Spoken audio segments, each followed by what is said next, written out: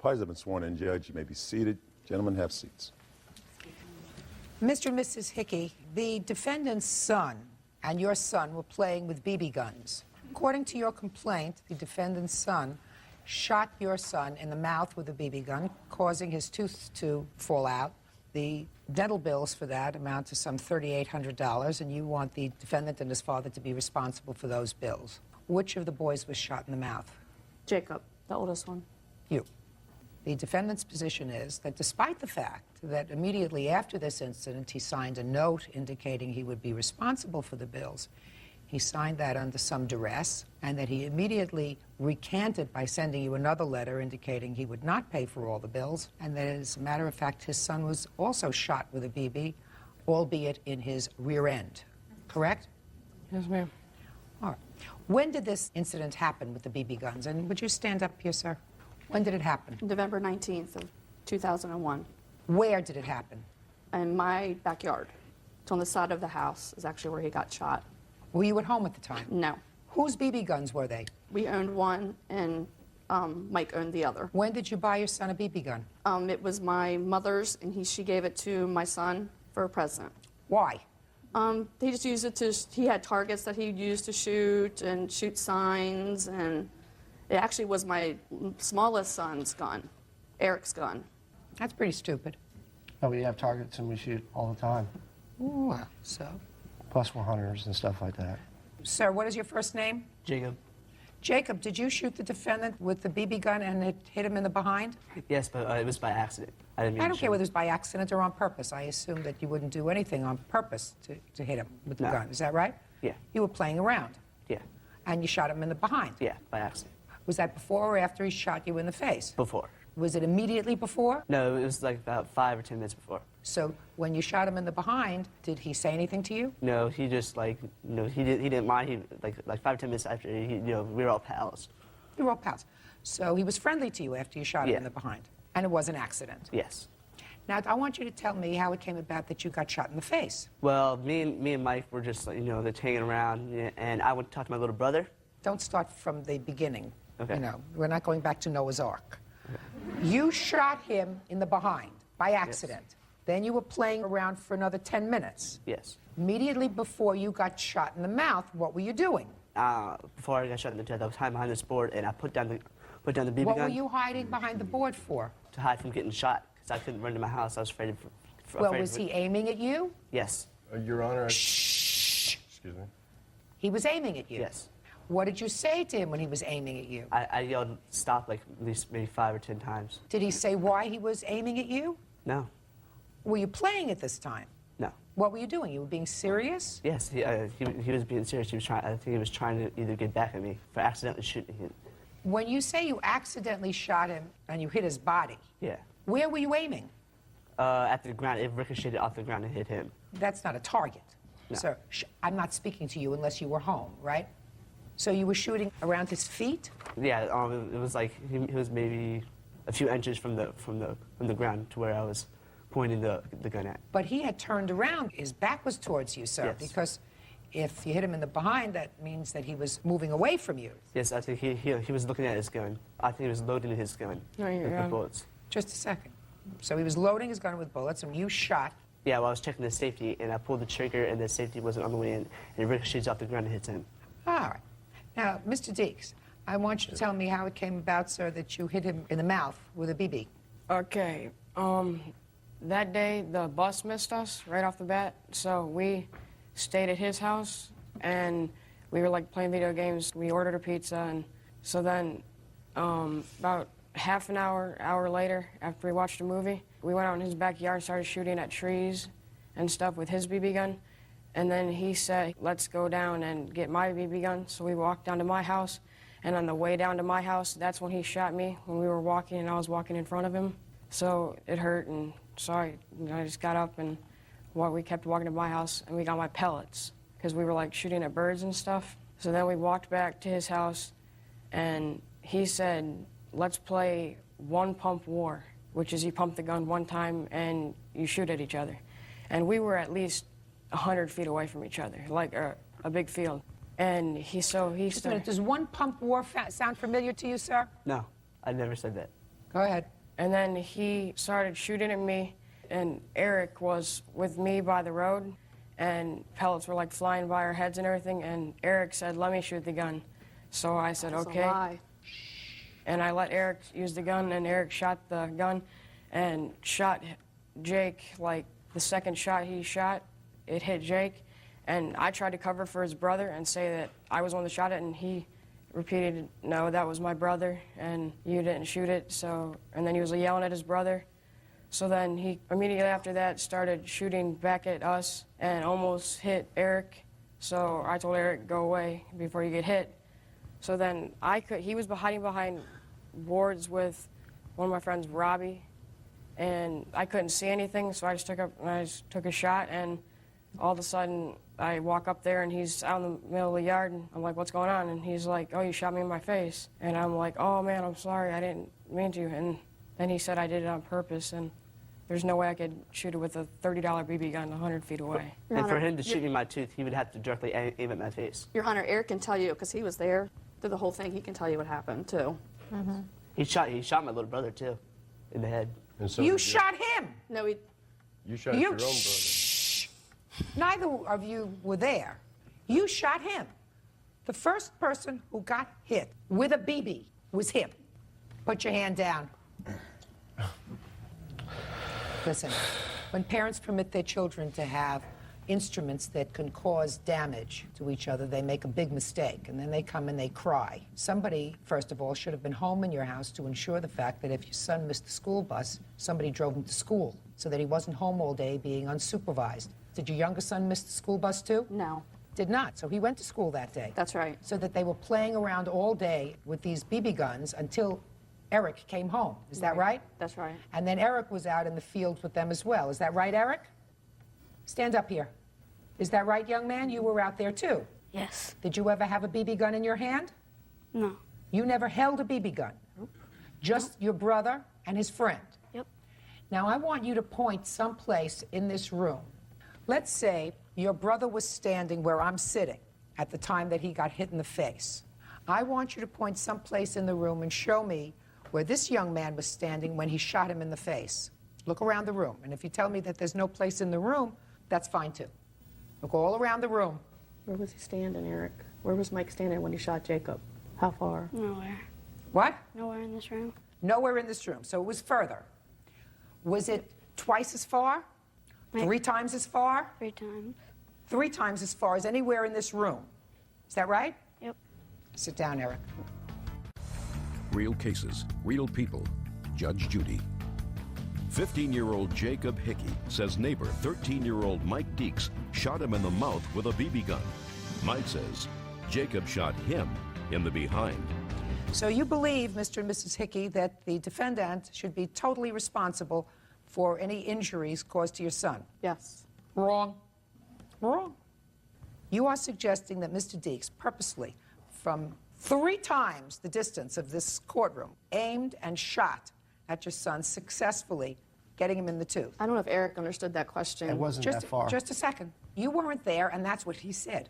Well, I know where he said Just he a, was. just a second. You weren't there, and that's what he said. He's on probation for violence in the first place, so he is susceptible to That this has stuff. nothing to do with this case. Your Honor, Your Honor. I'm In off fact, probation. he used that to bribe me into signing the note in the first place, and All I right, would now, pay the bill. let's get to the note. You begged us not to Immediate- call the hey, cops. Mr. Hickey, Right. Mr. Hickey, Okay, ma'am. listen to me, sir.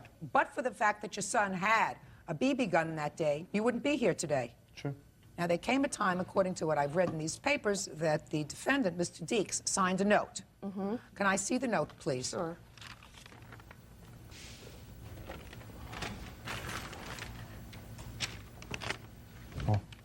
Now, I'd like you to tell me the circumstances of this note. When was it written? It was written that evening that it happened. Did you go to his house, or did he come to your Brian house? did. Brian went to his house. You went to his house? Yes. What did you say to him when you went to his house? He was asking me not to call the cops because his son was on probation for breaking in and entering in a house Yes. in my neighborhood. Yes? And Just talk to me. right. So I said, I don't have a problem with not calling the cops, but I said, I need the medical bills to be paid for. I said, we're not, we don't have a ton of money to pay for this stuff.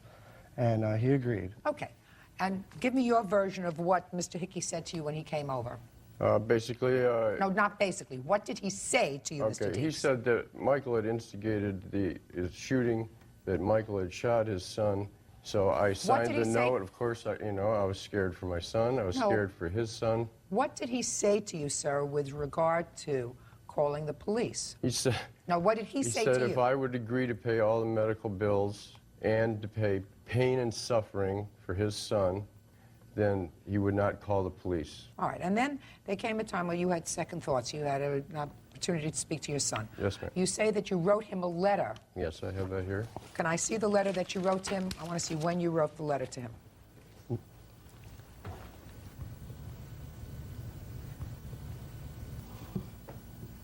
Mr. Hickey, once you received this letter, you were advised that the defendant did not intend to pay for the entire dental bill for your son, but thought it was only reasonable that he should pay for half.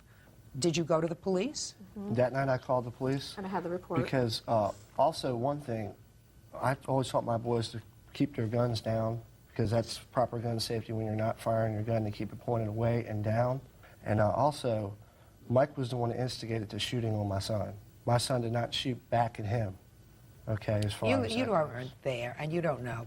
Just understand this, Mr. Hickey. Despite the fact that you've given your son all kinds of lessons on gun safety, the first person that was hit was the defendant. Right. Just a second, by your son.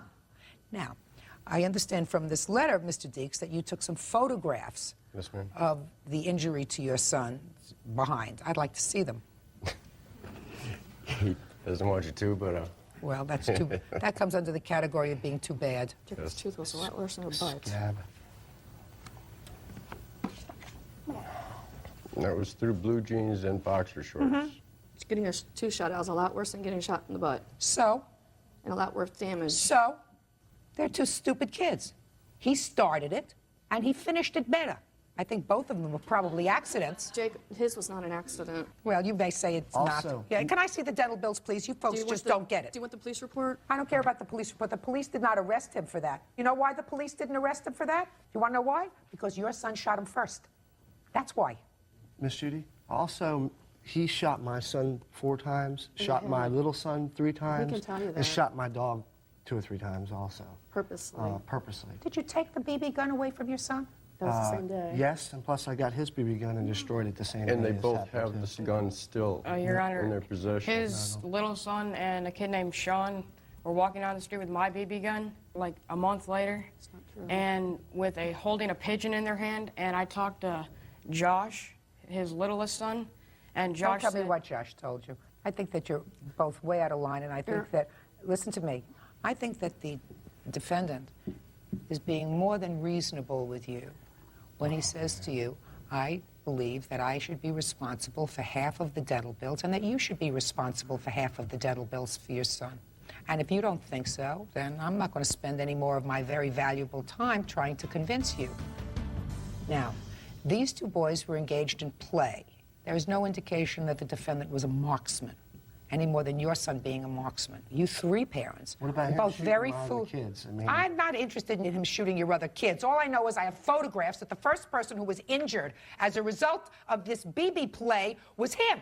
It shows he intentionally shot my other kids. No, it doesn't. And they were not armed. So, You know, okay, get over it. we know where his heart... Get over it. Get over it. You're being thick.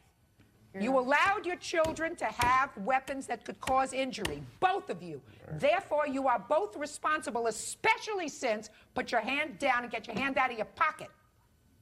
Especially since your son, whether by accident or on purpose, and it certainly wasn't by accident because he aimed at the ground. As the defendant was walking away, he didn't aim in the air. He aimed, according to his own statement, at the ground at his feet, and it ricocheted. Now, that's his statement. That's not teaching him how to handle a gun. You handle a gun, you want to shoot at targets. According to you, they only shoot at targets. That's not a target. The back of his feet isn't a target. Your Honor, Don't speak. You acted stupid. He was stupid. You were all stupid for not making sure that your sons were in school that day. What? Well, first off, with my youngest boy, I mean, they catch the bus at 7, he catches at 6:30. I was still home. So apparently, we're not stupid or neglected far as parents because they must have snuck off in the woods on their own before we even left. You're supposed to know where your children are. Then if they both snuck off, they were doing the wrong thing. Both of them. And the first one to get a gun was your son, because then they walked back to his house to get his, right? Yes. So now let me see the dental bills. He did pay me $59 already. It's $160. No, you gave me $59 cash. I gave you $60 and a $100 check. Yeah, that was for pain and suffering for Jacob. Pain and Don't give me suffering. pain and suffering. Well, that's what That's what what he they gave did. me. Well, I don't know whether that he was gave you, him. whether he gave you money for pain and suffering. I'm not giving any He money did that for on pain and his suffering. own. $159 he gave you so far towards the dental bills. Your Honor. Okay. Don't speak. 59. Your father's going to get fed up with taking care of your nasty business, sir. Do you understand that? Yes, Your Honor. So, young Mr. Deeks, you think your father had to spend any money the first time you got into trouble? Yes. Huh? Yes, ma'am. Did you feel badly? Yes, ma'am. And you were on probation? Yes, when this incident happened. You were on probation. Yes. Part of your probation that you're supposed to be in school every day? No, ma'am. No? Oh. You don't think that the judge, while you were on probation, had the probation officer look into whether or not you were in school doing the right thing? Of course. And you weren't in school, right? Yes, ma'am. Is that the first time you were in trouble? No, ma'am. How old are you? 13. That's the first time he's ever in trouble with the law or anything like that, if that's what you're asking. Should have taken away his BB gun at that time, Mr. Deeks. That would have been the first thing that I would have done. I agree there. Taken away that, his Nintendo, his video games, his television privileges. That's why everything I gave the except gun to bread Mr. and water. Hickey. Now, this estimate was December 27th, 2001. The total bill was $1,865. Was that surgery performed? Not yet. No, he's got to wait till he's full grown, so they will not perform the surgery until he stops growing. And was the tooth totally knocked out? I have a picture if you want to. If you like I to do. see it.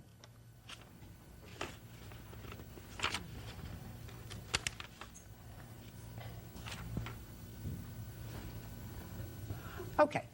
Now, after the money he paid you, the total amount of the bills as projected by the dentist, $3,690. Yes, ma'am. And I believe that he is responsible for half of that, which is $1,845. And that's what I'm giving you as a judgment for the plaintiff in the amount of $1,845. That's all. Parties are excused. You may step. Parties have been sworn in, Judge. You may be seated. According to your complaint, Mr. Williams, you and the defendant were co-workers. She borrowed some money from you, and this was in October of 2000. Is that right? That is correct, Your Honor. And she signed a promissory note, and she did not pay you back. Easy? That is also correct. The defendant says that because of your actions, she was fired from her job. Because of things that you said about her, she was unable to get another job, and therefore she doesn't feel as if she has to pay you back the money, and she is counterclaiming for defamation. Is that right? Yes, that is correct, Your Honor. The dates become very interesting here. The loan was made what date in October, sir? October 20th, 2000. And what did you need the money for? I needed the money to pay a mortgage payment, And what was the principal amount on the loan? $1,500. Do you have the promissory note? Yes, I do. May I see it, please?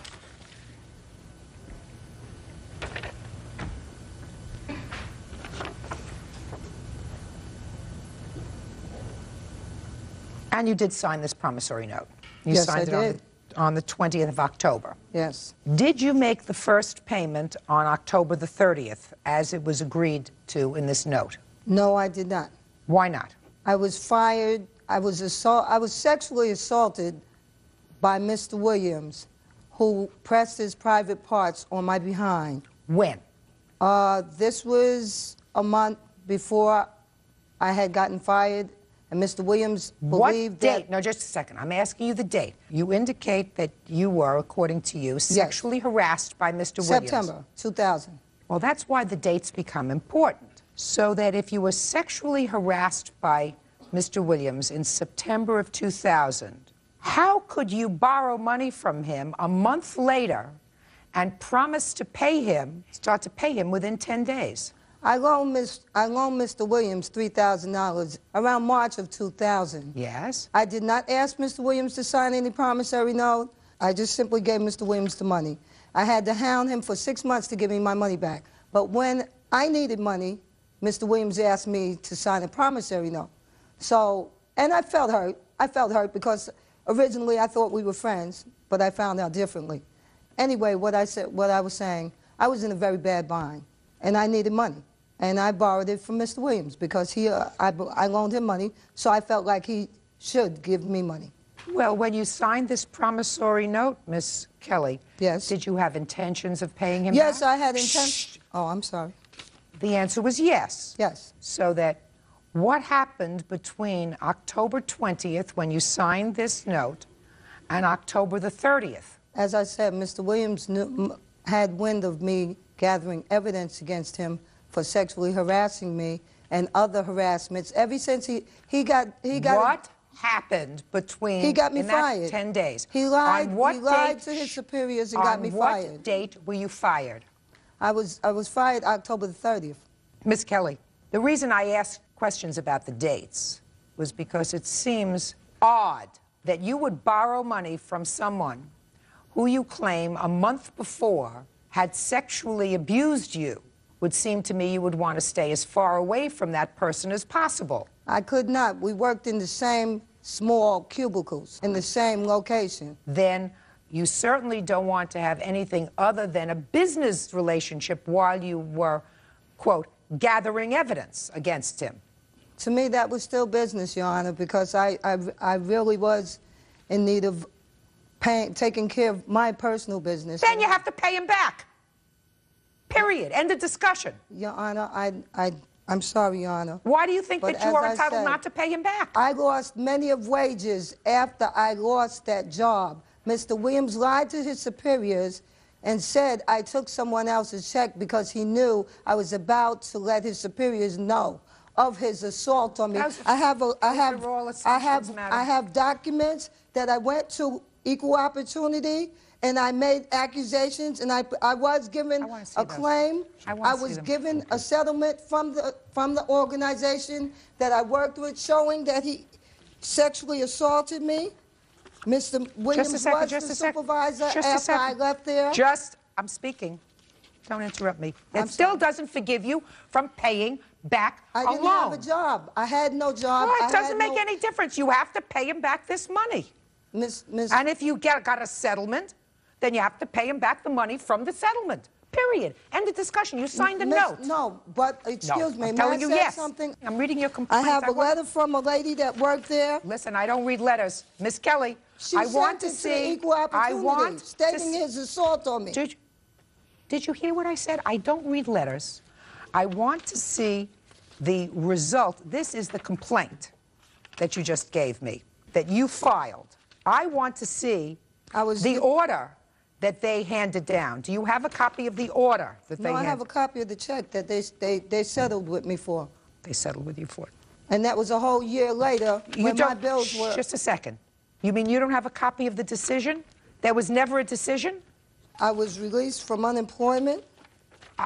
Would you answer my questions? Excuse me. I'm sorry. You had to sign certain documents, Miss Kelly. Yes, I did. When you received this check. Let me see a copy of the documents you received. I don't have a document with me, Your Honor. All right. Now, of that, just 1 second. I have a letter I presented to them during that time. I'm not interested in your letter. I'm interested in their decision.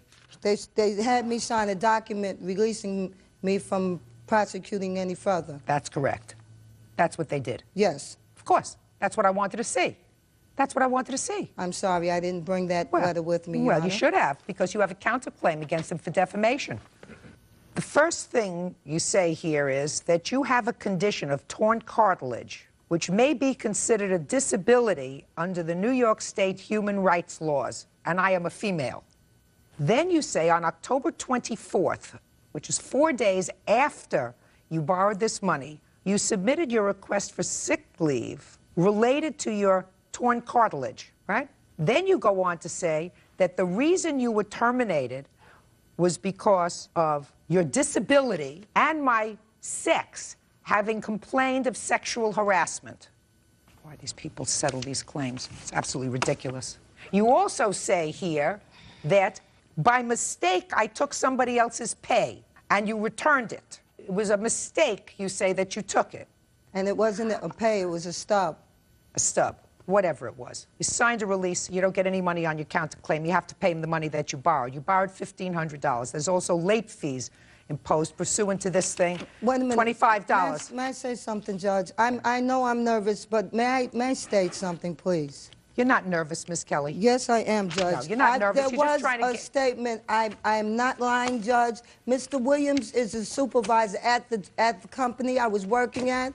I have been seeking employment. I have an impressive resume that I've gone for several interviews for over the last year, and they have to ask him for references, character references. I have not been able to get a job since I left that employ because they have to get references from Mr. Williams, who sabotaged me since then. Miss Kelly, I can make a similar argument that the reason that you cannot get employment anywhere else is because you filed a claim based on the fact that you suffer from a disability, which I'm speaking, don't interrupt me.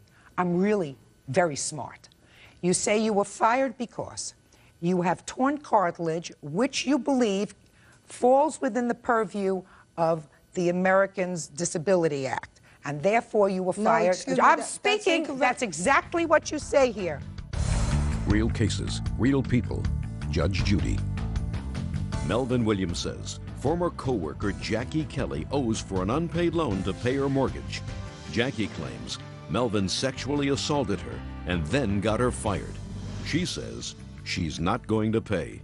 It's exactly what you said here. Judge, you said. Can I say something? You say. I'm speaking. I believe the real reason for my termination of my. I'm speaking. I can't hear you.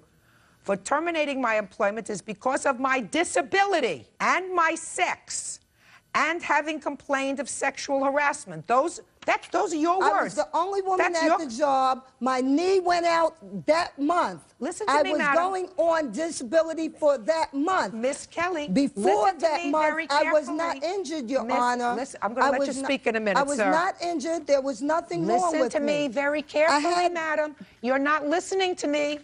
If I am an employer and I find out that someone has sued a prior company in part because they say they suffer from a disability that they categorize as I am, which is what you say, have a condition, torn cartilage, which may be considered a disability under the New York State human rights law. That's I have a letter here from the doctor. I went for surgery on the 17th of November of 2000. I did not have a disability until then. That's when I was requesting a disability. I did not have the disability yet. I was going for surgery for that, and that's when I went out. But after I was already fired before that even took place. I stated that in to the your equal file, opportunity. Miss Kelly. There's a letter stating that there was a lady that was a witness to the fact that Mr. Williams sexually harassed me. Pay careful attention. I have zero sympathy for you because you borrowed money from him after He borrowed $3,000 before that. After you say he sexually harassed you. I have zero sympathy for that. If you say he sexually harassed you and you were compiling evidence against him, we go forward again. I was compiling evidence. Hey, who do you think you're joking with? You're joking with me. You're joking with me that you don't borrow money from him and sign a promissory note that you have no intention of paying back. Judgment for the plaintiff in the amount of $1,525 pursuant to your complaint, sir. Do you understand? Yes, I do, Your You're Honor. getting back your money. Your counterclaim is dismissed. Goodbye. Parties are excused. You may step out. He's lied and defamed my character over the last year, and I really think it stinks. The main reason she got fired because she opened up somebody's paycheck and she wanted to lie about it. And then she wanted me to cover it for her. And now the next case. All parties on Evans versus Tracy. Step forward, please. 26-year-old handyman Tony Evans is suing his former friend, 31-year-old landscaper Audra Tracy, for the value of a stolen money order.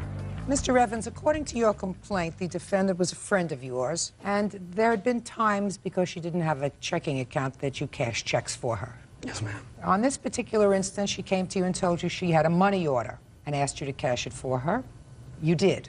Yes. And several days later, you were notified by your bank that the money had been withdrawn from your account because the money order had either been stolen, reported stolen, or a stop order had been put on the money order. Is that right? That's correct. And you want the money back? Yes, I do. Tell me the circumstances surrounding her request. She called me up on my cell phone and said that the father of her children had come into town out of the blue. He hadn't been paying child support ever, and he gave her a money order for $1,000 and wanted to know if I had cash. I've cashed plenty of checks for her, and I didn't think nothing of it. And when I showed up, she said, well, it's for $1,000, but it's a money order. It's guaranteed funds. You got nothing to worry about. Because up till then, I didn't cash nothing for that amount of money. So I thought about it and said, hey, you know, it's a money order, guaranteed funds. It's not like it's a checking account. So I cashed the money order for her. How did you do that?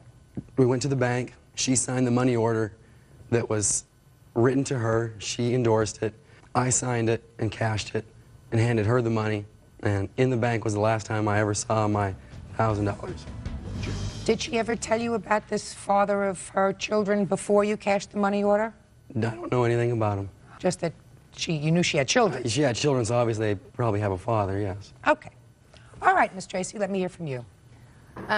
Pretty much everything that he said, it happened. To me, the money order was a legit check. That's the only reason why I asked Tony to do it, because like he said, he has cashed checks for me prior, because I don't have a bank account. When we cashed his check, I went back and gave the money to Dolan. After that, Tony got a hold of us a couple of days after that saying the bank, you know, he was out of $1,000, we need to get down to it. So we addressed Dolan, both me and him both did at that time, and Dolan got on the phone and was trying to call somebody in Missouri, a friend of his that supposedly put the stop payment on it.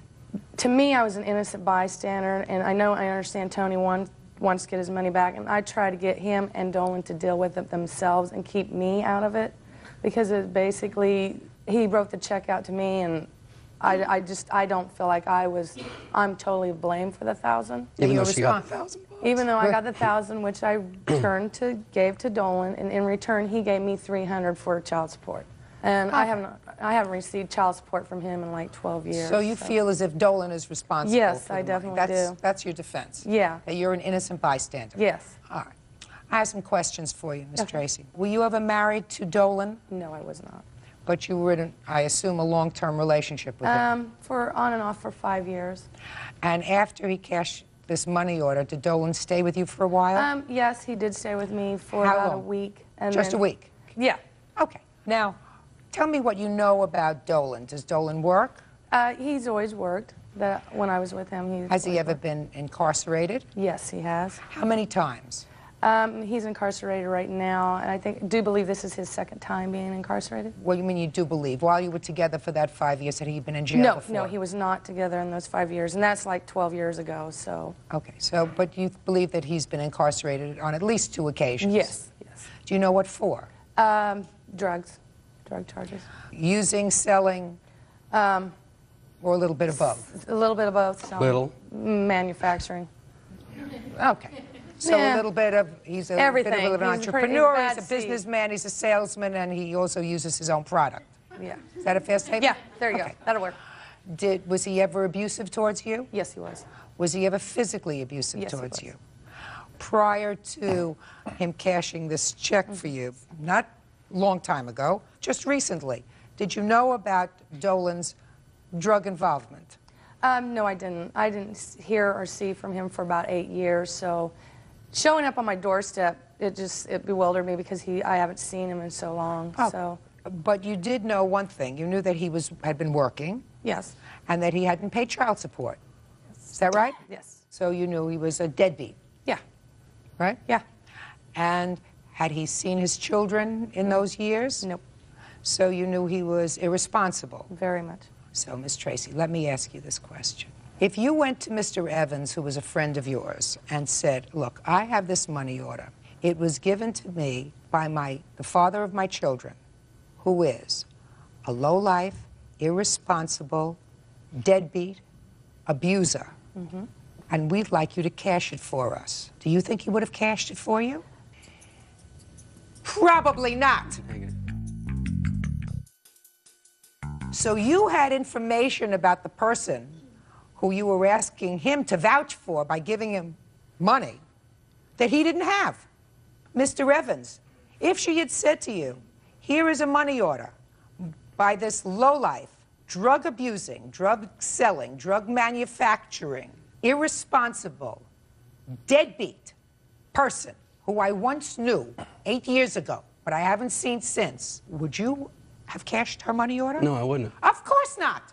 So you go after Dolan. That was my point. Absolutely. Judgment for the plaintiff in the amount of $1,000. That's all. Parties are excused. You may judge. You may be seated. This case is about your two bulldogs, and you claim that the defendant, without your permission, gave away these two dogs. So my first question to you is, how did he come into possession, into custody of your two bulldogs? He worked at the dog daycare place where I used to take them, and I got in a position this summer where I had to move out where I was living at, and I didn't really have a place to keep them. And when was that? Middle of September. And what did you do? You called him? I had been up there at the daycare place, and he saw that I was stressed and everything about the whole situation and stuff, and he said that his brother had a yard and that he could take care of them for me. Well, you must have told him that you couldn't take the dogs. You must have told him, I can't take the dogs. Yes. And he said, I have a brother who has a yard. Yes. And what did you say? I thought that would be great. You know, I would have a place to keep them until I found a place to stay and everything, and he told me that I could come and see them. Did you discuss how long you were going to leave the dogs with his brother? It was only supposed to be temporary, maybe a couple of weeks. So the beginning of October? Yes. So between the 15th of September, which is mid-September, and the beginning of October, did you have contact with him? I called all the time and never got a hold of him. So you didn't speak to him? No. Did you go over to the doggy daycare? Yeah, I went to the daycare place and... did you see him? No. He had lost his job during that time and was no longer working there. How did you finally get in touch with him? Finally, I think his family got tired of me calling the house all the time and coming by and leaving notes, and he finally got in touch with me, and he told me that he couldn't give me the dogs back because the kids were attached. And that wasn't the point of kids being attached. He was just supposed to temporarily take care of them. When did you finally speak to him? What month? In October. Now, what was your living situation in the beginning of October? I found a place to stay and everything so I could have them with me. And you communicated that to him in October? Yes, he said he was going to get a hold of the people who had them, and I didn't really understand what he meant by that because his brother was supposed to be taking care of them, and he said he couldn't get in touch with them. How long had you had these dogs? I've had the one 2 years and the other one 1.5 years. I mean, I have health insurance on them, and I don't even have health insurance on myself. I mean, I've make a scrapbook for my boyfriends of them. You know, they're my little boys. They're not really what I consider Okay, dogs. Mr. Aguilar, let me hear your version of these events. Mid-September, she asked you what? She came into the shop where I used to work at on a Friday afternoon, and she said she was having some problems. If I could watch them through the weekend. I said, sure. So once the weekend came up, Monday, I called her up. She said she was still having some problems. I said, oh, I'll watch them for a few more days. Did you have her home phone or a cell phone? I had both numbers. Okay, go ahead. So once those days came, I called her up, and I told her, you know what, I'm no longer working there. Come get your dogs. I couldn't keep them at the house anymore. So she says, I can't take them back if you can find them a home. And I said, my brother, he liked the dogs. He said, can you give them a try? I took him to my brother's house. And what did she say when you said, I have a brother who can take care of them? She said, fine. I said, yeah, there's no problem. You come and visit them once in a while. But it didn't work out at my brother's house. The landlord didn't accept the dogs there because they ruined the yard. Meanwhile, it was my brother's wife's cousin was in from out of town. He liked the dogs. Did you call Miss Thompson and tell her it didn't work out at your brother's house? Yes, I did. You did? Yes. You did? You called her on her home phone or her cell phone? Home. And what did you tell her when you called her at her home phone? I said that it didn't work out with my brother, that it was another family was watching the dogs now, that they wanted the dogs. And she told me to find a home. That's what I did. I just did it. What did she say to you, sir, when you said to her, it didn't work out with my brother, but there's another family? Did she ask you who these people were? No. Didn't ask you anything about them? No. Didn't ask you whether they had children, whether they lived in a home, whether they had a yard? Didn't ask me anything of that because 2 months passed by when she got in contact with me. Not when she got in contact with you. I'm asking you, sir. You told me shortly after she gave you the dogs, you say you called her and told her about that. Yes. And she didn't ask you anything about these people. She said it was okay. Is that what you told me? Yes. And then months later, she called you and said, I want my dogs back. Yes. That's what you're telling me. December, maybe, she called and told you she wanted her dogs back? The end of November. End of November. And that was the first you had heard from her after you told her you were giving the dogs to your brother's wife's cousin. Yes. Now, Miss Thompson, I want you to listen to me very carefully. Did Mr. Aguilar call you and tell you that he was giving the dogs to his brother's wife's cousin? No. As far as I knew, they were with his brother. So you're telling me the beginning of October he never called you to tell you he was giving them to this No. other person? Now, if he had called you and said to you, my brother can't keep the dogs, but there's this other family, you would have asked him a couple of questions about the other family, right? Right. They're my little family. Can I see your scrapbook, please? Sorry.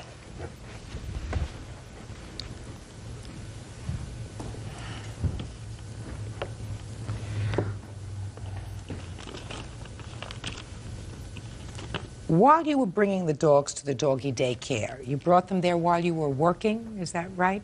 Talking about before this time, before you ran into some trouble during the summer. Yes. While you were working, you would bring them there during the day? Yeah, normally on hot days because I do personal training and they go everywhere with me, so I couldn't. I kept them in the car a couple times with the air conditioner running, and you get a violation for that. So it was just a lot easier just to take them in to daycare and then come and pick them up. And other than that, they were with you all the time? Yeah, when they were puppies, they went in the gym bag with me. Now, when you took them to doggy daycare, you had to pay for that. Yeah, it's like $60 a day. Sometimes I pay more for the dog daycare than I do for my rent. You know, I mean, I got you. Now, Mr. Aguilar, let me explain to you, sir, why I don't believe you.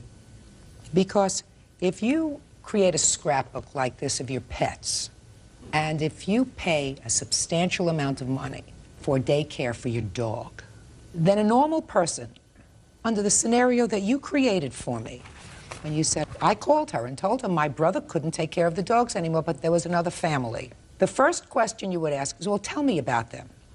Where do they live? Do they have children? Is there a yard? Could I come to visit them? Because you said I could visit them when they were supposed to be with your brother. Now, you told me she asked you nothing, and all she said to you was fine. I don't believe that, Mr. Aguilar. Not for a minute. Real cases, real people. Judge Judy. April Thompson says former friend Lorenzo Aguilar refuses to return her 2 English bulldogs. Lorenzo says she told him to give them away. Now, I don't know if you got any money for these dogs. English bulldogs are very expensive. I know. Very expensive, sir. So I'm not even going to ask you whether you got any money for these dogs. How much did you pay for them? $1,500 a piece. They're very expensive dogs. These people who you gave the dogs to, Mr. Aguilar, gave or sold or another way bartered these dogs for Mr. Aguilar, do they live out of the jurisdiction? Do they live out of state? Up north in Fresno. Have you spoken to them? I contacted once that the previous owner wanted to visit, and they declined. They didn't want to have to do nothing with it. Mm-hmm. Was any money exchanged for these dogs, Mr. Aguilar? No. And I see the police report that you filed the beginning of November.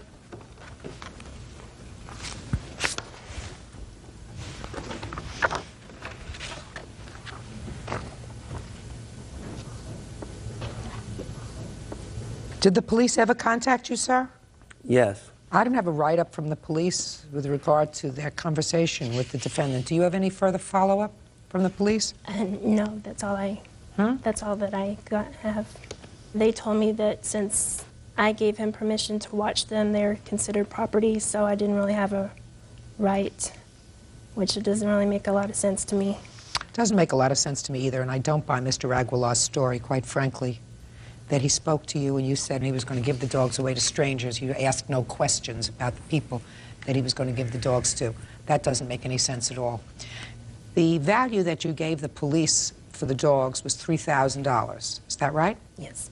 Ms. Thompson, I know this is going to be a difficult question to answer. If you receive a judgment, are you going to purchase 2 new bulldogs?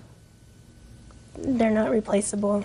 I can't replace I know, but them. I can't give you back the ones that you had because I don't have the people before me who have them. Do you understand? If I could, I would, but I don't have those people. If I could force them to do that, I would, but I can't. Those people aren't here. So I'm going to ask you the question again. If you receive a judgment today in the amount of $3,000, is it your intention to, I can't say replace your dogs because you can't replace them, but would it be your intention to start again with 2 new puppies of the same breed? I don't know. I didn't really think about not getting them back. Well, you understand that he doesn't have them physically, so I can't get them from him. You understand that? Yes. Well, I'm at least going to give you an opportunity to think about it. Judgment for the plaintiff in the amount of $3,000. That's all. Parties are excused. You may step out. I'll try to get the dogs back for her, and I couldn't. I need to make sure and get stuff in writing next time rather than just trust people on what they say. And now the next case. All parties in the matter of King, Lentz, Newell, Cloje versus Conover. Step forward, please. College students Christina King, Erica Lentz, Anna Newell, and Kelly Kaloje are suing their former roommate, 19-year-old student Michael Conover, for breaking a lease. Michael says he never signed the lease.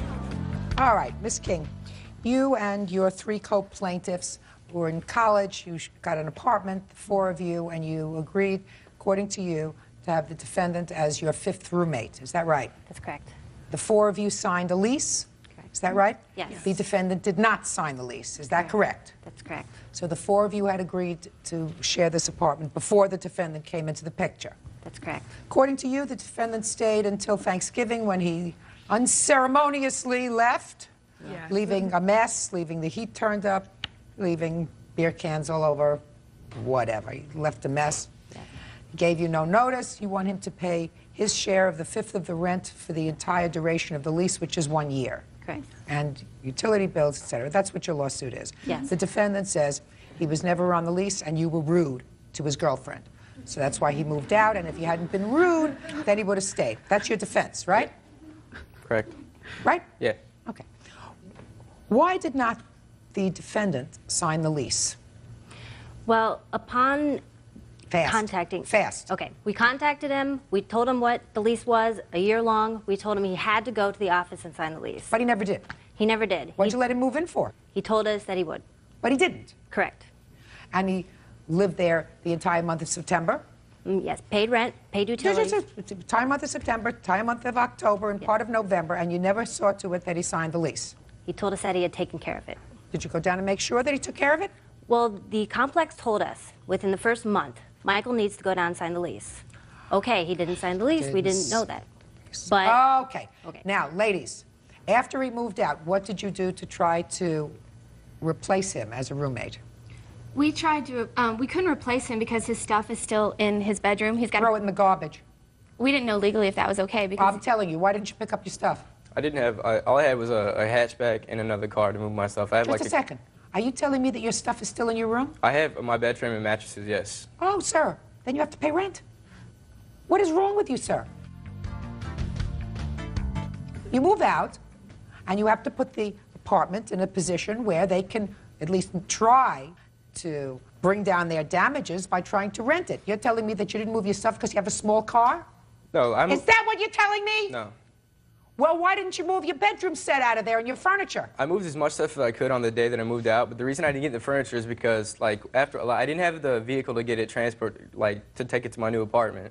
I didn't want to come back while they were there because I didn't want there to be a confrontation. I didn't want there to be any trouble. So like, and then I found out that they were suing me, so I definitely didn't want to go in there without anybody's permission to take the stuff. I didn't want to get any more trouble than I already When was. did you ask if you could get your stuff out? I didn't ask anybody. And I never So asked. then you never asked anybody. So No. what you're telling me is you didn't move your stuff out when you moved out because you didn't have a big enough car. Right. Jerk. You moved out in November. Did you pay November's share of your rent? Yes, ma'am. Did he pay November's share of his rent? He paid November, yet he still has an August rent that he did not pay. He had a bounce check that he tried to pay. We have. Did he pay August rent? No. So he's behind 1 month. Right. So far. December. Until the time that he moved out. Correct. Okay. How much was his share of the rent? $220 plus. Is that correct, sir? Yes. $220. November you paid. Yes. You didn't pay December. Is that right? No, I did not. And your stuff is, your junk is still there. Yeah. Your stuff is still there. January, is that right? Yes. Now, let's get into February. Have you tried to look for another roommate? Well, the way our semester system works, we feel that it's impossible now to get a lease because of the semester has already started. People have already signed leases. We have contacted our apartment complex. They said that every now and then they'll get people who want to sublease for a semester and a summer. We've contacted them, told them if anyone gets in contact with them to let us know, but so far they've had nothing. Okay. And Your Honor, we physically can't move his stuff. His Oh, bedroom no, stuff. I'm going to take care of that right now. Okay. Okay? Thank you. Okay, so this is what we're going to do. I'm going to make this very, very fast. Within 3 days, sir, you are to get an appropriate van at exactly noon. Okay. 72 hours from today, you are to be at the complex to get your furniture. If you are not there, I am going to draft an order that they can take your furniture and donate it to Salvation Army. Do you understand? Yes, ma'am. Do you understand? Yes. Donate it to Salvation Army, give it away, throw it out on the street, call garbage. Anything that's there after 12 o'clock, 72 hours from today, is trash. Or sell it. Sell it. Do you understand? Now, I am giving you ladies rent for the month of August, his share, the month of December, do you understand? Yes. The month of January, the month of February, and the month of March. That gives you more than ample time to try to find somebody to fill in for his share of the rent. The fact that they were rude to you, sir, is meaningless to me. You had an obligation. And instead of sitting down like a human being and saying, listen, this is not working out, let's try to find a way to resolve this, you just had a party over Thanksgiving and moved out unceremoniously. That's not the way adults behave. And according to you, you moved into a new apartment, which means that you had been contemplating that for at least more than 72 hours if you found a new apartment. Are you living in the new apartment alone? No. Who are you living there with? With my best friend from back home and his girlfriend. And what about your girlfriend? She lives in the villas a couple doors down from where I used to live with Oh, okay, good. Judgment for the plaintiff in the amount of $1,100. And in addition, the court will draft the order. You have 72 hours to get out your junk. That's all. Parties are excused. You may step out. Fiancée, she also worked with you in your business, is that right? Yes, she did. And you lived together? Yes. According to your complaint, you came home one day and found that she left? Yes. She left taking certain of your property. You want back engagement jewelry that you gave to her, and you want her to pay some utility bills and return your property. Correct, I That's do. what the case is about. Defendant says she worked for you without pay for most of the 2 years that you were together. She doesn't owe you anything, and some of the jewelry she tossed in the river. Is that right? I still have the jewelry. All the jewelry? All the jewelry. Including the engagement ring? Including the one engagement ring. The other ring was a Christmas present. And what did you do with that? It's at my house. I have And both of them. where is the engagement ring? That's at my house also. Well, why didn't you bring it? That was in dispute.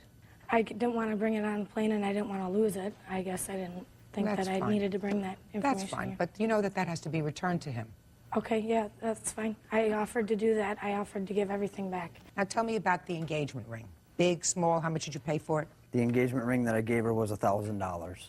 Describe it to me. It's a half-carat diamond ring. I bought it from a guy I know up in. Okay, is that the engagement ring that you're talking about? Yes, but he did not pay $1,000. I don't care. He's not getting money. He's getting the engagement Okay. ring back, and you're Yeah. going to give it back to him. Yep. All right, so the engagement ring you get back. Now, let's talk about this engagement jewelry. Okay. What it actually is, Your Honor, it ain't a engagement in jewelry. What she did is when she moved out of my home, I bought her a necklace. Okay, it was a 28-inch gold Duragold necklace. It was It's a gold necklace. You bought her a gold necklace. I bought her one and I bought myself one. She took both of them. Okay. She took both. Both. No, she can't take yours. Did you take his necklace? He never. No, but did you take his necklace? Yes. So far, he gets back his necklace. Listen to me very carefully. Yep. His necklace and the engagement ring. Okay. What else? How easy this is becoming. Easy. What else? She also, at the time that she moved out, took my kids' bed. Okay, so we finished with jewelry. Jewelry is disposed Jewelry's of. done. All the other jewelry she has were gifts from you, so there's no engagement jewelry. You get back your necklace and the engagement ring. Clear? Yes. And she took your kid's bed? My kids' bed. It was. Kids' bed. I got 2 kids. Yes, ma'am. That's kids. That's 2. Right. Kids would be a lot more than 2. My kids' bed. Thank you very much.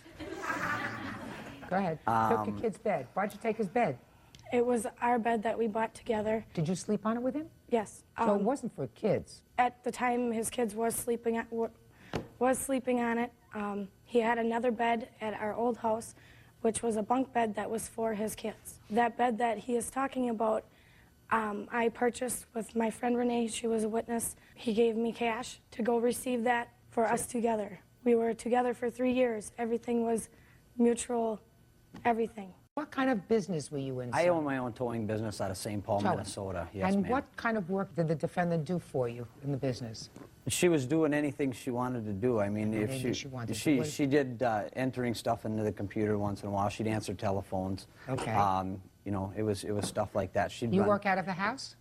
No, I own my own shop and everything. Yeah. Did she go with you to the business? Yeah, she'd be there at the business. Oh, fine. But I don't need any help. Absolutely. So she went with you to the business. So sometimes she would Yes, enter she things to did. the computer. Sometimes she'd file. Sometimes she Yes, would she did. answer the phone. So she worked. How much did you pay her every week? It all depends How on. much did you pay her every week? Right away in the beginning, she didn't get a whole lot. She didn't. When she came to me with 2 bags of clothes, Your Honor. How Okay. much did you pay her?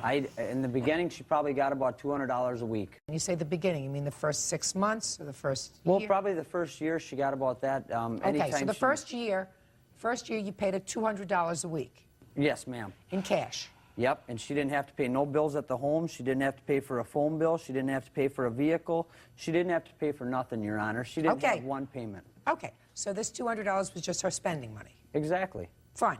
What else do you say she took of yours? I got a list about this long, Well, but I'm not I worried. want you to tell you something. Cull it down. Exactly. Really, I'm really looking like for, this, not like this. What I'm looking for is my kids' bed given back to me, and then I want my bills paid for at the home, okay, Your Honor? What bills? I The thought you bills- told me she didn't pay any bills. After we moved into our new home in March of this year, I thought you told me she stayed with you and you took care of all the bills. up until January 1st. January 1st of this last year, 2001, I sold my business, okay? January, February, March, April, May, I paid the bills at the home. June, she started paying bills at the home. June, July, August, September, October, November Why were did she her start paying bills? responsibilities. Excuse me? Why did she start paying bills? Because it was her responsibility. She had her own, she went and got a different job, you know, and the money was running out, you know, from me selling the business and stuff like that. It was her responsibility. I still paid the house payment. Just a second. What kind of an arrangement did you make with her with regard to the bills, sir? Well, she would pay the phone bill, she would pay the electric bill, she would pay the NSP and the gas bill, and you know, just little bills around the house. I mean, they weren't like the house payment or anything else Well, like the house that. is the house in both your names or just in your name? It was in my name. Why would you want to make a house payment that's in your name? Why would she drive a car that wasn't hers? We must have given her permission. Well, exactly. Okay. Did you make an agreement with him to pay certain of the bills? Yes, I did. Did you pay those bills? No, I didn't. At the time when I moved out, he had told me specifically that I did not need to pay no bills because I was not living there. So Well, just I a didn't minute. pay him. For how long hadn't you paid the bills? Oh, it was just, I don't know, probably When a did you month. move out? It was November 4th and November 5th, I do believe. So November. In August, did you pay the bills? I am not sure. When was the last time she paid the household bills, sir? Sometime right around August, September. I got all the paperwork August or right. September? Just listen to me carefully. Yes, ma'am. August or September. So she had paid whatever bills you're talking about through, say, September. So we're talking about October. We're talking September, October, and November, ma'am.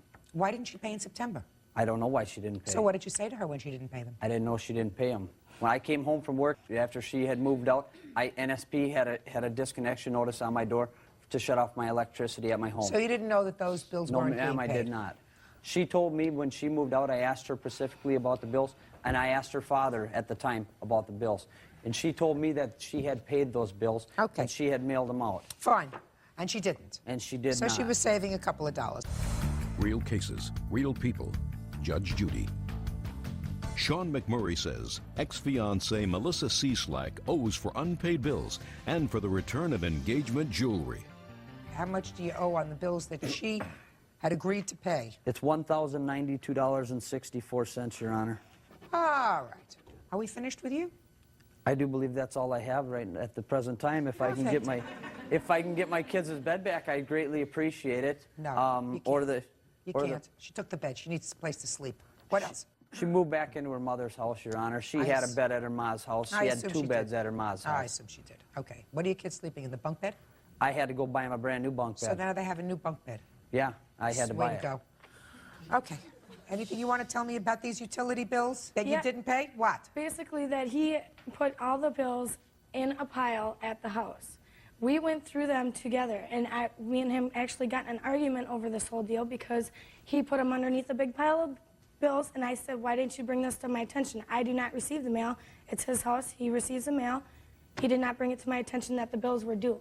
I had bought in things for the dogs, the kids, the house, as far as food and everything else. That's where my money went. But you had agreed with him to pay the utility bills. That's what he wants to say, but it I'm wasn't asking you. really an agreement. Well, It were you wasn't like paying that those because- bills for the months before September? Yep. Of course you were. Because I had another different job. All and I right, was- good. Okay, so you are going to, within 5 days, return his ring and his necklace. Okay. Not yours. Yours is a gift. And pay for the utility bills that you were supposed to pay for in the amount of $1,092. Judgment? Your Honor, can I ask one more question? Yes. In my box, along with my gold necklace, was the receipt for my gold necklaces. Along with that receipt was the certificate for the warranty. Now the thing has a lifetime warranty on it. A warranty for a necklace? It's a Duragold necklace from Kohl's department store. I don't know what Duragold is. What it is it's you buy an extra. It's like paying for a necklace. You buy the next higher grade. It's a Duragold is what it's called. And along with that necklace, if it breaks at any time, you bring it back to the department store. I never heard of Duragold. Did you ever hear of Duragold? No, but anything's You possible. bring it back to the department store at any time. They'll replace it for no cost. Without that receipt, the necklace If is she useless. has a copy of the receipt, She you should has make... the receipt. Well, she needs one too, because I assume that you bought her a Duragold And there are two necklace receipts too. in that paperwork. Yes, ma'am. You have an extra copy of the warranty for him? But can I also mention that when he had showed me the necklace, the first one I got was for Christmas. The second one, he had told me specifically it was in case I ever lost this necklace, it was another one because it was such a good deal. Give him his necklace back. It didn't work out. Put a period. Move Thank on. You look like two nice young people. Do your children live with you, sir? I have them part-time every other weekend. How old are they? One's 11 and one's 3. They're a full-time job, right? Yeah, they are. I just remember something my mother used to say to me. 2 children aren't twice as hard as 1. It's 10 times as hard. And 3 children are probably 300 times as hard as 2. I just want you to remember that. I will. Good. Thank you. Parties are excused. You may step out. Very defensive, very angry man he is. I'm not an angry person. We both have our problems, you know what I mean? We're not angry people. We just don't get along together. I never ever once wanted to hurt him or harm him. Biggest kick in my face I've ever had. And now the next case. All parties in the matter of Ward versus Gilsdorf, step forward, please. 16-year-old Jana Ward and her mother, Beverly Ward, are suing Beverly's former schoolmate, 16-year-old Justin Cook, and his mother, Sabrina Gilsdorf. Jana claims Justin shocked her with a barbecue lighter, causing her to pass out. Are you Mrs. Gilsdorf? Yes, ma'am. All right. Mrs. Ward, this is your daughter. Yes, ma'am. And your daughter and the defendant's son go to school together. Yes, ma'am. According to this complaint, you were involved in an incident where you made some sort of a shocking tool. Yes, ma'am. Explain to me how you made this shocking tool. It's a lighter that you light your fireplaces with, the long ones. And if you take this part off, it's got this little piece inside. If you pull it out, you can click it, and it gives you like a little prick, an electronic prick. It gives you a shock. Yeah, a little shock. Like an electrical shock. Mm-hmm. Yes, Is that ma'am. right? Yes, ma'am. And on the 25th of April of 2001, you and Jana were in school. According to this complaint, you and some kids were fooling around with one of those little tools, and you shocked the plaintiff. Yes, ma'am. And as a result of that, she became quite ill. She got dizzy, she passed out, she went to the nurse's office, they called an ambulance, they took her to the emergency room. And the plaintiffs want you and your mother to pay for their medical bills and their court fees. And your defense is that the incident did in fact happen, that your son did in fact shock her with this tool that he made, but that she has a history of seizures and passing out in school. Therefore, your son should not be responsible for this pre-existing condition. Is that your defense? Yes, ma'am. Wrong! What kind of responsibility are you teaching your son? Oh, he's not the only one that shocked her, and He just acknowledged to me that he was the one who shocked her. not the only one. I don't care if there were 10 of them. Well, the other boy should have been brought forth also. I tell you what I'm going to do for you. If you can prove that there were other boys that were involved, you should sue them. You shouldn't have to sue everybody. You only have to sue him. And then you have a right, if you want to go into court and stand on that side of the table and say, my son and I were forced to pay the entire medical bills, and you also are partially responsible, so you should indemnify us for what we had to pay, each of you paying your share. I don't see how that gave her a seizure. I don't know how it did either. All your son knows is that before he shocked her, she didn't have a seizure, right? Yes, ma'am. And after you shocked her, she got sick and went to the nurse's office, right? Yes, ma'am. And what happened when you went to the nurse's office, Jana? I was trying to tell them what had happened, and in the process, I passed out, hit my head on the secretary's desk. You went to the hospital? Yes, ma'am. They just did a little observation? Yes, ma'am. Were there for a short time and went home? Yes, ma'am. What did this thing feel like, Jana? It made me jump, and I mean, it was really sharp. I had two, like, little holes in my back to where the object had been on my skin.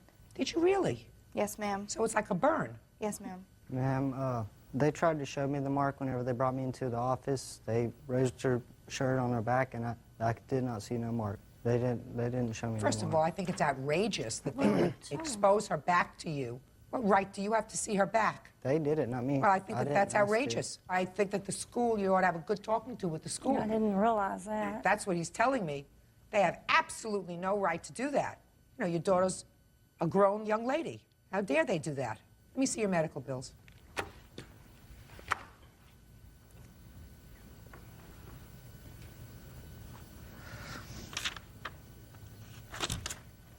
Some of these are duplicates that you haven't Yes, paid? ma'am. Okay, that's right. I So the circled the entire two amount of unreimbursed medical bills is what? I believe it was $961. Yes, ma'am. You're suing for $1,150. It's too bad that you weren't suing for more. I would have given you more. You're not just entitled to medical bills. You're entitled to your daughter's distress. She fell down. She hit her head. She was embarrassed. She was hurt. Can I add something, Your Honor? Sure. Since that incident, we had taken her out of that school and moved her to a different school, and not realizing that she had changed schools, they also changed his school, and he, in fact, brought another one of those objects to school. No, I did don't not want you... take- Shh. Don't speak. Go ahead. And was shocking some kids that, another time already this year.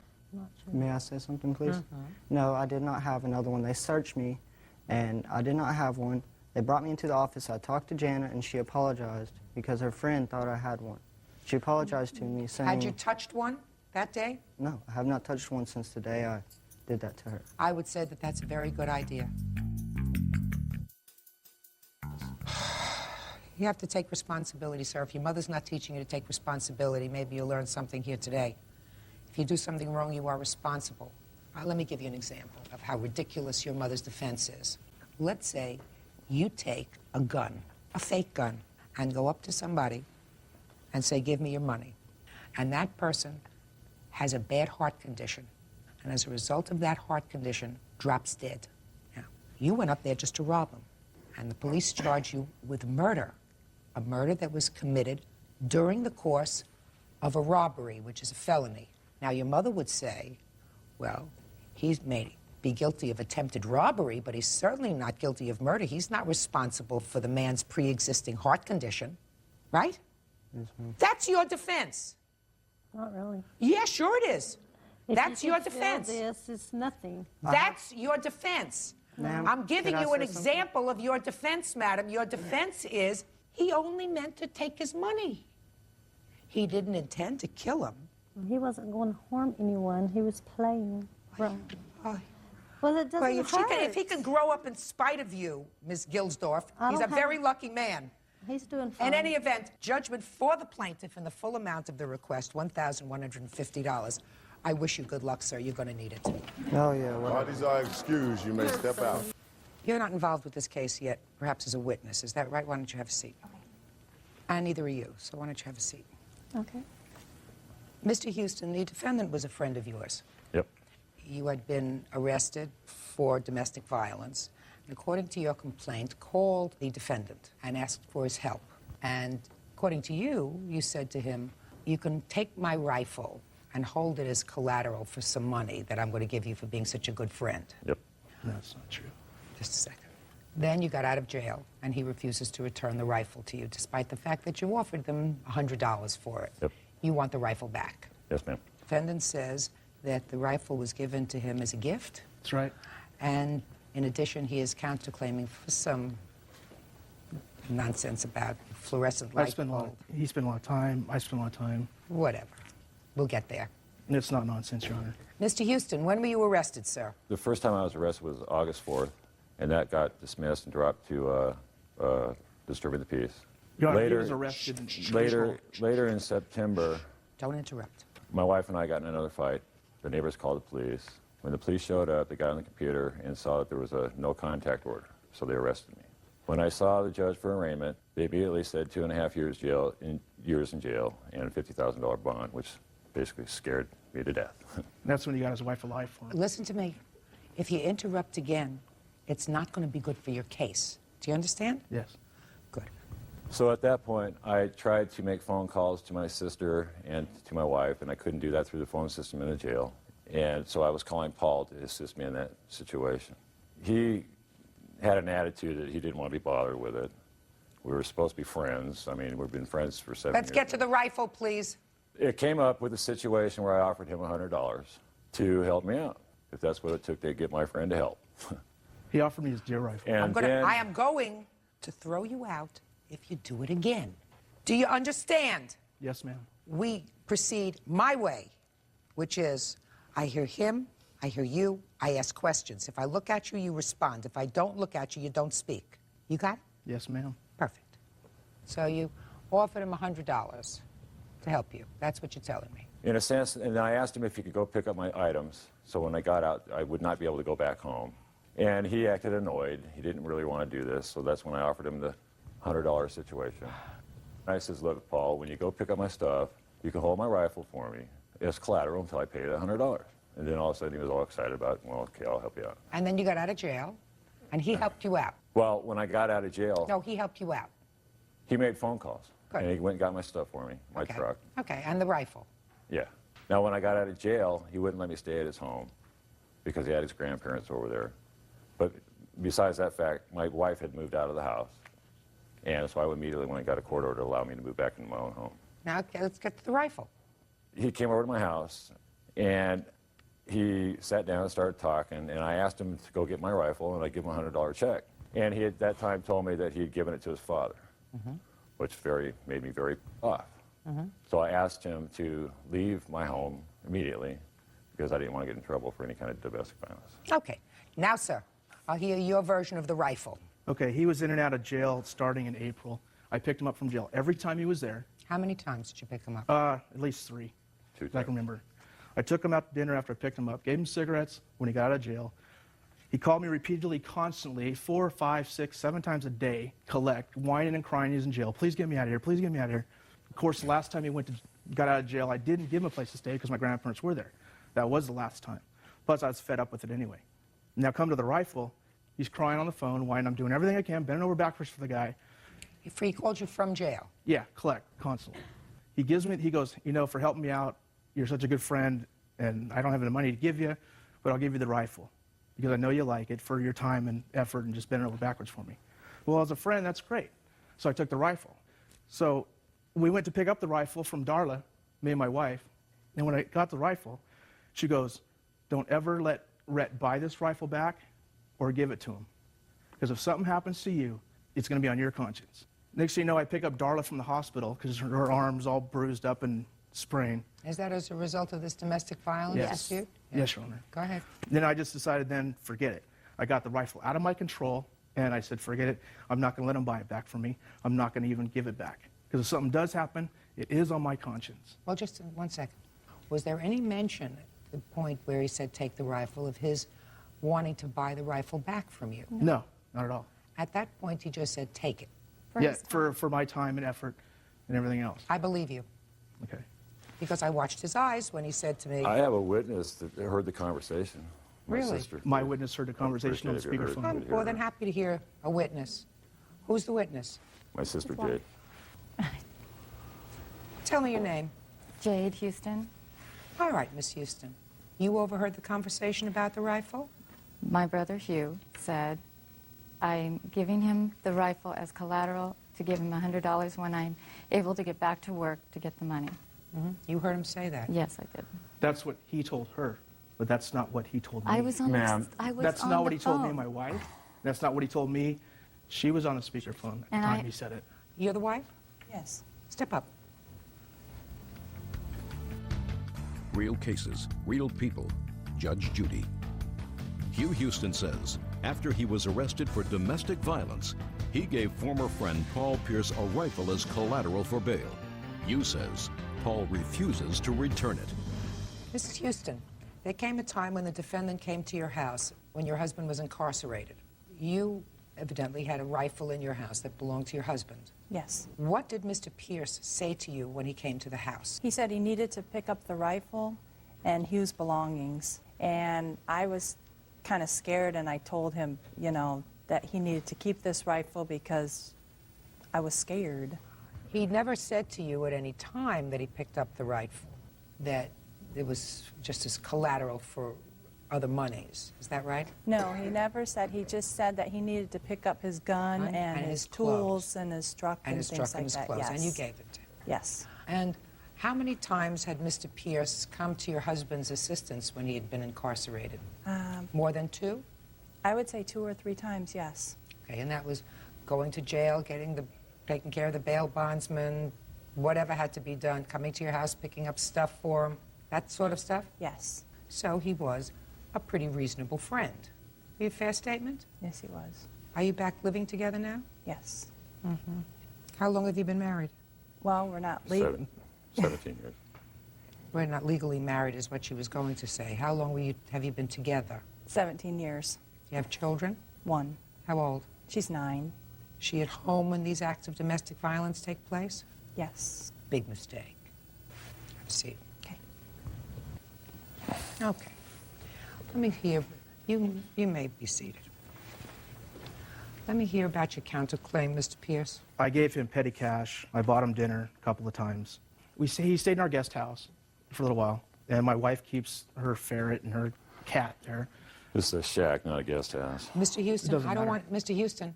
Uncross your arms and be quiet unless I'm speaking to you. Anyway, we let him stay in the studio. But the thing is he was taking the light bulbs out for some reason, the fluorescent light bulbs, taking them out. The ferret walks out. He jumps up onto the cot, breaks the cot, and broke the light bulbs. Now, I didn't see it, but he told my wife, and my wife had to clean it up. So we're suing for the light bulbs, the cot, all the collect calls from jail, which adds up to about $120. Well, do you have proof of the Yes, I do. calls from jail? I'd like to see that, please. There's a couple calls on there I didn't get on there. I just misplaced the bill. It's all right with you, ma'am. I'd like to see these phone numbers that he's claiming against me. I'm going to absolutely show you, sir. All right. All I want you to do, Mr. Houston, is to take a look at these phone charges, sir.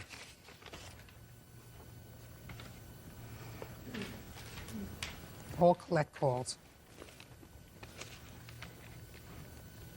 I'd have to say that these calls are probably legit. Okay, good. Fine. Now, he did stay with us on and off, and yeah, he did get his place back after he got out of jail. That's okay, sir. You had no rental agreement with him. No. Mr. Houston, I don't know whether anybody else gave you a pep talk about what happens when children witness acts of domestic fully aware of it, violence. ma'am. I'm sure that At they this point have. right now, I do have counseling happening, and I am attending it. Anger management program? Yes, it is, ma'am. And what about your child? Is it a boy or a girl? It's my daughter. Is she in counseling as well? No, she's not. She ought to be. She's a happy child. She's not a happy child. Happy children don't see their parents fighting and their mothers ending up in slings. Happy children, if they hear We had arguing... a very stressful time in our lives. My mother was dying, and our financial I don't situation care. was bad because I I don't was doing care. a lot of traveling back Mr. and Houston, doesn't make any difference. I know it doesn't. Children don't. All I'm doing is suggesting to you that if you're in counseling, I don't know if your wife is in counseling, but certainly if you want to be good parents, you make sure that your child has somebody to speak to, because that's important. She may not be able to verbalize it to you, but she's probably witnessed things that it's unfair for a child to have witnessed, and you're supposed to make sure that you are protective of her. I totally agree with that. Okay? And What I don't agree with is the way you believe his story, because there's no way in a million years I'd give up my rifle. yes, you would. If you were in jail and you wanted out fast enough, you would. Ma'am, it's not true. It's not true at all. Yes, it is. The fact of the matter, I was giving him $100 to cover the expenses of the situation. Okay, no, you Now, I can give expected him to be a friend, and he really didn't want to act as one. And I offered, Paul, you can hold on to my rifle as collateral. Can I ask and you a that's what it question? became, Can I ask you a collateral. question, sir? What acts of friendship have you done for Mr. Pierce? The reason what have I done for him? Yeah, I would like to. This is the guy who came over to our house for holiday dinners. This is the guy I offered my garage for him to fix his car. Well, he dropped, when I asked him not to put oil all over my driveway, and he spilled oil all over the entire garage. And they smeared it all over the place. This is a man that has no integrity about anything whatsoever. No, you're not answering my question, Mr. Houston. My question to you, sir, is what have you done in the framework of your friendship for Mr. Pierce? He calls me periodically, lots of times, to talk about his son. He has a custody situation with his son. So he asks calls me you for for advice and guidance towards that situation. I would never want. Shh. He just recently, he had to rebuild the Toyota engine in his Toyota truck. I came over here about 3 days in a row and helped him with that. I'm a helpful guy. I go out of my way to help people when they need help. I'm not one to sit there It doesn't compare, Mr. Houston, to the aggravation that your incarcerations caused him. Doesn't compare. Having him over for dinner is not it. And I can, quite frankly, Mr. Houston, envision the conversation of, you like the rifle, take it. No, and ma'am, you it's shouldn't have not the the way rifle it in your went possession down. anyway, so you're not getting the rifle back, and in addition, you're going to pay him for the phone calls that you made collect to his house in the amount of $160. That's all. Parties are excused. You may step out. He's a piece of garbage. I want my rifle back. It's just slime bags like that, that take advantage of everybody. He should have called him and said, do you have my money? If not, I'm going to get rid of the gun. Darla needs to get out of that relationship. He constantly beat her for the last 10 or 15 years. You carry things by yourself and don't trust a soul. And now the next case.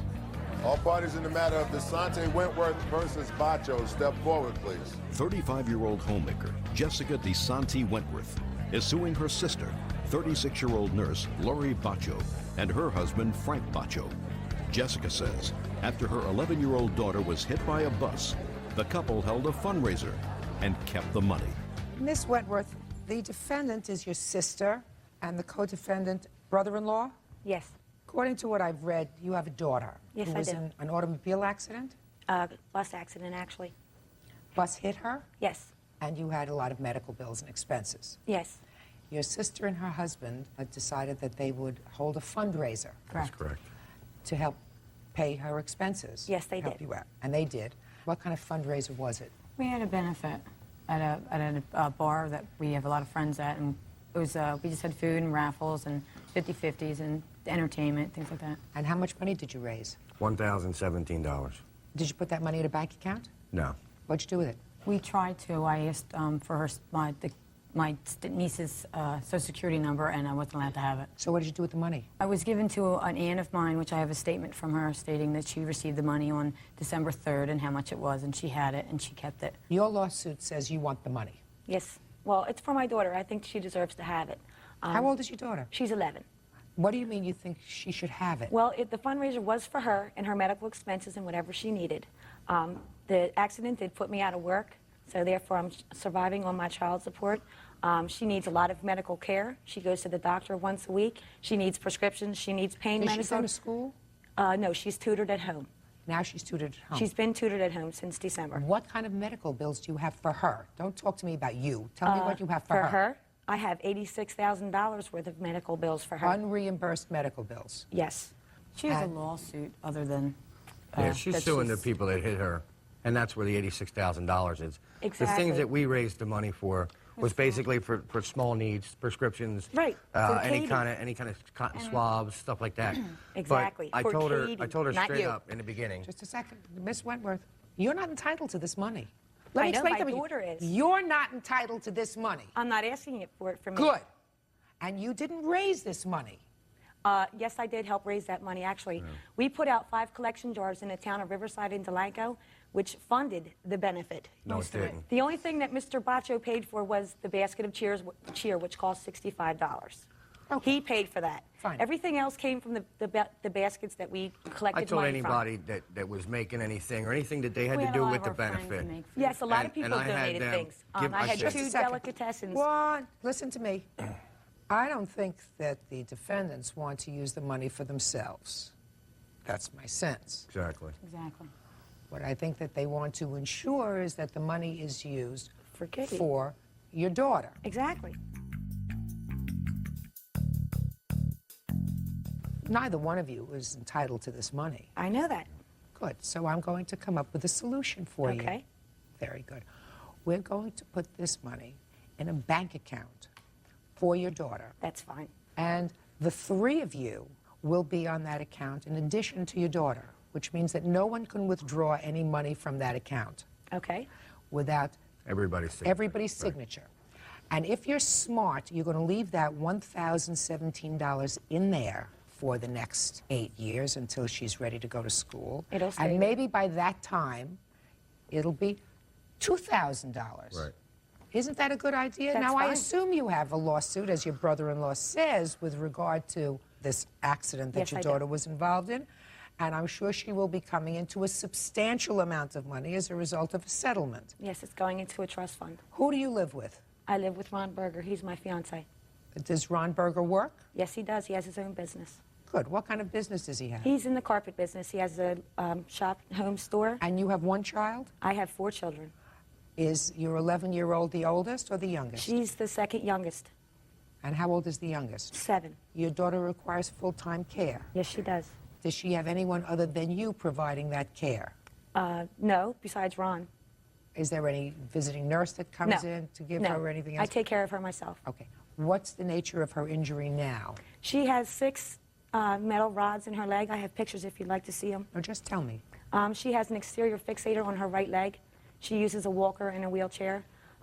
She's due to have an operation for the pins to come out in a couple weeks. Then she'll go into a half a body cast for the next 2 months, and then she'll start rehab to walk. All right. So her injury was really to this one leg. Yes. I assume. Yes, it is. Okay. No other parts of her body were affected, so that she's going to have a recovery. No. Yeah, she's gonna be fine. Well, that's a good thing. So put the money in an account. When your daughter is 18, it's a trust account. That's Daughter's fine. 18, get the money. Is that okay with you? That's fine. Perfect. Goodbye. Parties are excused. You may step out. Ms. Hoffman, the defendant is your former husband, and this case involves your son. Is this your son? Yes. What is your first name? Eric. How old are you, Eric? 15. Unless I need Eric as a witness, I'm going to ask Eric to step outside. Can you do that for me, Eric? When I need you, I'll call you. Okay. Okay? Thank you very much. Your Honor, I think it's really important that you do speak with Eric. We are here because he couldn't let go of this stuff that it was at his dad's house. Listen to me. It's never a good idea to put a child in the middle of a controversy. I understand. Ever. I understand that. I don't care what it's about. I understand. The child has 2 parents. It's not his fault that the 2 parents aren't together anymore. So you keep a child out of court at all costs. Unless there's some issue of abuse, you don't bring a child into a system. You and the defendant have 1 child, I assume, together? No, we have 2. How old is the other child? 11. Lives with you? Yes. There was a time that Eric lived with his father. Yes, ma'am. Is that right? Yes, Your Honor. When did Eric live with you? He lived with me last year for a school year. Okay. And that was because you were having some trouble with him, Mrs. Hoffman? Yes. You were having some difficulty. Is Eric in special classes? No, Eric's not. He wanted to live with his father since his dad left. Okay. He's made life difficult.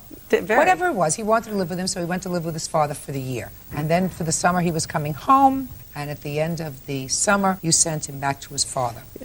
And this case involves the fact that you claim that his father refused to take him back after the summer. He not only refused to take him, he was not there at the airport when Eric arrived at the airport.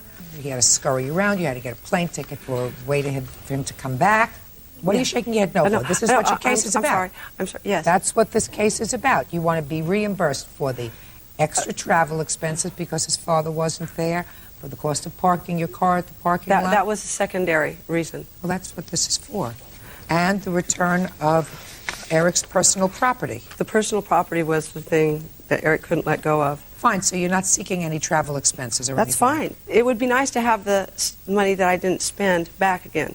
But this was because Dad didn't send his things back like he asked. The last time Eric saw Dad, he hugged him and said, "I'll see you in 3 months, son." So you're not interested in that. You just want what you say is Eric's property. I want Eric to have some closure, yes. Okay.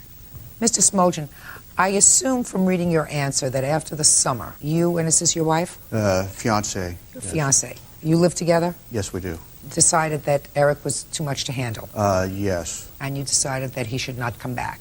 Yes. When did you communicate that to the plaintiff? Well, 2 weeks prior to Eric going to Portland, where I wasn't there to get him because I was up hunting, I got a phone call stating that they were at an airport. They were going to send Eric. So I called the airlines and said, "Do not send Eric, that physically I can't take care of him anymore because I have seizures." And so they didn't let him on the airplane. This was 2 weeks before. May I interrupt? Not yet. Okay. I stopped the airline at that time. Fine, and then 2 weeks later he got on a plane. Right, with no knowledge at all. If I did, I would have been there. So when you let Eric leave your house to go to his mother's for the summer, I assume he left some stuff there. Yes, he did, in our garage. No. That's the stuff that Eric wants. Yes. Tell me what it is. Well, I brought a bag that was Eric's, and there was some clothing. We sent him a Pokemon game, and I think that was in it too. In where? In the paperwork that's stating that that's what he was suing for. Right. We sent that back because he said he lost it on the airplane. Well, we did have it at the house. We did send that to him. So basically it's the clothes, the bag, what was in the garage. Let me see what his mother says was left. The travel Well, expenses. let's go through This it. is a list he made himself. Okay. And he Can't always he rely. put the dollar estimate on there. I have You can't always rely on what the child tells you. All right. So let's see. And he's 15. He's very articulate. He's very smart Clothing. kid. So you have some clothing. Yes, Your Honor, I do. Okay. What about throw-over blanket? I he's don't talking have about? the blanket. Do you know what it is? Do you know what he's talking It's about? a Pokemon blanket, I think. And you don't have it? No, I don't have it on me today, Your Honor. No, that's not what I asked you, whether you have it with you today. I asked you if you have it at the house. I don't have it because it was in a garage, and when I did look, this was all that was there. He has here amount of money owed, $62. I don't know what that means. Do you know what that means? Yeah, he also got birthday money, and he said that they borrowed it for some cigarettes and other things. Did he have any birthday money that he got while he was in your care? Yes, he did, Your Honor. What we did is, to give Eric the money back, we took him to shows, we took him places, and that's the way we gave his money back to him at the time. You went together as a family? Yes, family All right. thing. You have to give him back that $62. When you take a child to a movie or to a game or to That's bowling, right. you pay for it. Okay. What about a wrapped collector promo Pokemon card? I have no idea on a Pokemon card. A Game Boy Color unit?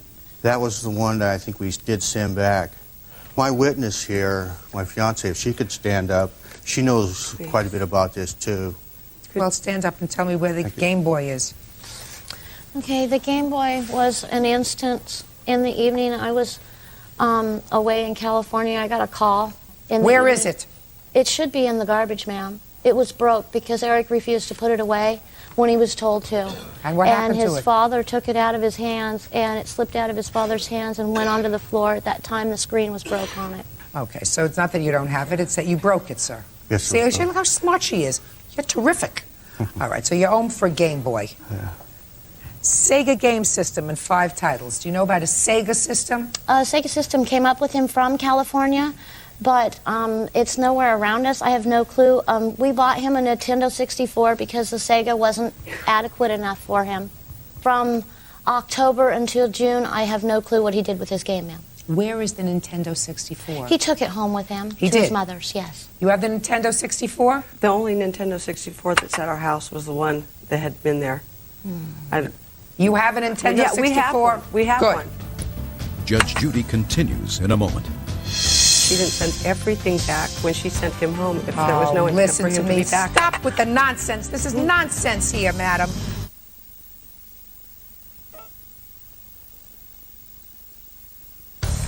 Real cases, real people. Judge Judy. Suzanne Hoffman says ex-husband Nick Smoljan owes for travel expenses because he didn't show up at the airport to pick up their son. Suzanne also says Nick refuses to return their son's belongings. Personal journal? Did you find the journal? No. We cleaned out his room thoroughly. There was just a bunch of garbage left in What it. about family photos? I have seen family photos that he had. I don't. Do you know where those are? No, ma'am, I don't. If I did, I would definitely give them to him. Of course you would. Could you take another look for them? I certainly will. Okay. What about a bicycle? We bought him a used bicycle. He never rode it because he didn't want to fix it up. It wasn't good enough for him because it didn't come from a brand new store. And he was very upset. He's a very material young man. I disagree with that completely. About what? Him being totally materialistic. All right. Well, he's always do you been have a picture? satisfied with what he's had. Do you have a receipt for the bike? No, ma'am. We Do you know paid where it is? $25 cash at a yard sale for it. Do you still have it? Yeah, it's probably. Do you want I've to been pay out to in have the it rain. shipped? Do you want to No, pay no, to I have it don't shipped? want to Of course pay to not. have it shipped. Well, sorry. What about a microscope? Do you have a microscope? No, ma'am. He got one for Christmas, but I have no idea where that is at this time. I could look through the stuff in the garage that we couldn't bring. I mean, we just brought what we could on the plane, which is a special backpack that his mother did send him up with. She sent him with 2 duffel bags and some clothing. And that's why I'm wondering why she didn't send everything back when she sent him home if there was no intent listen for him to to me. be back. Stop with the nonsense. This is nonsense here, madam. Okay, okay. Miss Hoffman. I'm sorry. It's Judge Judy, nonsense. I'm She's not- she has his backpack. Certainly, I don't believe that the child has to pay for his own entertainment from his birthday No. money when you go as a family, so that goes back to you when you broke his Game Boy, which he values at $80. What else? I really think you need to speak with Eric. Please. The only reason I'm here is because Eric wouldn't let go of this stuff. I didn't want to file his papers. He couldn't let go of the things, and his dad leaving him at the airport in Portland. His dad, he talked to his dad the Friday before he took the plane. I have a witness here that sat there while he made that phone call. The last time I spoke with Nick, when I was at the airport, I was paged, and they changed the flight to 2 weeks later. Miss Hoffman, you said that your son spoke to his father the Friday before he was going to leave. Right. Yes. Well, shh, just a second. Did you speak to and said to you, Dad will be there at the airport, I assume? I talked to him 2 weeks prior to that. 2 weeks prior to that was when you were going to send him before, and he told you not to send him. After that, did you confirm with him that he would be there to pick him up 2 weeks hence? Did you confirm that with him? Yes or no? No, not me personally, because... Just a sec. Well, I'm Okay, talking okay. about you personally. No, I did not speak to Nick personally. After that. So your son did? Yes. That was a mistake. I guess so. Well, that was a mistake. May I address that Just issue? a second. If you're making arrangements for a child who is clearly a troubled child, as you just quiet and listen, been around the block a long time, and I've seen a lot of kids. I understand. You Okay. have been. Good. So And I was- if you're making arrangements for that kind of a child to be transferred and traveling alone, you don't rely on the 15-year-old who vacillates between who he wants to live with to just listen to me. Yes, I'm listening. You don't rely on that child to make the travel arrangements with his father. You get on the phone with his father or the fiancé with whom he lives and make clear arrangements when he's coming, what time the plane is going to arrive, what time he's going to be there. You didn't do that. I did that. No. I didn't do that 2 days before the flight. I did that 2 weeks before the flight, but I did that. Eric's really a very smart kid. Miss Hoffman, one cannot assume that a father who agreed to take custody for a year of his child, hadn't lived with him, and was clearly giving you, who were the custodial parent, a lot of trouble, and then desert him purposefully at the airport. I cannot fathom what kind of human being would do that. Well, neither can I. Unless what was happening was you really wanted to send him back to his father, and his father said, no, I'm not taking him back, which is what he says. I can't do it. I have seizures, and it's causing me problems. It caused me problems with her. Could you listen to my witness? She heard Eric's side of the conversation when he spoke to his father Saturday. He didn't speak with his father. He spoke with me. Spoke with you? Yes, ma'am. And that it was in August. Eric called and said that his mother was putting him on the plane and that he did not want to come.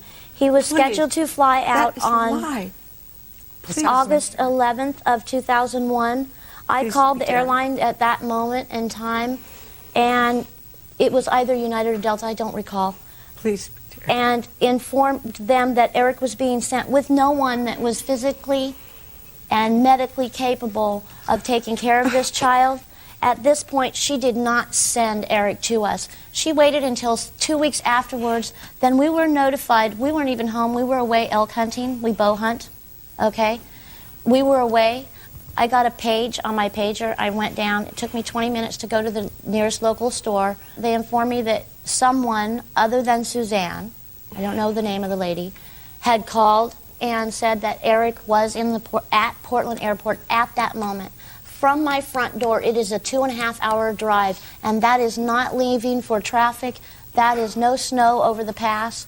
That is basically point A to point B, going the speed limit with no distractions. Okay. Bird. Yes, Judge.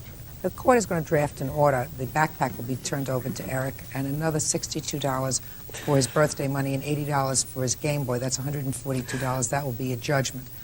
And I'm going to ask all of you to sit down, and I'm going to see Eric in the back, please, alone. Please. Okay? Suzanne Hoffman says ex-husband Nick Smoljan didn't show up at the airport to pick up their son. She is suing for travel expenses and for the return of the boy's personal property. All right, would you step up, please?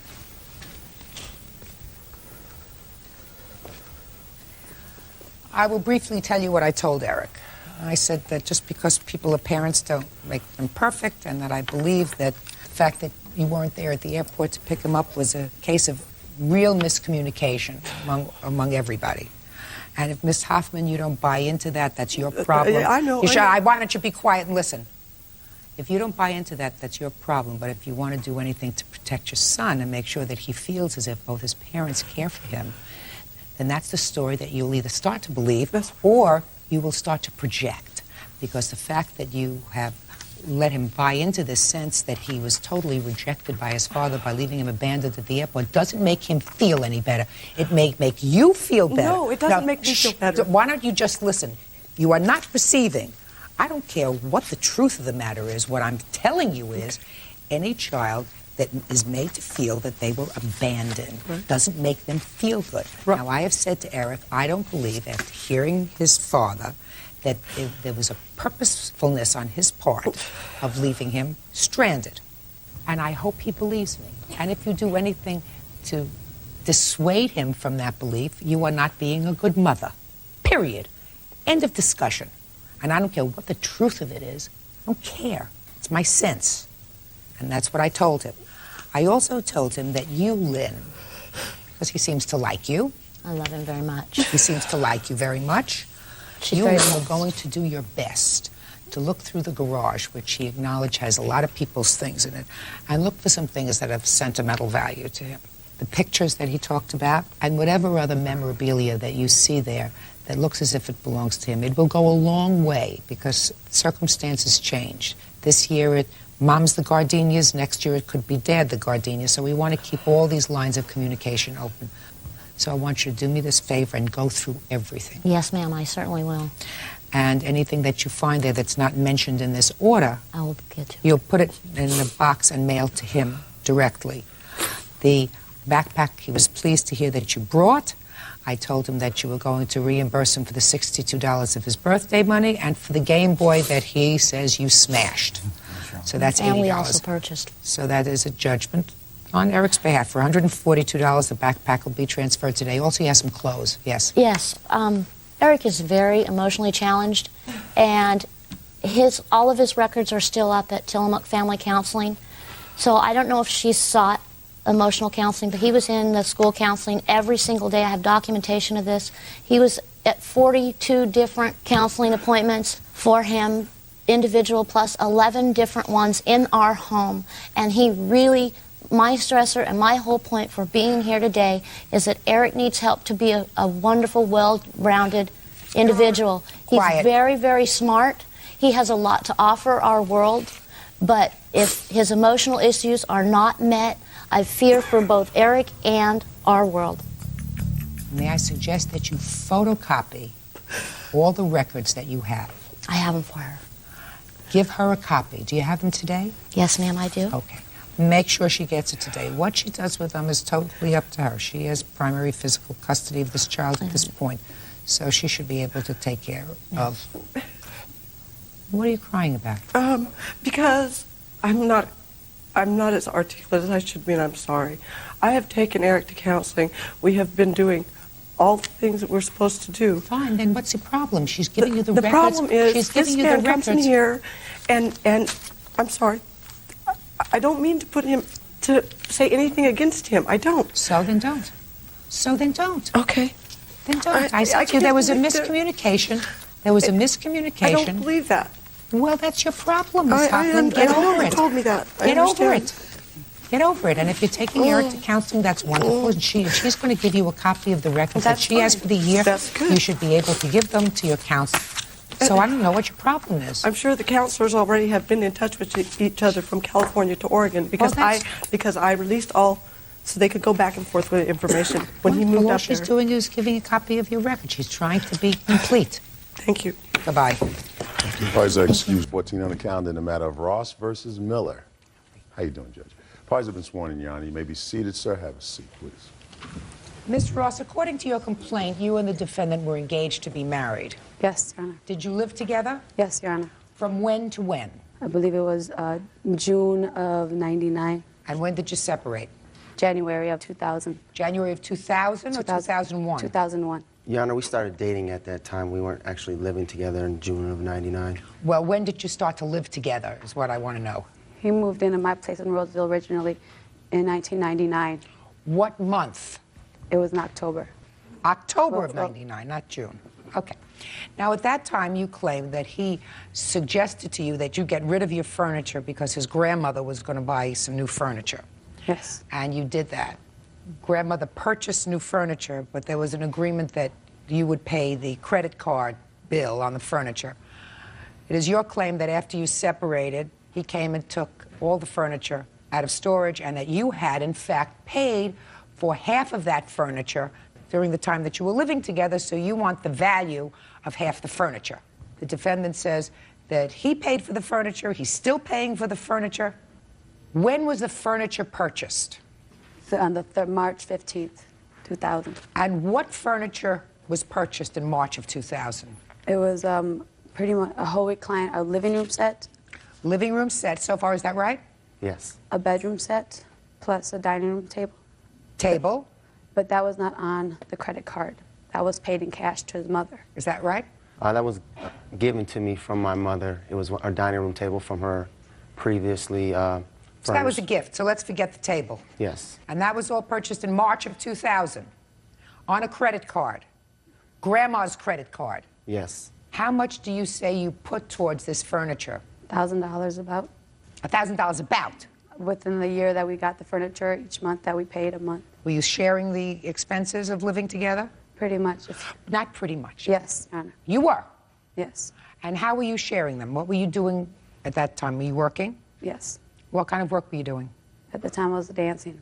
Dancing? Yes, at that time. And how much money were you earning dancing? $1,000 a week, usually. So you put money into a joint checking account? No, we had our own separate accounts. But I would give him cash to pay for bills, and he would write it out as the man of the house. Is that right? No, Your Honor. Well, tell me how it worked. Basically, she kept her money, I kept my money, we split the bills, and we came together to purchase things together, and the things that were purchased together, she was allowed to take with her when she left. But we had separate checking accounts, and she never came home and gave me, you know, large amounts of money. I didn't say large amounts of money. Well, she But said that what she... you're saying to me is that she's correct that you did, in fact, share joint bills and purchase things together. Yes. Now, one of the things that you decided to purchase together was this living room set and the bedroom set. No, Your Honor. Well, tell me why not.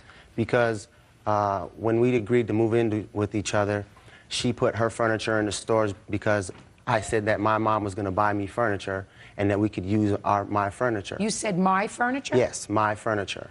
Mr. Miller, were you engaged at that time? No, we were not. When did you become engaged? Only about 3 months after we moved in together. You moved in together in October of '99. The whole timing thing is a little confusing to me because... Well, but try not to make it confusing to me, Mr. Miller, because I'm supposed to be able to resolve this case. Sure. The furniture was purchased in March of 2000. Mm-hmm. So my question is, were you engaged at the time that the furniture was purchased? No. Were you engaged at the time the furniture was purchased? He proposed to me on Father's Day, which is May. Father's Day is in June. Of what year? Of year 2001. June 2001 is when he proposed to you. So he proposed to you 5 months after he left you. No, I'm sorry. I meant to say, I apologize. I meant to say that I recollect that he proposed to me. It was right around, I'm trying to remember because it was a big, it was All right, now May. listen to me. It was in This is May. what I want you to do. I'm going to sit here very quietly for a moment. I want the two of you to recognize that you're involved in a trial. At a trial, I'm asking you rather simplistic questions. I'm asking you to tell me certain dates so that I can make a determination as to whether this furniture was purchased for you as a couple, was purchased as an individual by a parent. What were the ramifications of the engagement? So I want you to take a deep breath and think. When did you meet? When did you move in together? When did he propose? When was the furniture purchased? Do you understand? Yes, Your Honor. Now just be calm. Think. You don't look like you're thinking.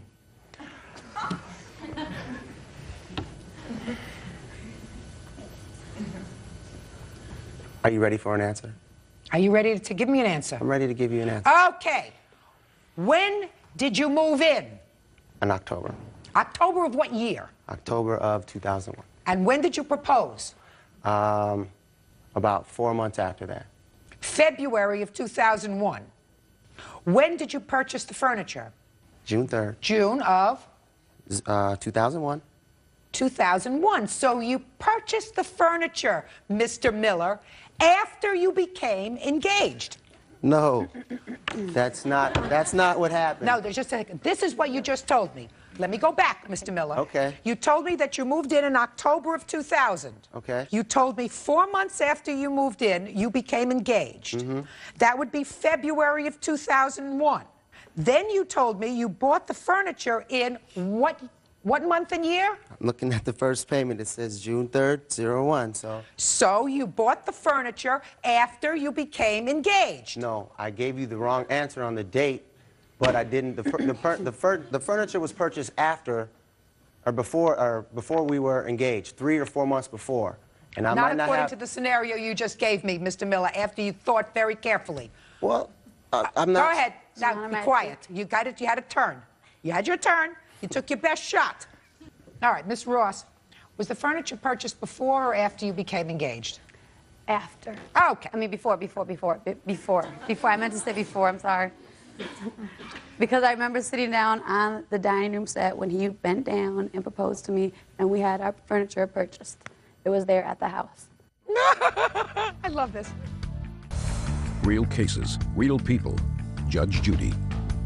Anna Maria Ross says after a physical fight with fiancé Steve Miller, she broke off the engagement. She is suing for half the cost of their furniture. I want to see what's the balance remaining on the credit card for the furniture. Don't give me a whole bunch of papers, just show me the balance. Thank you very much, Mr. Miller. This case is becoming all too painful for me.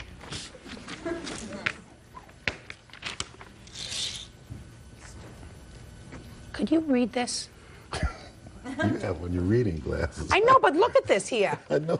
Look at that there. Can you see that? Whoa. I see the new balance here, Judge. It says $2,478.68. Is that the new balance, sir? Is that what's left on the Yes. And what was the original purchase price of the furniture, Miss Ross? About $3,000 almost. We're in a court. Excuse I me, want to know I'm- the exact amount. Because there were separate payments, I can't find the total amount of the entire furniture. Ma'am. Let me take a look. Mm-hmm. Because there were different... Trying to think of how many years my father this is paid a- to educate me for this. Did you folks ever learn about being prepared? You know, you come to court, you're prepared, you have all your information, you have numbers, it's all down there. I mean, I'm not asking you anything that goes outside of the lawsuit that you brought. I'm not asking you about what caused the breakup or, you know, whether you liked each other towards the end. I'm not asking you any of those soft questions. I'm saying, when did you buy the furniture? How much did it cost? How much is left on the furniture? Your Honor, may I speak? No, just give me a number. When you buy furniture, you have a bill. The bill says one chair, $200, one table, $300, one bedroom set, $900. Brown ones are like the Your Honor, if she would have purchased the furniture, she would probably have that information. Good, so you I have purchased the it. original. So you purchased it. Give it to me. I don't. You know, no. So you purchased it. Give it to me. I don't. I did not purchase it. My grandma These purchased must be it. duplicates, yeah, like Well, then maybe we ought to dismiss this case and let your grandmother stand in your place. Well. Thanks, Bert. Your Honor, may I state that in the beginning of the relationship, I had my own set of furniture that I purchased on my own. He sold it to his friends, and then we got the new stuff, and he lived in we've lived in 3 separate places since we've been together. This last prior place was with this furniture. Listen to me very carefully. The furniture was purchased for about $3,000. There is almost $2,500 left on the bill. If you are not paying that bill, then you are not entitled to any furniture. Do you understand? You don't want to take out a loan, do you, and pay off this furniture? No, Of course not. And since you don't want to take out a loan, pay off his grandmother's credit card, or put that amount on a new credit card of yours so that she is no longer responsible, right? You can't have the furniture. Period. Goodbye. Thank you very much. This case was very painful. Parties are excused. You may step out. You know, I'm happy with the outcome. You know, I don't feel that she deserved the furniture. He ripped me off. When 2 people come in a relationship with their own property, I think they should leave with their own property. Never mess with the loser ever again. And now the next case. All parties in the matter of Carlson versus Reese. Step forward, please.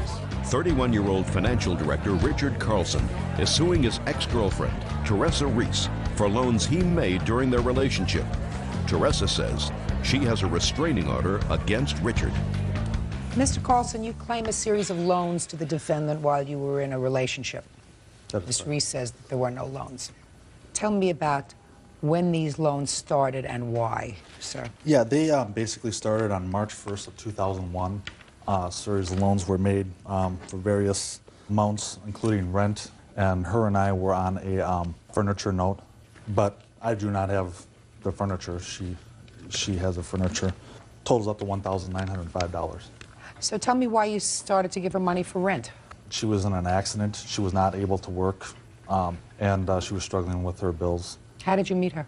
I met her at a local bar. Did you ever live with her? No, Where were you living at the time? I was living in my own place. And so how much did you give her? On March 1st, I gave her $300. When did she agree to pay you back? She was to get a settlement. She never came through. Then, conveniently, she filed a restraining order against me once I heard that she did get her settlement. Well, she filed a restraining order against you, I assume, because you were contacting her. That is correct. Or in March, we have $300 that you gave her. When did you give her the next amount of money? I gave her, on the 15th of March, I gave her $225. And again, you weren't living with her at the time. No, I was not. That's not true. Just a second, we'll get to you in a minute. When next did you give her money? I gave her 8 days later on the 23rd, I gave her $75. What? She needed groceries. When next?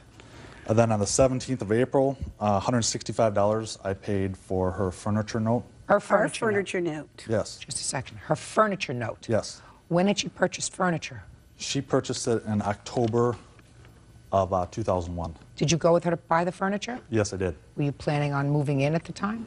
Not at all. We were living together at the time. I'm going to get to you in a minute, Miss Reese. How much was the total amount of the furniture? I believe that the payments were $165 a month, and I believe it was right around $1,900 was the loan. Approximately $2,300. So what you're saying is, aside from these amounts of money, $300, $225, $75, $165, the other amounts of money for furniture, with furniture that was on your credit card? No, it wasn't. It was financed. Who financed it? They're a local furniture company, and I have the agreement right here, which our name is on it with both. We're under the same address, and he's signed on to this, Can I see Your it, Honor. please? And he's given me a lot more than the amount that he's suing for. He's given me money as late as October, 2 weeks before the restraining order was filed. Both names on it? Yes. And one address? Exactly. Is that right, sir? That is correct, yeah. If I can add to it, you know, I never once was on her lease. Hey, she didn't have to be on her lease to live with her. Exactly, and that is my Miss point. Reese, be quiet. You don't have to be on her lease to live with her, Mr. Carlson. Let's understand that. I understand. Okay. What was the address of the place that you claim you were living and paying rent on during this time? My home address, 8529. And who do you live with there? I'm staying with my mom. So it's your mother's home. Yes. So, Mr. Carlson, it would be fair to say, sir, that most of the time you were staying with the defendant. Yeah, maybe 2 days a week. Maybe 3 sometimes? Yeah. Sometimes did you actually spend 4 days a week there? Sure. Mr. Carlson, I'm not a stupid lady. So he was living with you. Yes, he was. And I was Okay, I believe that, Miss Reese. Okay. I believe that there came a time when he moved in with you. His clothes were there, his shoes were there, his underwear was there, his shaving equipment was there, you know, all the stuff that he needed. The reason why he was staying with me was because we were in an accident that he was driving. It wasn't his fault. But I had a sprain to the third lumbar in my neck, and so I was only able to work part-time, and I was in a lot of discomfort, and I needed somebody there with me. He was kind enough. He stayed with me. We were in a relationship, and we were caring about each other and everything. And we were engaged to be married until we went to the jewelry store to buy a ring on a credit card that only had a $250 limit. So? I was under the impression that he was this very wealthy guy, and he was very flashy with a lot of money. And then he could only buy a $250 engagement ring. No, that was the limit on it. We were looking at a $5,000 ring. I mean, that's why you got rid of him, because he couldn't buy you a nice engagement ring? Well, it just started out like I would go pick him up from work, and he wasn't there, and he'd be gone for 2 or 3 days. And so I was telling him that, you know, you can do what you want because I can't control anyone. But, you know, the relationship on an intimacy level kind of ended there. So that's like probably 2-3 months into the relationship, the intimacy part was gone, and I still cared about him, but just not to that degree because I can't control him over myself. You still have this furniture? Yes. Is it all paid for? Yes. Mr. Carlson, I don't think you have much of a case, sir. What about all this money I've given her? I mean, you know. Yeah, you were staying there, and if you paid for the joint living expenses and you paid part of her rent. For 2 days? No, sir. A week? So, 2 days a How week, does that sometimes constitute 3 for a days a full week, month of sometimes rent? 4 days a week. What do you want me to do? I'm not going to go week by week and figure out whether you were living there 2 days a week, 3 days a week, sometimes 4 days a week, sometimes on the weekends. I don't think that that's what this was about. I think that you gave her money because she needed it at the time. Your Honor, may I? And you were living there, and you were involved in an intimate relationship with her. The thing of it is, with this money that was given to her, it was all verbally agreed, hey, I'm getting the settlement. I'm getting the settlement in October, and I will pay you a lump sum of money once I get my settlement from the accident. Did you reduce that to writing? No, I didn't. Why not? Because, like I said, We were close friends. I took her word. Close friends is not what you were. I just don't know anyone else that would do this to me, you know, if you weren't a friend. No, if you were a friend, you might not put it in writing, but also if you were not intimate with each other and planning on a future together, you wouldn't put it in writing because you were helping her out and the anticipation was that you were going to be married and that she would get her settlement and be able to start contributing to the household that you were setting up. Did you write on any of those checks loan? No, I did not. Goodbye. Thank you. Parties are excused. You may step out on the calendar in the matter of Shooping versus Shooping. Parties have been sworn in, Judge. You may be seated. Ma'am, have a seat, please. Ms. Shooping, the defendant is your brother. That's right. According to your complaint, which has two parts, you borrowed some money from your sister Tracy. Yes, I did. $440. You gave the money to your brother to give back to your sister. Yes, ma'am. Your brother did not give the money back to your sister because he says your sister owed him some money for something else, so he kept the money. Exactly. The second part of your complaint is, after this happened, he called Child Protective Services and he told them that you were neglecting your children. Yes, ma'am. And you were investigated and now you have a record with Child Protective Services. With regard to that part of the complaint, your brother says he got tired of listening to you verbally abusing your children and everything that he reported to Child Protective Services was true. Yes, ma'am. So far, that's the case. Yes, ma'am. All right. Where is Tracy? She's in the courtroom somewhere. Tracy? Yes, ma'am. Could you step up here, please, and have a seat over here? Because I'll be asking you a couple of questions. On what date did you borrow this money from your sister?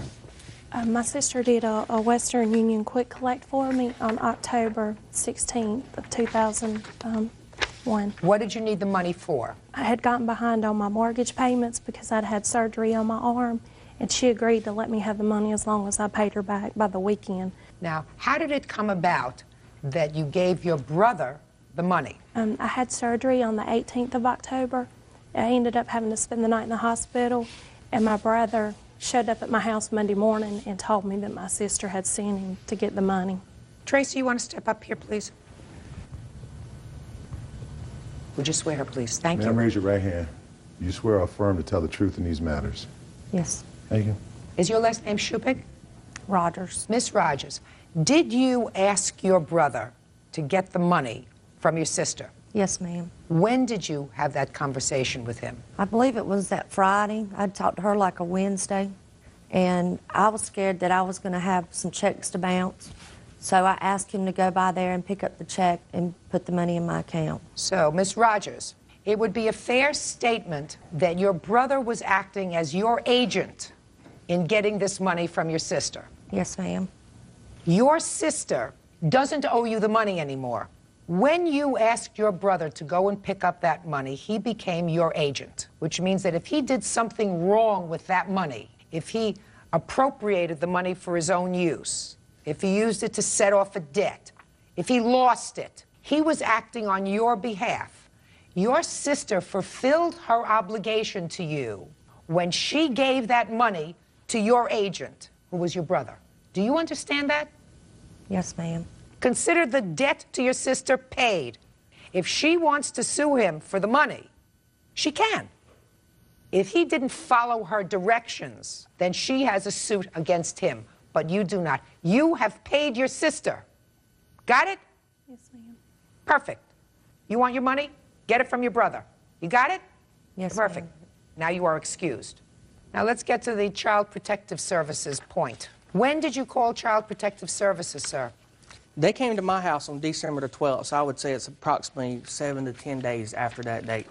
Was this the first time you would call Child Protective Services? Yes, ma'am, it is. Why did you call Child Protective Services? Well, I just felt in my heart that she was verbally abusive to her children.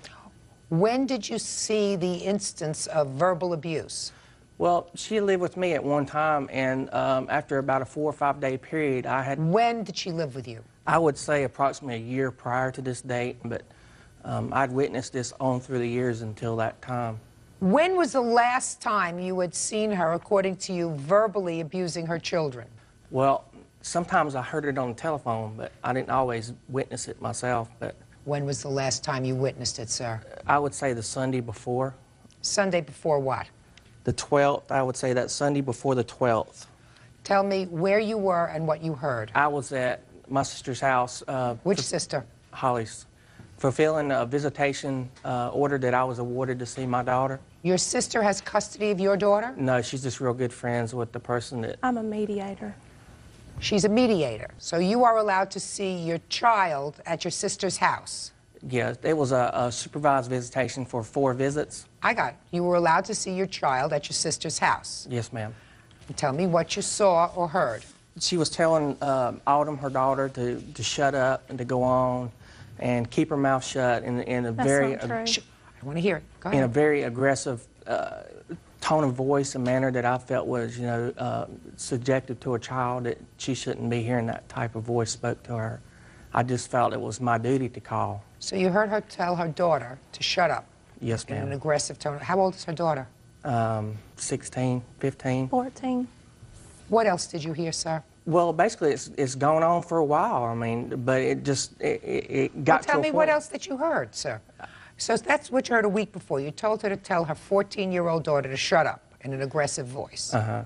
Tell me immediately prior to that what you heard. Well, I can't remember prior to that. All I know Well, is it's that December she was, 12th, sir. very moving her hands like this and telling her daughter to shut up, to get in the house, and I just felt that, that tone of voice or just the hand gestures itself, wasn't tolerated.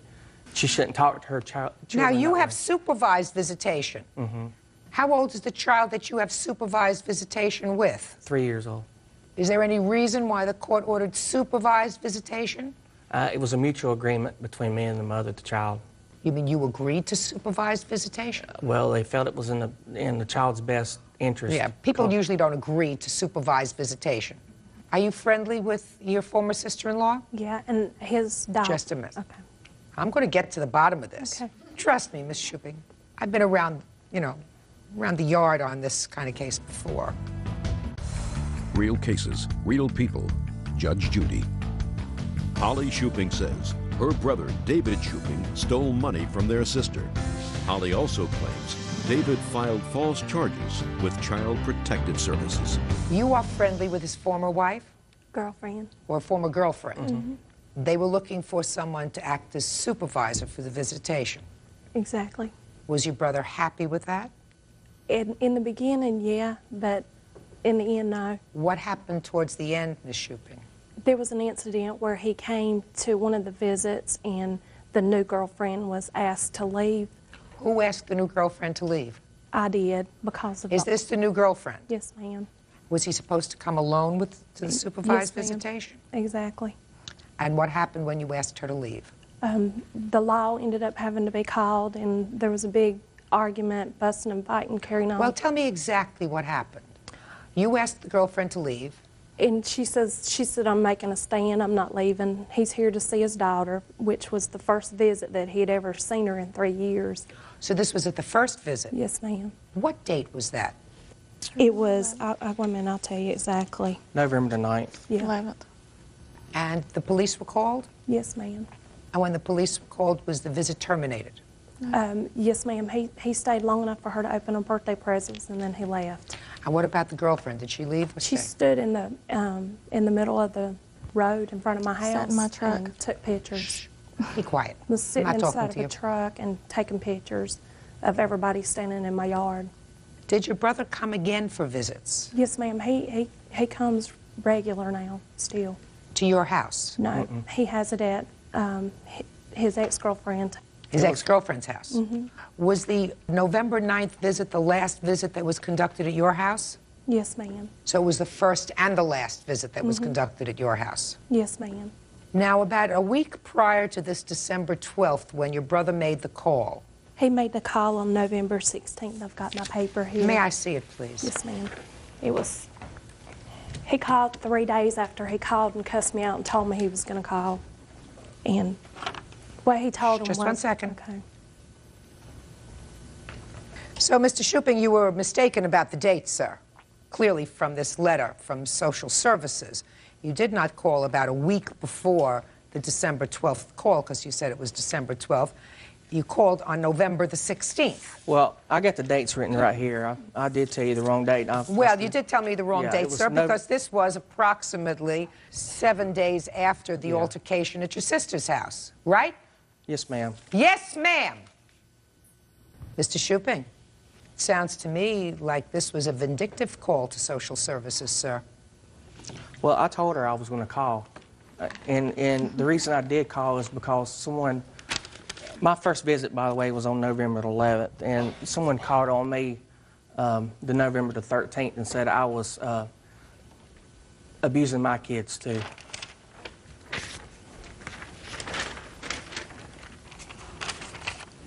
I didn't call on him, though, and I told him that I didn't call on him.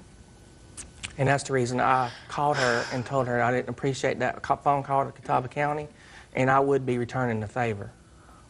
Then I am correct. You did it not because you feared for your 14-year-old niece's welfare because her mother was yelling at her, but because you were angry because someone had called social services because of your alleged actions. That's what you just said to me. Is that right? Well, it wasn't in Well that is not an stance. answer, sir. It's not in that stance. It's exactly that way. You acted like an idiot by bringing your girlfriend to your first visit with your 3-year-old in a very long time. Not her visit, it's your visit. It's your visit. And before you introduce another person into your child's life, what you're supposed to do is you're supposed to get to know your child yourself. How long had it been since you saw your daughter? Well, it's been... Not well. Give me an answer. I seen her the first day when she came home from the hospital. And then you didn't see her for how long? I paid child support for 2 years. I don't care about your child support. And I'm asking you, when was the last time you saw your child prior to November 9th? I haven't. Well, if you haven't, then you're an idiot for bringing your girlfriend along. And she's an idiot for coming. Because what you're supposed to do is you're supposed to have a single-minded purpose, which is to let your daughter get to know you. And if your sister said, let her leave because I don't want to get into hot water with the mother of my niece, who I'm doing this for, then what you do is you don't make a scene. Mm-hmm. And she doesn't either. And you acted in a retaliatory fashion by picking up the phone and calling social services on your sister. It was nothing more than vindictive. It had nothing to do with child welfare. And, sir, you are going to pay for that.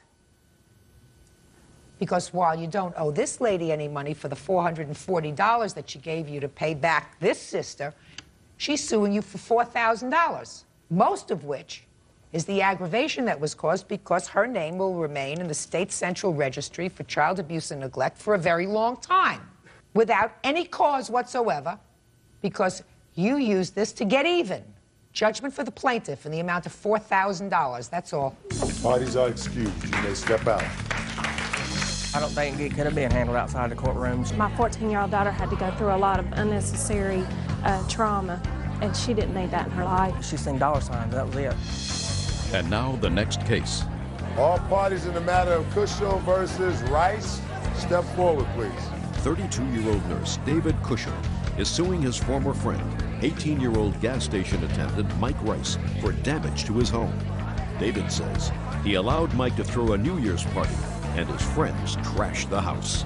Mr. Cushel, do you live in a house or an apartment? In a house, Your Honor. Is it a house that you own or rent? I own it, Your Honor. Defendant was a friend of yours? Correct. According to your complaint, the defendant invited you to a New Year's Eve party that he was going to have at a hotel. You volunteered to let him have the party at your home. You were not going to be home New Year's Eve. Is that right? He indicated he was going to have a get-together with a few friends, maybe up to a dozen friends at a hotel party. Just listen to me. You volunteered to let him use your home. You weren't going to be home New Year's Eve. Is that correct? Correct, Your Honor. I'll get to some specifics in a minute. Let me just lay out the case. He had the party. Your house was trashed. You want him to pay for all of the damage that was done to your house. Correct, Your Honor. That's the case. And Mr. Rice says, what? I was there. Is not an answer. Okay, sorry about that. I was there, and I had a few friends over, and some more showed up than I invited. And at midnight, some friends got in some fights, and they broke some of his stuff. So? So I don't think I should be held responsible because it was my friends and not me. You were there? Yes, I was. You know which friends damaged the property? Yes, I do. Sue them after he sues you. gave you permission to use his home for the purpose of a party. If more people show up than you had invited, you have a responsibility to eject them. If things get out of hand, you have the responsibility of calling the police. If either they refuse to leave or start to get into any altercations at the house. But you are responsible. He's not responsible. Why is he responsible? It's his house, and he never delegated any responsibility. Of course he did. Let me see pictures of the damage to the house. I'm There's a quote in inordinately the calm estimates. because this is an inordinately easy case to decide.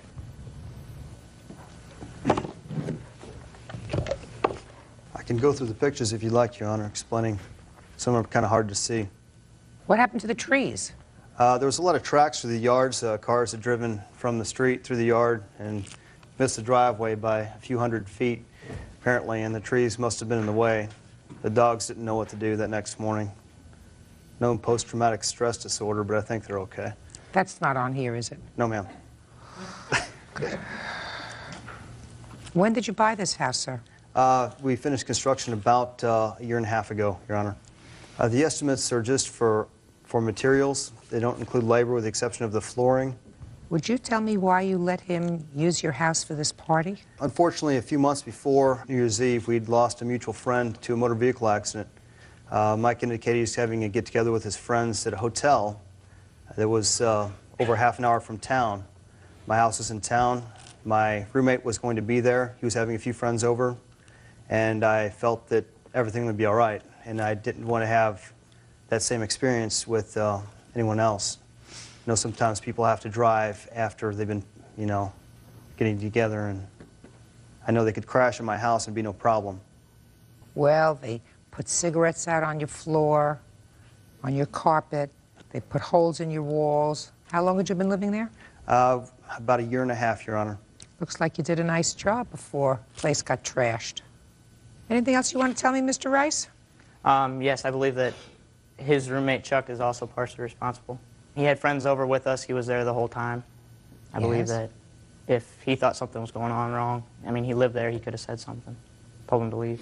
Why, were his friends involved in vandalizing the property? No, they were not. Yours were involved in vandalizing the property. Yes, they were. Then you're responsible, sir. You're responsible for their actions. Now, you can sue them and say, listen, I was forced to pay for the damage you did, but how do I know that you weren't partially responsible for the damage? How do I know that? You don't. I don't. If you know the names of the people who did, it's not up to him to go out and search for them. He was doing a good deed. What? Your Honor, Chuck can explain what happened that evening to make it more clear in regards to what happened during the party. He was there the entire time and attempted to actually get it to slow down without success. Chuck, you were unsuccessful. Don't get up. Mr. Kushel. Yes, Your Honor. You don't need any water. It's not going to take that long. You're suing the defendant for $3,000. Your costs are in excess of that, but that's your lawsuit, $3,000. And I assume, sir, your next stop is going to be small claims court, where you file a claim against all of these people to reimburse you for this $3,000, right? Judgment for the plaintiff for the amount of $3,000. Have a good day. Parties are excused. You may step. Be seated, sir. Have a seat. Miss Sapien, you are in the wig business. Yes, I am. The defendant signed a contract with you for 3 wigs for her son, who has a medical condition which creates a baldness. They signed the contract for 3 wigs. You furnished one. They were dissatisfied with the one you furnished. You are suing them for the remaining 2 pursuant to the contract. No, they weren't dissatisfied. Just a second. Sorry. They say they were dissatisfied. They canceled the other 2 wigs. Is that right? Yes, it is. You want the money for the other 2 wigs. Yes. The counterclaim requests the money that you paid for the 1 wig that you did in fact receive, which you said was not as promised. Can I see a copy of the contract that they signed?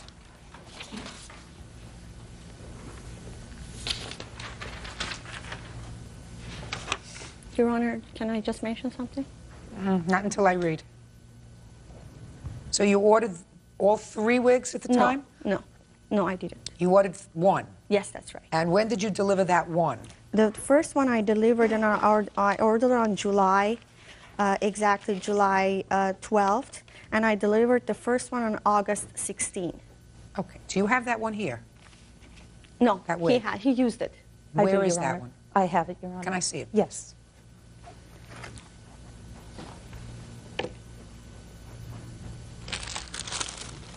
Would you show it to the plaintiff and ask if that's the wig she delivered? No, with the base. Yes, it is. It is? Yes, it is. Can I see it, please?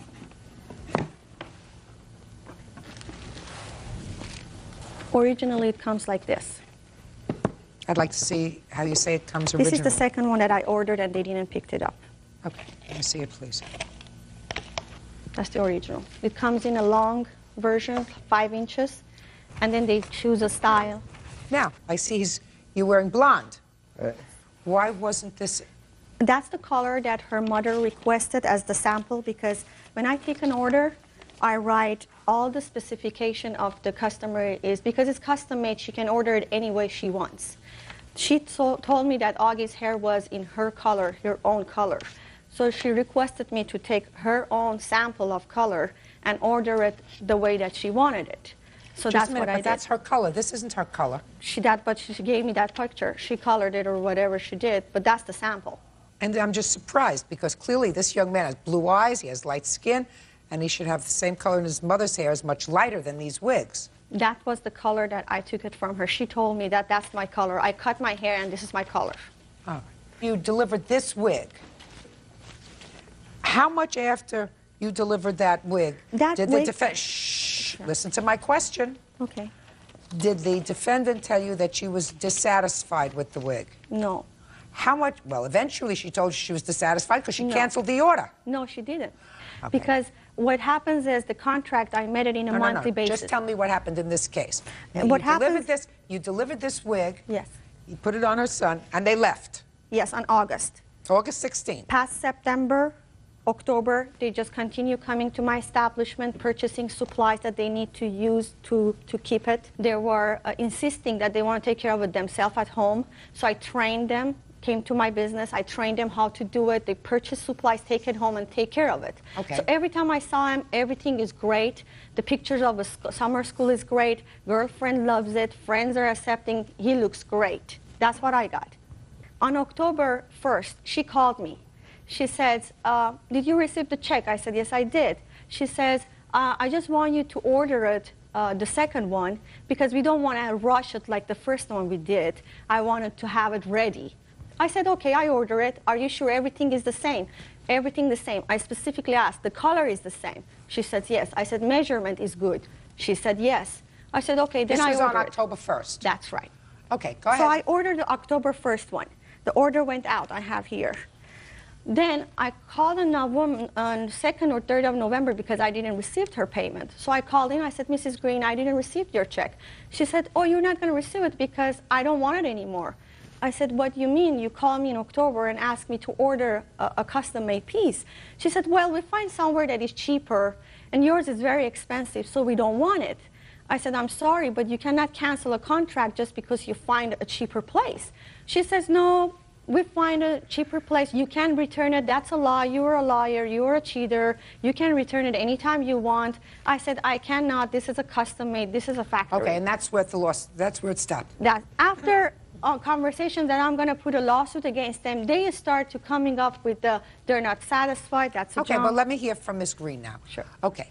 Did you or did you not have a conversation with the plaintiff on or about October 1st? Yes, it was like... Just a second. I'm asking the questions. I'm sorry. And during the course of that conversation, did you, in fact, instruct her to order a second wig?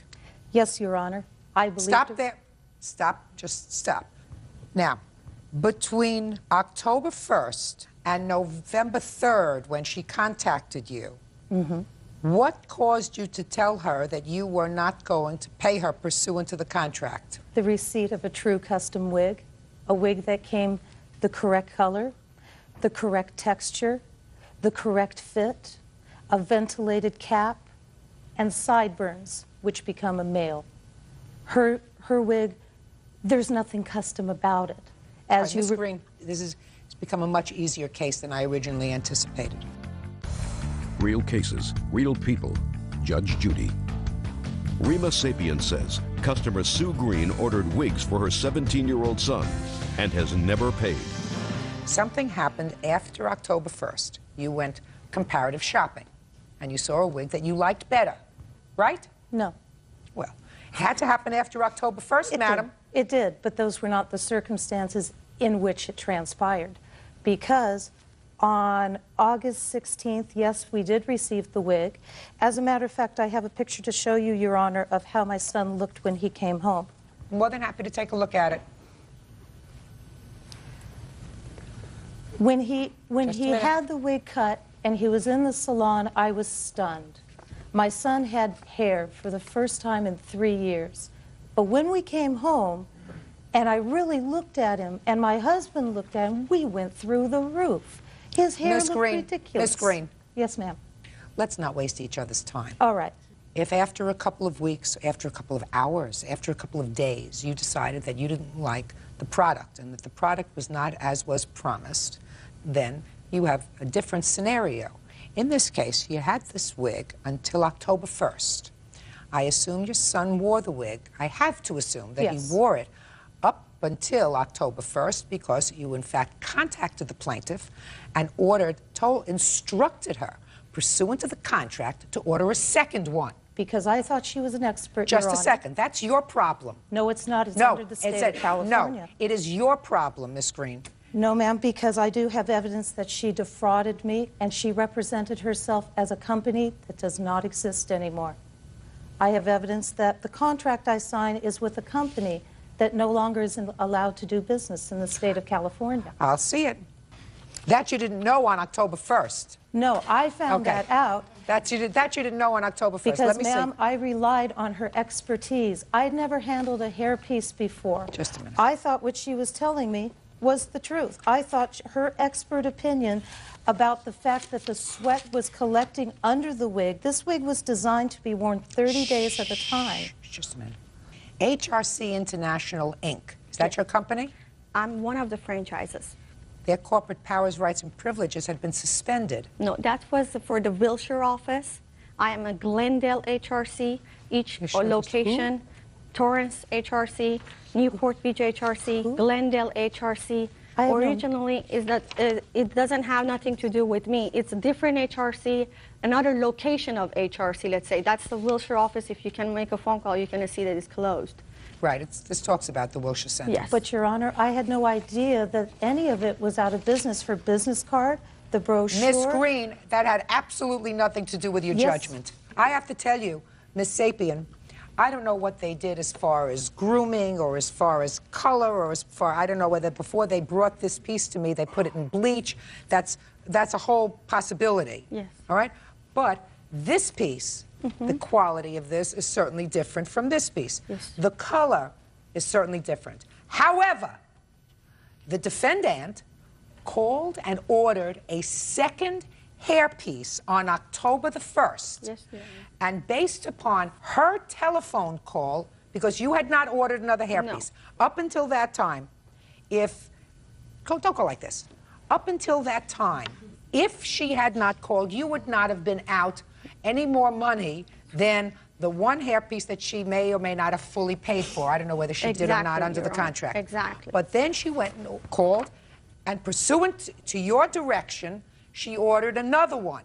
So, Miss Green, yes, you are going to pay for two, not three, two hairpieces because that's what you ordered. But, Your Honor, that contract is invalid. Hair Replacement Centers Incorporated is not in business. I thought... Just a second. That's not true. Yes, You it haven't- is true. No, Hair Miss Replacement Sapien, Centers. listen to me very carefully. That is not, as far as I know, true. I offered you the papers, Your I Honor. read the papers, and I'm Yes. telling you that her franchise is not What franchise? Pay careful attention to I me, have madam. nothing about her Pay careful franchise. attention to me, madam. But Just I pay attention. It may very well be, Miss Green, that her place is not licensed anymore. These papers do not establish it.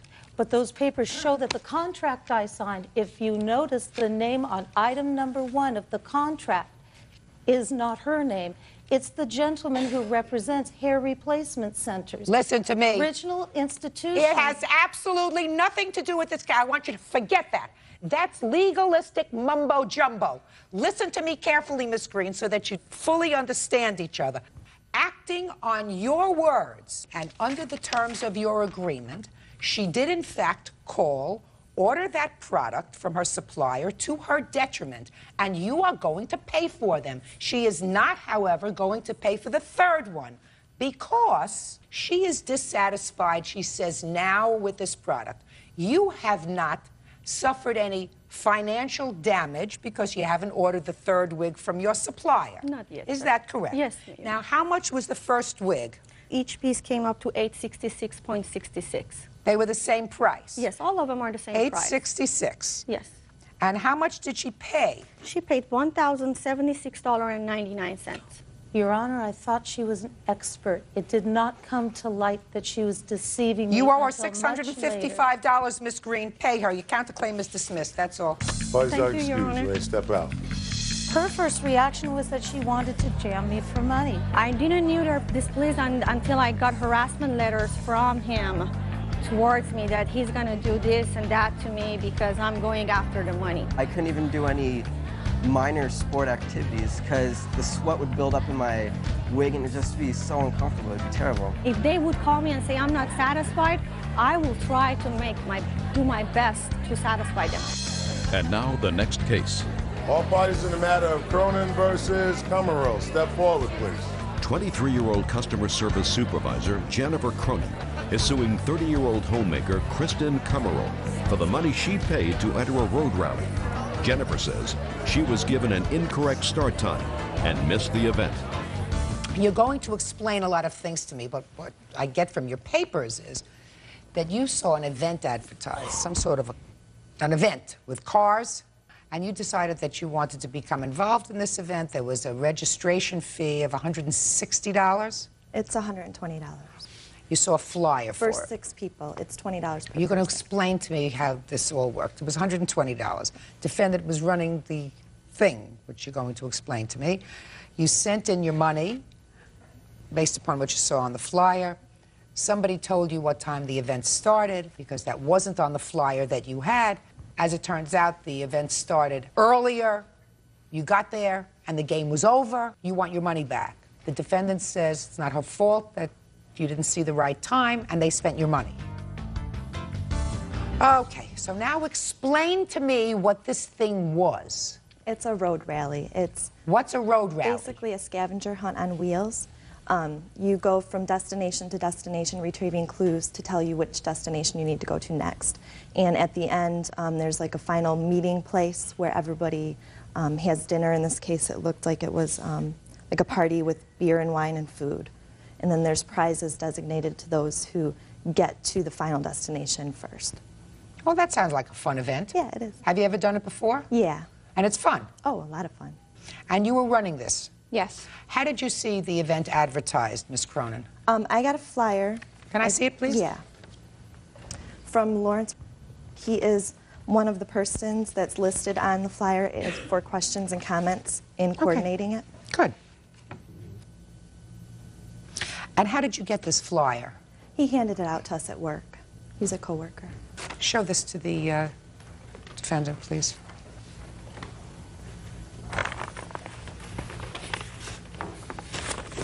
Okay, so who did you contact to find out what time this thing started? Lawrence. I asked him in person at work. And as a result of your conversation with him, what time did you arrive at the event? 7:00 p.m. And when you got there, was anybody there? Nobody was there. Who did you send your money to? Kristen Cummerell, the defendant. And you received her money, $120. Yes, I did. And what time had the event started? At 5:30. She wants her money back. Why shouldn't she get it back? I don't feel that she should get it back because when she asked Mr. what time the road rally started, he stated that he wasn't sure, that he thought it started around 7 o'clock. How do you know that? Because I have spoken to That's him. hearsay. And that's okay. That's hearsay. Why would she pay her money, $120, and then arrive after the event was over? She also received a copy of the flyer that was not for distribution. It was for Larry and his wife to review before we had the copies made and had the flyers distributed. Where does it say that on here? it doesn't. This was the first time that we put on a road rally. I gave it to them because they're friends and said, review this, make sure we aren't missing any information, get back with me, we'll finalize it, get it printed, and then distribute it.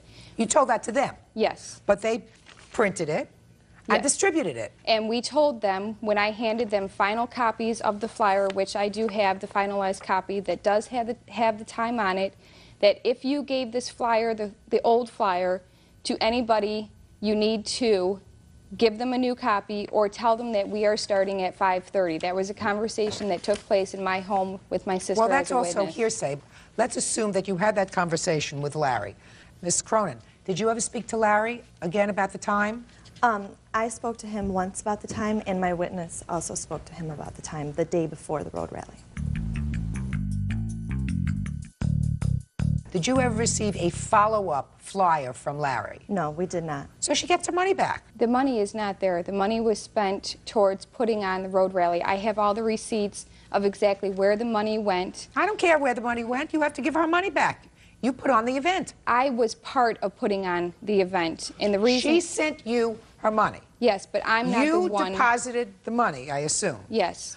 You have to give her money back. I was not the one who gave her the wrong time, and if somebody that I asked wasn't sure about the starting time, I would have called the other two names on the flyer to verify that starting time. Listen to me. The fact that one of your co-organizers made a mistake and passed out this flyer and gave out wrong information cannot be attributed to her. It has to be attributed to the person who took her money. You have to give her money back. Judgment for the plaintiff in the amount of $120. That's all. Parties are excused. You may step out. Sworn in, Judge. You may be seated. Folks, have seats, please. Miss Baker, you have one child? Yes, ma'am, that's correct. You and the defendant know each other because, according to what I read, each of you has children who have the same father. Yes, ma'am. Yes, ma'am. Neither of you are seeing this father anymore. That's correct. But that's how you know each other. That's correct. And there came a time, sometime last summer, that you accepted a position in Alaska. Yes, ma'am. And you asked the defendant to not only store your belongings for you, Yes, ma'am. but also to take care of your daughter. That is correct. How old is your daughter? She's 4. And how old are your children? 22, 20, 17, and 16. Those are the half-siblings? Yes. And they know each other? Yes, they do. And they have a nice relationship? Yes, they do. That's a good thing. And you agreed to take care of the child? Yes. As well as to make arrangements to store her property? Yes. She was supposed to send you money every month? Yes, she for was. Storage, and you were going to also pay some of her bills because you had your mail forwarded to her house. Yes, ma'am. I did. And it is your claim that despite the fact that you sent her money, she refuses to return property that she was to store for you. That's correct. That she didn't pay your bills as she was supposed to, and that she used the money on herself. Yes, ma'am. And you, Miss Williams, say that that's all untrue, that she sent you very little money during the time that she was away. And as a matter of fact, she owes you money for 10 months' worth of storage bills for her property, and that you paid whatever bills you could from the little money you sent, and you have a counterclaim. Yes. Your counterclaim is for that, for storage, other things, and also you claim that she caused some substantial damage to your personal property when she was angry over something. Mm-hmm. When did you accept this job in Alaska? In June 2001. What kind of job was it? Seafood processing. Had you ever done that work before? No, ma'am, I had never. Why did you decide to leave your daughter and go to Alaska? I needed the funding, and I got lots of overtime hours in this job. Did you have a place to live there? They provided everything. Room, board, fooding. And how much were you earning there? I was making $6.75, Your Honor, overtime plus double time on the weekends. On any given week, how much would you bring home? I would get paid once a month after taxes. I would bring home $2,038 a month. Okay. And you started working when? The last part of July. The last part of July? Yes, ma'am. What happened, the fishermen went on strike the day that we got there. So no work, no pay. So how were you surviving? They were still providing food, and board is free. When you work for the canneries, it's all free. Did you contact the defendant and tell her that you weren't making any money? Yes, ma'am, I sure did. Okay, I told but her, starting July, you started to make money. I did. Fine. And when did you return home? I returned home December 16th. So how much did you send each month to the defendant? The first time I sent the sum of $550. Second month I sent $525, and I sent her, I'm not quite, but I sent money twice in August. Your Honor, I have received none of this money. I received money one time, and it was for specific bills of hers. How much did you receive? Altogether, I received about $550. That was for her bills that she stated which ones she wanted it for. Do you have a letter there from her indicating which bills she wanted you to pay? Nope. She called me on the phone saying which ones and that they would come. Which bills were they? Do you remember? She wanted for her furniture. That was her biggest thing, which was Hometown Furniture that has since gone out of business, and her Spiegel bill. Can you prove that you sent her any more than $550? Yes, ma'am, I can. Let me see.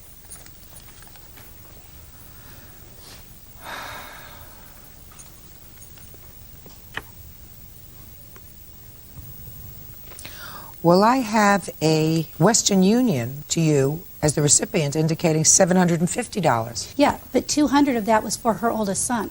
No, ma'am, it was not. Just a minute. Well, you didn't mention anything about $750.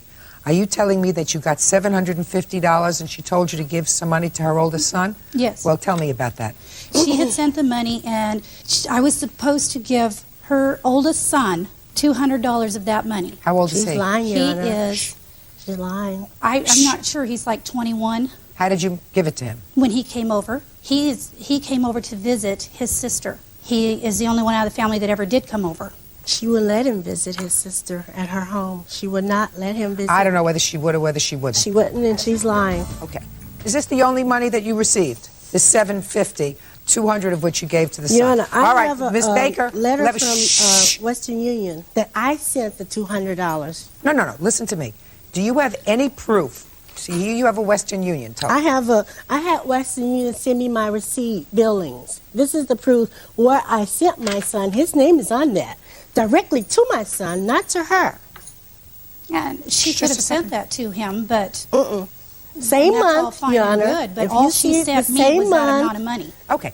Let us say this, Miss Baker. Let us assume that I believe you that you sent her $750. Yes. Okay? I did. Fine. Do you have any proof that in the 6 months that you were away that you sent her any more money? I have another receipt for $100 here. Well, I'd like to see it, please. Here you are.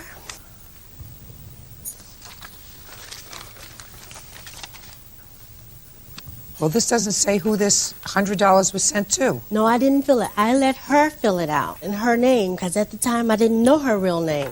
So I would send the You money left order. your daughter with somebody and you didn't know their real name? I know her name, but I didn't know her marriage name. I didn't know her real name, in other words. I did not know her name. Your Honor, I don't know why she would not know my name. Just 1 second. I knew her name, but I didn't know her marriage name. I always know her as Tanya Humphreys. What I'm telling you is, in September, you knew her name, Tanya Williams. Yes. That's because that's when you send the Western Union. I had asked so why her what wouldn't was you? her marriage name, Your Honor. I All said, right. what is Did your you receive marriage? $100? No, ma'am. Yes, she did. And as far as her not knowing my name, the last time I was known as Humphreys was 20 years ago. She's only known me as Williams. Listen, I don't believe that. for a That's second. right, All right, 'cause listen to me. Miss Baker, what other proofs do you have of monies that you sent to her? Well, Your Honor, I was going to send her $1,600 in child payments. Just a second. Show me proof showing how much my you sent. receipts are in my storage at her home because I sent my boxes to her house. Listen to me. I got my work receipts. Listen to me, madam. I have work receipts. Listen to me, madam. Work receipts merely indicate that you got paid. And I didn't mishandle my funding. Miss Baker, work receipts only show that you got paid. However, you were able to get from Western Union a printout of what Western Union funds they had sent on a particular date, right? So all you can establish is that you sent her $750 over Yes. the 6 months that you were there. Yes. That's all you can establish. That's all I can establish. Your Right. Honor. So that's what we got. Now, what was your agreement with her as far as how much money you were supposed to send? I was agreed for child care only is what she was concerned about. How much were you supposed to send her every month? $349. So you didn't send that. because you don't have any proof that you sent that every month. That is correct. That would have been $2,100 in child care. And what about the storage? You asked her to store your stuff in a storage unit? Yes, I did. Okay. She made the initial payment. I told her I would pay her back. I sent her money faithfully every month, Your Honor. You don't have any proof of that? Not at this moment. Well, this is the moment that counts. This is the I moment we're in understand, court. but I don't have proof. It's in my boxes at her home. How much was the storage each month? $59 a month. Did you pay it? Yes, I did. Can I I am see currently proof, please? paying it. Your Honor, that storage was supposed to be put in my name. She did not do that. She put it in her name. I cannot get access to my storage. Your Honor, you cannot rent something in somebody else's name. She could You put have to in care of. sign I a- spoke with the lady. She said Whatever, she you could put didn't in pay care for of it. on there. She's That not is going to let you right. get your stuff and stiffer No, for the money. I paid her for that storage. No, you didn't. Your Honor, you must know that this storage contains all my home items, okay? So? Well over $13,000 worth of stuff. She's not going to get her hands on my storage. She doesn't want your hands on the storage. She just wants Oh, you to but pay. she won't turn over my storage. She's sitting here lying, saying that I listen to knew me. I paid my storage. Listen to me. You have no proof that you paid your storage. I got to talk to the lady at the storage. She Listen said to that. me. This is the time. You have no proof Well, that could you paid your have her to storage. turn my storage over to me, Your Honor, please? Excuse me? Could you have her to turn my storage to me? She wants to return your storage over. She doesn't want to continue to pay for it. She wants you to stuff out of this so she can close up the storage as long as you pay her for the storage. Where is her daughter? I'm the one who. I'm speaking. Her daughter is in my custody right now. And she shouldn't be. I You have kidnapped her. CPS I don't papers. want you to speak to her. I have CPS papers right here stating why and that there is a case pending. Pending. Let me just take a look at it.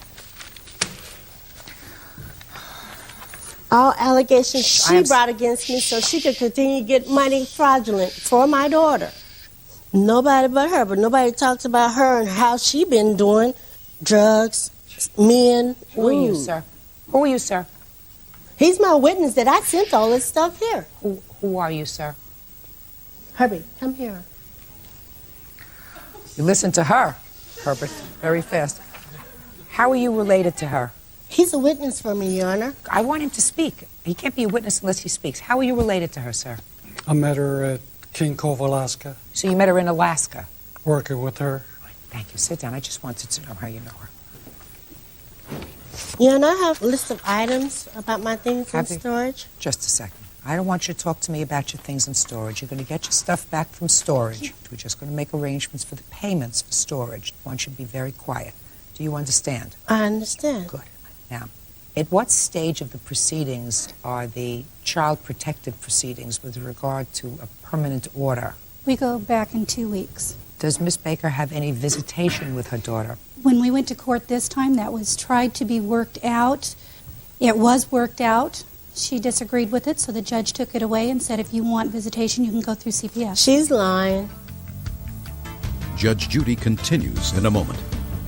I did not come to discuss kids, Judge Judy. What about your child that she was taking care of? That's part of the I lawsuit. just want the truth to come out, and the truth of it is, this lady lies. Terry Baker says former friend Tanya Williams owes for unpaid bills and for the return of her property. Miss Baker, it really isn't urgently important for the Hey. resolution. I need to talk about my storage, Your Honor. I already told you I'm going to resolve your storage. Okay. So then I want you to be quiet today. You're going to get All all right. your stuff out of storage. It's very important, Miss Baker, for you to pay attention to what I'm saying to you. I'm going to make an order that Miss Williams, on her counterclaim, will be receiving money to pay off the storage, and I will give you a I date paid certain. her money for the storage, I don't Your want. Honor. No, you haven't. Yes, I have. I paid her money for the storage. Miss Baker, you're I not paid helping. her money You're for not the helping storage. yourself. No, I no, no. have paid Miss Williams. I sent her money for bills, for storage. I sent her all this money. You didn't send her all this money, madam. Yes, You sent I her did. $750. I have a witness here. He can tell you that I sent money. He's been with me from the day Herbert, one I was at the Herbert, cannery. Stand up. How many times did you go to Western Union to send money with the plaintiff? How many times? About 4 different times. And did you see who she sent money to? She sent it to Tanya Williams. You saw her write that out? She showed me the receipt that she was sending. She showed it to you. Yes. And how much did she send on these 4 occasions, Herbert? I gave her about $400. Why didn't she? Don't speak. Why didn't she use her own money? She had bills to pay that she told me that she needed some help. So she told you she needed money from you in addition to the $2,000 a month that she was earning from the cannery. She said she will pay me back, which she did. Thank you. Sit down. On more than one occasion, Your Honor. He helped me because when I first got there, like I explained... Miss Baker, I want you to be quiet and just listen. Yes, ma'am. You're going to get your furniture. I have a sense that you have a problem in court, which is why the judge terminated your visitation with your daughter. He did not, Your Honor. He told me to arrange visitation, but I had to come here. So when I get back, I anticipate on arranging visitation. Miss Baker, this isn't the first child that you've lost custody of, is that right? That's a lie. You have another child? I have 3 children altogether, Your Honor. How old are the other children? You have a 22-year-old son? No, ma'am, that's a lie. I have a 23-year-old. 23-year-old son. And your other child is how old? He's 7. And where does he live? He's in foster care because of his father, neglect and abuse. That's the reason he's in foster care. Nothing by me. Nothing by what I've done. Were your parental rights terminated with regard to that child? And they were. Okay. Listen to me. I want you to try very hard.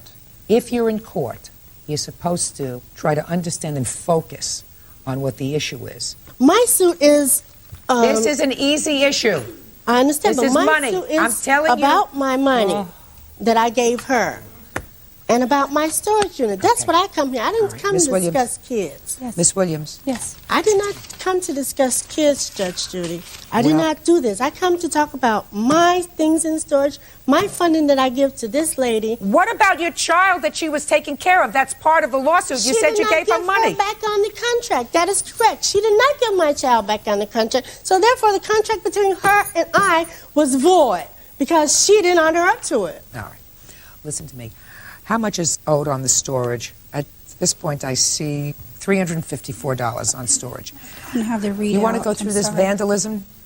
I have a picture of the window on my Durango. I did not see her do it. However, she had broke my front room window, which she got arrested for doing. The day after she got out, my Durango window was broken. Okay, let's forget about it. Mm-hmm. In all probability, that's what happened, but you have no proof that that's what happened. Okay. And that happened the day after the vandalism The day of after your she house. got out of jail for it, yes. And that was as a result of her coming to your house Mm-hmm. to try to get her daughter? Yes. No, that was not. That was after Christmas. She's lying again. That was after Christmas. After I had told her on ample amount of times that I wanted to come and get my daughter, and she kept saying, no, let her stay here for Christmas. She had made other plans. I said, fine. 26, I'll be there to get my daughter. I come to 26, she was not there again. Don't say anything else, Miss. I just want the truth to come out, and the truth of it is, this lady lies. Miss Williams, on your counterclaim, Yes, ma'am. you're going to get the $354 for the storage unit. As a matter of fact, I'm going to round it out to $400 so that we cover all bases. But she haven't paid. Not with her money. She been paying it with my money. And then I will prepare an order that you are to release that property, put her name on it, and within 5 days from today's date, you can go and reclaim your property from storage. Do you understand, Miss Baker? I understand 5 I days ain't broke from her today. car window out while she's standing here lying on me again. 5 days I understand from today. that. Okay? And may I suggest to you, Miss Williams, and I'm certain that the courts will indicate to you in 2 weeks when you go back for a final order, that whatever custody visitation is made with regard to Miss Baker be under supervised circumstances. It's already in place. Yes. All right. Good luck. And The she court will ought to prepare already that mind her order. business. That order Bring on up your them counterclaim, right I'm awarding you till she got. $400. There's also some indication here that there's a sofa in your house. There is. Which is All right. okay. Let's talk about the sofa. We're going to It's talk cut about. up, We're going to talk about the sofa. It's all cut up because of her. Miss Baker, we're going to talk about the sofa. Okay, let's Within- talk about my things in storage. Yeah, we can go there. The Cause sofa she ain't may- getting do no you know where she's $300 living? out of me. Do you know where she's living? She I don't believe need to she's know where living I'm at her living. sister's Well, house. she has to know where to send the sofa. No. She don't have to know what's in my sofa at. Not like I don't want the sofa back. I want Good, my money. perfect. My sofa's brand new. Listen to me. 5 days you have to go and reclaim your stuff, Miss Baker.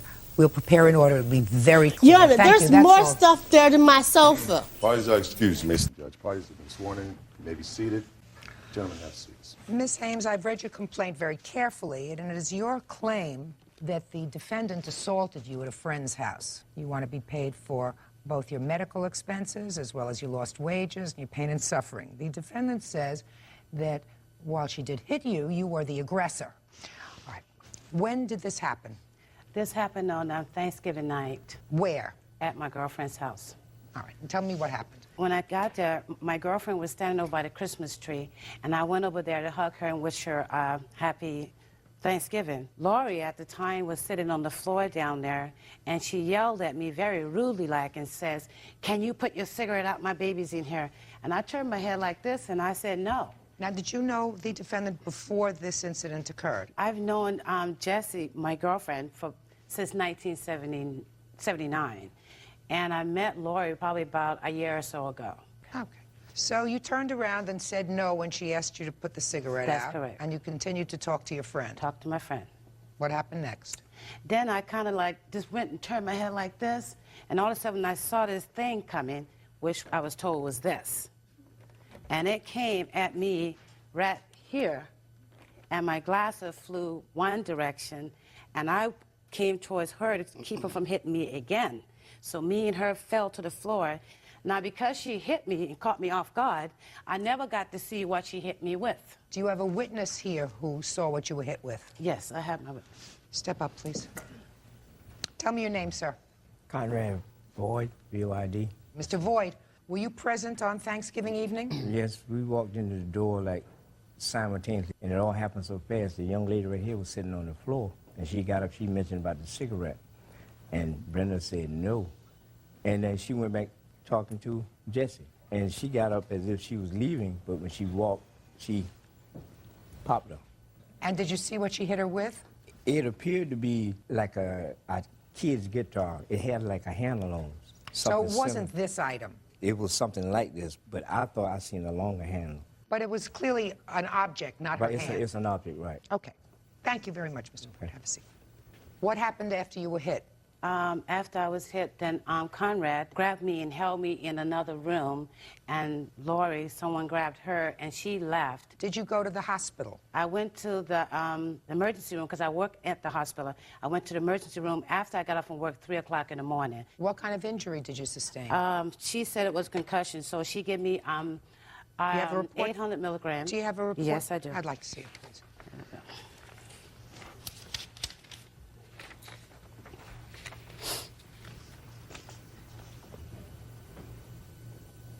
So there was bleeding in the area? Yes, yes. Underneath the skin?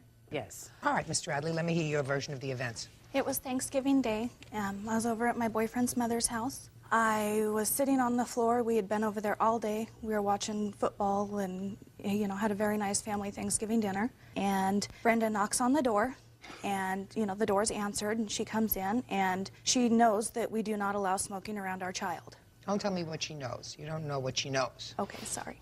So, we don't allow smoking around our child. Our daughter was in the house. She walks in with a cigarette, and I nicely asked her, I said, "Can you extinguish your cigarette, put it out, please?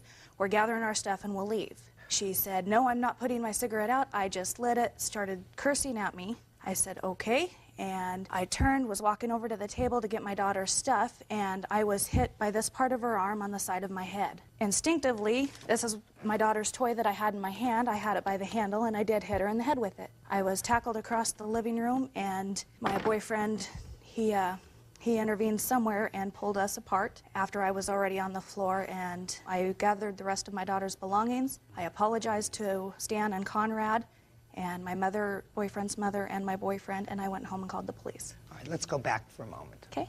You were sitting on the floor. Mm-hmm. She said, "I'm not putting out my cigarette." Mm-hmm. Ms. Hames says that she just continued to have her conversation, which, by the way, Ms. Hames, I think you were wrong. Wrong to say, "I won't put out my cigarette." It's Thanksgiving. You were asked to do something. Some people really object to smoke around babies. So if she said to you, "Would you put out your cigarette?" she may have said it in a rude fashion, but it would have been better if you just put it out, because you can understand why she wouldn't want smoke around her baby, right? Right.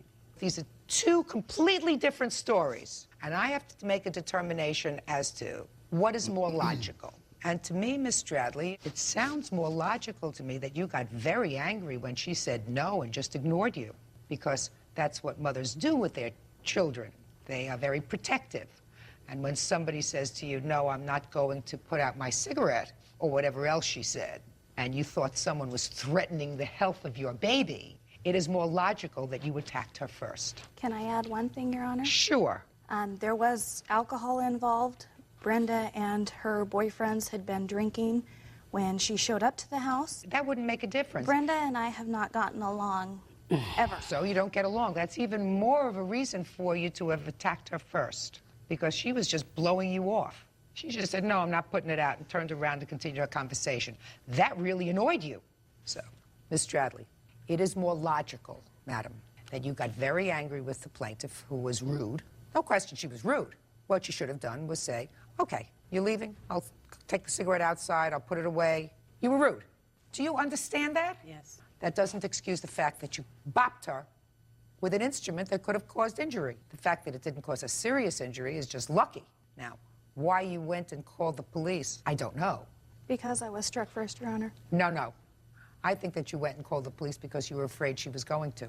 She hit me, so I hit her back. Self-defense. No, you didn't. You didn't hit her in self-defense. You hit her in anger because she was placing your child, according to you, at risk. You say it's very clear.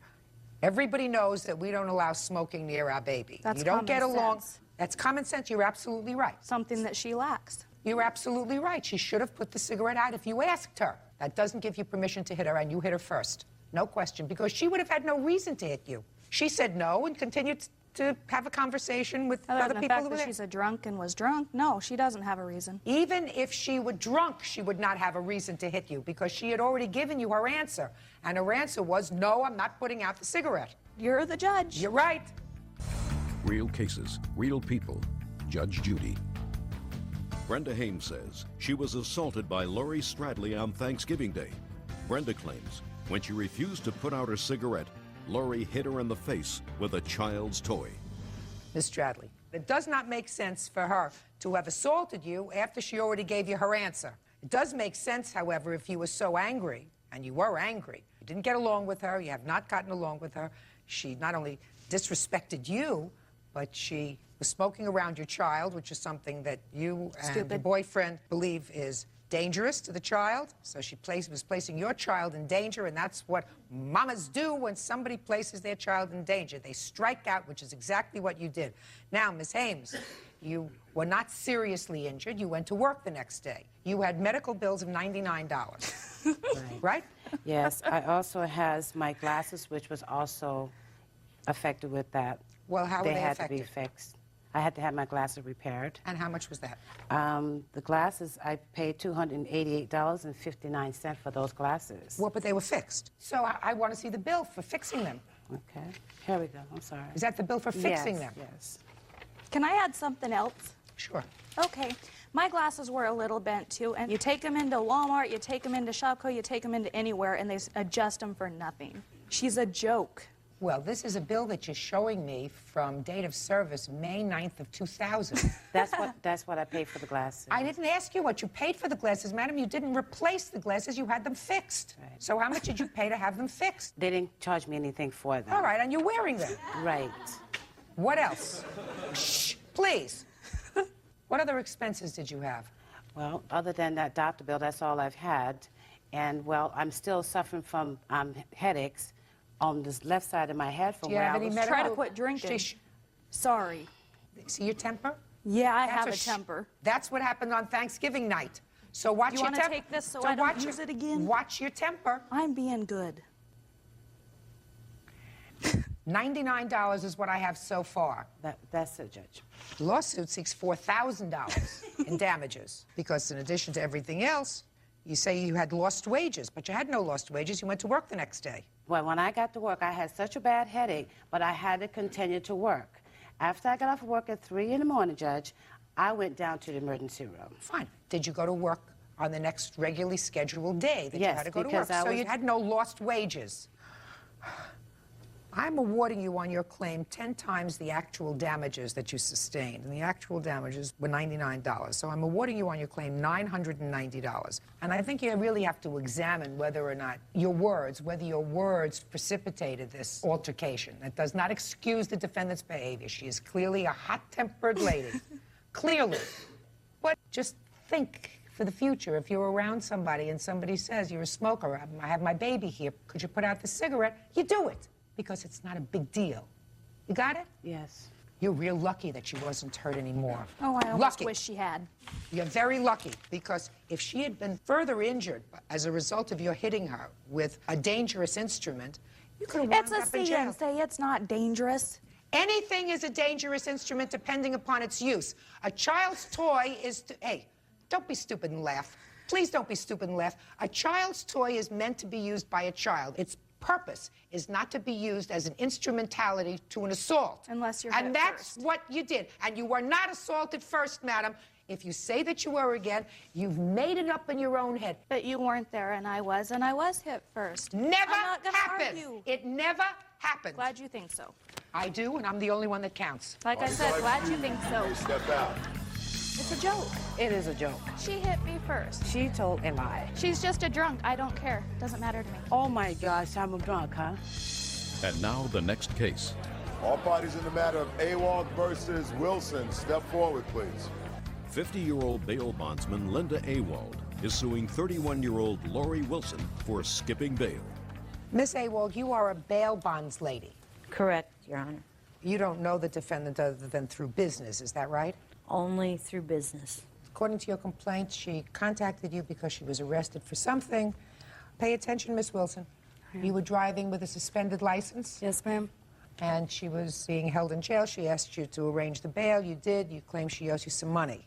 Correct. She never paid for the bond, which was $150. That's right, Your Honor. And she made a series of collect calls. When did she call you? Starting on October 5th, as I accepted the calls, I noticed a very distraught young lady. She was crying all the time. I do have a heart, so it got to me a little bit, enough to where What did she say? She said she was in jail and she needed to get out. How much did it cost for you to issue the bond? $150, Your Honor.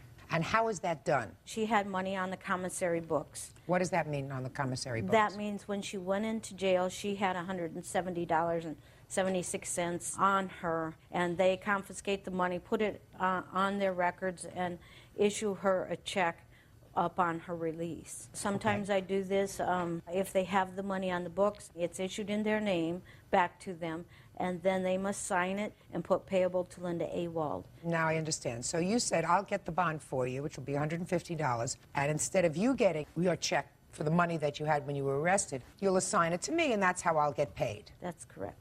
Okay. So she was, in fact, released? She was, in fact, released, yes. What happened to her check? The officer that was going to be releasing Miss Wilson told me that he would confiscate the check back from her and hold it for me. And the officer got slightly distracted, I believe, and he released her. With the check? He released her, and she picked up the check and ran. Okay. When was she due back in court? She was due back in court on the 7th of October. Did she show up? No, she didn't, Your Honor. So what happened? So that issues a warrant for her arrest. At that time, it is my duty to either recover her or arrange for a recovery agent, which was done. And she turned herself in after 2 weeks. She went to the courtroom, I believe, on the 6th of November, and Ms. Wilson and I did talk a little bit. She came over and approached me, which I thought was big of her. Ms. Wilson was wanting very much to clear things up. She now has 3 children and 1 grandchild, and the grandchild means the world and all to her. I think enough to maybe turn her head at that point in time. Did she give you your $150? She never paid me. Okay, Miss Wilson, let's go. Let's start with, you call her. You tell her you want her to bail you out of jail. She tells you it's $150. You tell her that you have a commissary check. You left with the commissary check. Why? Because my boyfriend was supposed to have paid her. He didn't. I told her if he didn't pay, if she really didn't get her money, I told her I would give her her money. But you Paid her didn't. $10. No, I haven't yet. I didn't. I don't have it, ma'am. All right. So you didn't give her the $150. You have no proof that the boyfriend gave her $150, which is what you said in your He was answer. supposed to when I I don't supposed to. All you had to do was say to your boyfriend, did you give her the $150? I hadn't seen him. But you did see him eventually. Eventually, yeah. So? And he did say he didn't give her the money. Why didn't you show up in court when you were supposed to on the 7th of October? I really don't have a good explanation for that. Okay, that's honest. You were arrested for driving with a suspended license? Yes, ma'am. This the first time you were arrested? No, ma'am. No. So you've been through bonding procedures before? Yes, ma'am. So you know the drill? Yes, ma'am. How many different bail bondsmen have you used in the past? Just 2. Did you stiff the last one? No. I wasn't trying to take anything from her. Yeah, you were. You took your money. You have 3 children. How old are they, Miss Wilson? 15, 13, and 11. Who do they live with? My mom. Your 15-year-old has a child? Yes, ma'am. Where does that child live? With my mother. You don't live with your mother. I moved in there about a month ago. Your mother has custody of the children? Yes, ma'am. Who are you working for now? I'm not. You have a substance abuse problem? Yeah, I'm an addict. I'm an alcoholic. Have you ever been into a residential rehabilitation program? Yeah. How long? 60 days. Didn't work? No. No. Why don't you try longer? You got 3 children. Yeah, I know. Well, you're going to have to find something. Your Honor? Yes. Can I say something? Yeah. I've arranged for her a victory home. It's run by a pastor and his daughter, but this is a commitment on her part, and she must make that commitment voluntarily. What got you so interested in her, Miss Awol? You don't go the extra mile for everybody. No. I felt sorry. I have kind of a soft heart if they cry a lot. And she cried a whole lot. And I felt right away very strongly that this girl is on a dead-end road. How old are you, Miss Wilson? 31. Yeah. All right. You're a 31-year-old grandmother. You got 3 children, none of whom live with you. You could either be dead by the time you're 40, or you can be a parent to your children and a grandparent to your grandchild. It's all up to you. Probably been abusing yourself for a very long time. Time to stop. When are you going to stop? 31. When are you going to stop? When? Now? I hope so. Judgment for the plaintiff in the amount of $250. That's all. Oh, my God. Parties is Boitler. Parties have been sworn in, Judge. You may be seated. Folks, have seats. Mr. Coley, you are a caterer, Yes, ma'am. and you were retained to cater the defendant's daughter's wedding. Correct. You did so according to your complaint. The defendant paid you, and part of the payment was put on a credit card, and then she stopped payment on that portion of the credit card. Correct. Actually, I did 2 events for her. You did a wedding and a brunch the next morning. Yes. The defendant says that she didn't get what she bargained for, and after she stopped payment on the credit card, she did further evaluation of your services and decided that you weren't even worth what she had paid you, so she is counterclaiming in the amount of $1,442. When was this wedding planned? The wedding was planned July 1st, 2001. And when were you retained? Deposit was made January 20th, 2001. Do you have the initial contract? Yes, I do. May I see it, please?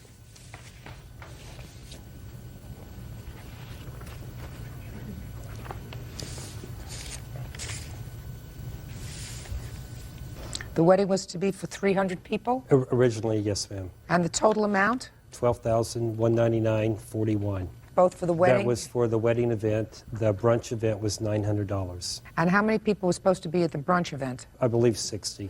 You said originally the number of people was 300. Correct. Ms. Bueller had changed the guest count to 265 approximately 2 weeks before the event. So far, is that correct? Yes. Did anything else happen, sir? I'll start with June 1st. I made my first visit to the house. It was to be a home wedding? Yes, ma'am. Okay. Surveyed the property, presented some diagrams. We set up a little plan of what we were going to do. About June the 15th, Ms. Butler called and asked me to come back. She had decided to add canopies to the event. I came up on June 19th. We discussed the canopies, where they should go, and I made a few phone calls and I ordered the canopies while I was at the house that day. And I do have the rental contract for that. And were you paid for that? Yes, I was. Okay. How much was that? All total for $1,600. Okay. Go ahead. Part of my services was that I was going to stir fry the vegetables next to the buffet. By putting up the canopy, I felt that we weren't able to do it. Legally, you cannot have a fire underneath the canopy. And also it makes for a bad situation when you have the walk underneath the canopies. And you had discussed that with her? Yes, I did. What else? July 1st, everything went okay. There was more than my count. There was more than 300 people there. I had ordered tables and chairs for 300 people. Why did you order tables and chairs for 300 if she gave you a count of 265? You always have to have a few extra tables or chairs and plates. Okay, go ahead. And I'd like to present my pictures too, if I can. I'd like to see it, please. During the time that we set up the party, the night of the party, everything went off well. We ran out of plates. We had to wash plates during the event. By my account, all the seats were filled. We were bringing out extra chairs. There was more than 300 people there. The next day, we did the brunch. That went okay. I had the canopies removed. I had all the property cleaned up. That afternoon, I settled on the bill. The client paid in full for the brunch. There was no problem. For the dinner event, Miss Butler's husband, Earl, had asked for some kind of compensation. He felt he should have had leftover foods after the wedding event. There really wasn't much in the way of leftover foods because I pointed out to him that he had too many people. We had more people than what we had planned for. But anyway, everyone ate. It was an all-you-can-eat meal. The client was very happy. He complimented on how successful we were. And then they stopped payment on the credit card. He wanted to give me a $10,000 credit card. It was my understanding they were going to give me a $10,000 check. I agreed to accept a $5,000 check and a $5,000 credit card payment. At that time, I called my office. I had my accounting person run the credit card while we were sitting in his office. We shook hands. Everything was fine. We left. 2 or 3 days later, I got a call from him that he wanted a refund on part of the money because the vegetables weren't prepared correctly, and that over the issue over the dessert station. Within a couple of days, he had called the credit card company and stopped payment in the amount of $1,080. And that's what he said the value of the vegetables and the dessert portion was. Okay, now I'll hear you. First of all, I'd like to say we paid Mr. Coley everything except for the items that he omitted from our original contract. On our original contract, and the reason why I booked him is because his claim to fame is this great Chinese wok where they flash grill the vegetables with hot pasta. Also, he made me a delicious chocolate brownie because that's part of his dessert station, which is also on our contract. And also on the original contract, you'll see that the canopy and the wok are on the same contract. The canopies he's speaking of have nothing to do with the food, and I have a picture of plenty of areas where we could have put the wok. If I would never have eliminated the wok no matter what. So the whole argument is, number one, he breached the contract. I would have never hired him if I thought that he was going to omit the wok and omit the dessert station for which he charged us. Just a second. He omitted an entire dessert station? Yes, nothing, not a cookie. I had my whole in-laws there. There were no desserts? Nothing. Were there any desserts, sir? We had the wedding cake.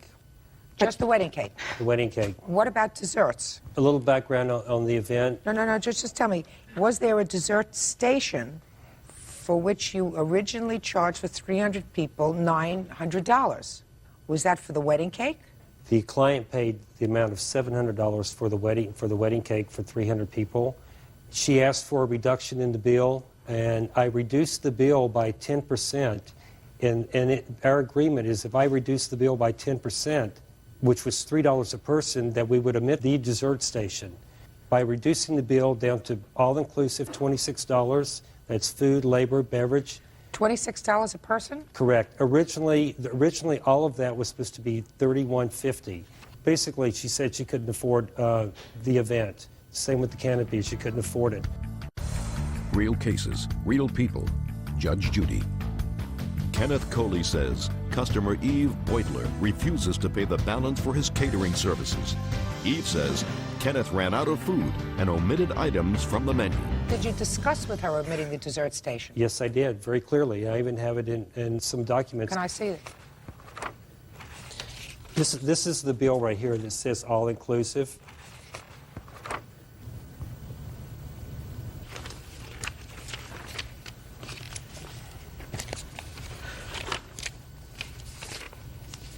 The dessert station was optional. Correct. I have the statement here, and it's 2618. The dessert station was never optional. Well, let me see what you have. I have the right here. It's 2618, and it includes the dessert station. Let me see. It says right there on it. Let me see. It was not optional. It was part of the bill. No, that's not true. It says dessert station, $3 optional. Well, we paid for the. Do you have the invoice? This is my husband, Earl. He did the financial dealings. Yeah. And my daughter, Davia, whom he also promised the dessert station to, and the walk. Those were Don't the tell selling me points. about the walk. Listen to me. Okay, so you made a wedding. I want to tell you something. You made a wedding for $26.50 per person. You can't get it cheaper anywhere. Hey. I don't know where you found this guy, but you ought to clone him. Right? Your Honor? And Sorry. I'm talking. How many weddings did you make? Just one. I have a lot more experience. Now, how many people did you have at your wedding? 269, and I have the wedding list here. He set up the tables. He set up 26 tables and the table for the bridal party. There were no more seats for maximum 275, and 3 of those tables were set up for wheelchairs. So his statement of over 300 is absurd. We would have had people standing there eating out of their hands. What caterers usually do is they put out number of plates that they have. Plates. Sometimes when people are having a buffet, they say, well, we can always add a couple of people. 4, 5, 6, 7, 10 people, and there'll be plenty of food. You spend $12,000 for just this part of a wedding. And to be quite honest with you, I don't understand why you would do anything after a wedding to make it unpleasant. Because we didn't get what we ordered. I would have never gone with him. So what? You had to walk Because it out was a nice important wedding. for I'm my looking daughter. at pictures. I'm looking at pictures. Stop. If your daughter is worried about a walk, and And that's the what she's desserts. and that's what she's worried about at this stage of her life. Wait until she has some real aggravation or tsuris. You know what that means? Exactly what service means, Your Honor. She's worried about not having an open flame walk at her wedding. If that's what gets her. Your Honor, we didn't bring this. I know you're aware of this, but we didn't bring this suit to Mr. Coley. I mean, He brought a lawsuit because you paid him and you stopped payment on his bill. But Your Honor, what did you expect him to do? Roll over? I contacted him twice. I have the emails. He never responded to my emails. He's saying that I called him is not true. I emailed him twice. He never responded. I finally, in desperation, I would like contacted to the see credit your card company. email. He gave me 5 days on a holiday weekend before he stopped I'd like payment. to see you. I'd like And to see further, Your Honor, Read when the he... last line in his email. He says, congratulations, you were very successful. And just please read that last line. The wedding was very nice. I sent him these emails. When he responded finally, after the credit card company withheld the money, he said, this is the first I've heard of this, which I have also his notes on that. Just a second. You have any other children for whom you're going to do a wedding? I hope not. We have 2 other children. Hopefully we won't be doing weddings for You the have boys. I just don't understand. So it doesn't matter if you choose a certain buffet and you don't get it, it doesn't matter because it's a nice wedding? Bottom line? Is that what you're saying? Yes. Okay. Bottom line, what I'm telling you is, when you plan a wedding that has a lot of different courses, a lot of different foods involved, something is going to be not perfect. But if overall the caterer has done a nice job, and everybody seemed to have a nice time, and the event was uplifting and fun, and everybody enjoyed themselves, and the bride and groom are happy, then you don't do anything to diminish that by being picky. You may not refer him to somebody else again, although the end of your email says, thanks once again for catering what was overall a very successful wedding. And if it was a very successful wedding, then you don't pick apart the fact that you didn't have, that your vegetables were cooked before they got to the big buffet, if that's what it was. Because it's not a big deal. I'm going to tell you right now, nobody who's planned a wedding says that $3 is going to include an elegant, all-inclusive dessert buffet as well as a wedding cake. I know, I think the last time I paid for wedding cake, it was $5 a person just for the cake. I was promised what's on the contract. Many times he tried to substitute the vegetable thing, which is, you say, is not a big deal. Stop with the walk. I don't Okay. want to hear the walk What anymore. I'm saying is, I'm not interested in okay. the walk. Lighten up. Well, Are you serious okay. about your counterclaim? No, I just just a second. I'm getting to the counterclaim. Yes. Are you serious about your counterclaim? Yes, Let's Your hear it. You've got more money that you think he should give back to you. Let me hear. Okay, part of the counterclaim, Your Honor, is based on the fact that he ran out of food at the brunch. He ran out of, it was lox and bagels, an omelet station, juices, coffee rolls. He ran out of lox and eggs within about the first 10 or 12 guests. So that we were running in the house, bringing out egg beaters, trying to find juice in our freezer, looking for additional food, which we had hoped to have from the leftovers, which he had taken with him. That was part of the counterclaim. I asked for 80% of the brunch fee back. Well, how many people was the contract for the brunch? We guaranteed for 60, as the plaintiff claims. Yes. I would say about 40 actually showed. Did you run out of food? Are you there? No. The only thing that we didn't have, one person was asking, or actually two people were asking for omelets with whites only. I did not bring any whole eggs. I can tell you, the way that they've done business here, if I would have ran out of food, at any time, they would have taken every dollar of value for it. And plus, on top of this, I have her email telling me that she's given me 8 referrals for doing such a good job. So I can tell you that they're making this up. Did you not say that? Mr. I told you, Mr. Coley. You took back the free. I told you have the before the email? wedding I would Yes, have I 8 do. families that are interested in you. Can So I I didn't see- push anything because I wanted, I just figured you lost business. Can I just see the email? Okay. I'm going to tell you why I don't buy your statement that nobody got fed at your brunch. No, we I just said didn't they say ran out of nobody eggs. they ran out of eggs and they ran out of lox. That's Well, not what- true. Just a And second. juice. That's Just a not second. true. What else? What other food did he have at your brunch? There were some pastries, some bagels, Yes. I think of some fruit. It's the bottom of this page. What's the date on that? November Right? 4th. Just pay Right, attention. that was before the wedding. Oh, listen to me. Could you talk? 2 weeks ago. Could you talk to me? Talk to me. That email is 2 weeks ago. Or maybe a month That's ago. last year. Doesn't say that after the wedding she referred clients to you. She said that she's unhappy with the way this thing was resolved. But let me tell you why I don't buy your counterclaim. I don't buy your counterclaim because you put a stop payment on the credit card amount after the brunch.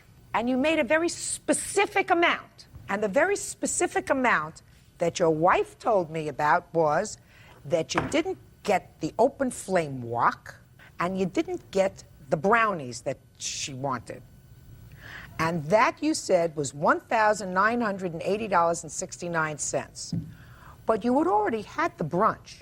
So if you felt that he hadn't provided the service for the brunch, you would have deducted that amount as well from the credit card. May I answer that? Now, I'm finished. Let me finish. Now you want an additional amount of $1,442 because in reflection, you think that he should reimburse that amount too. Now I'll hear you. Okay, Your Honor. I spoke to Mr. Coley immediately after the brunch. I told him I was upset with them running out of food and that I was upset that he had taken away the leftovers. I did not yet know about the other 2 items. He also said that we had gone over our guarantee. I believe that that's probably true because, as I said to you, and done buffet kind of weddings and done hors d'oeuvre kind of weddings, and very, very often you say to yourself, you don't need a whole lot of leftover food. She has a few friends coming in that she didn't anticipate. He has a few friends that are coming in that didn't anticipate. Aunt Hattie is coming in. She wants to bring a friend with her. You got another 5 people. You got another 10 people. It doesn't have to cost me another $26 a person.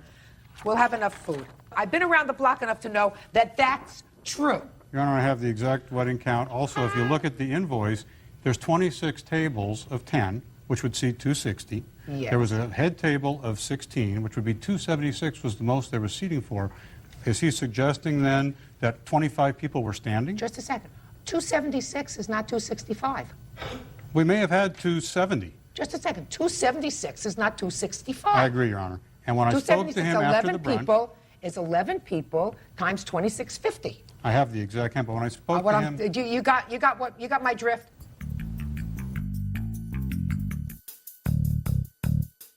Answer my question, sir. If you have an answer about your reflection days later, after you had already canceled part of your credit card charge, why you now think he should give you More money. I spoke to him about the running out of food at the brunch and the leftovers immediately following. He countered with the fact that we had gone over our guarantee. I had not done the count yet, so I agreed we probably had. And we called it a wash at that point. It was not till later that I discovered the walk and the desserts had not been served. I contacted him twice. He never responded. Just one second. No. You don't try to confuse me. I'm a little bit smarter than you are. Probably a lot. The original complaint that your wife was complaining about was the wok and the dessert tray, Correct. not the fact that there were not enough leftovers and that you ran out of eggs. That was what she originally said she was complaining about.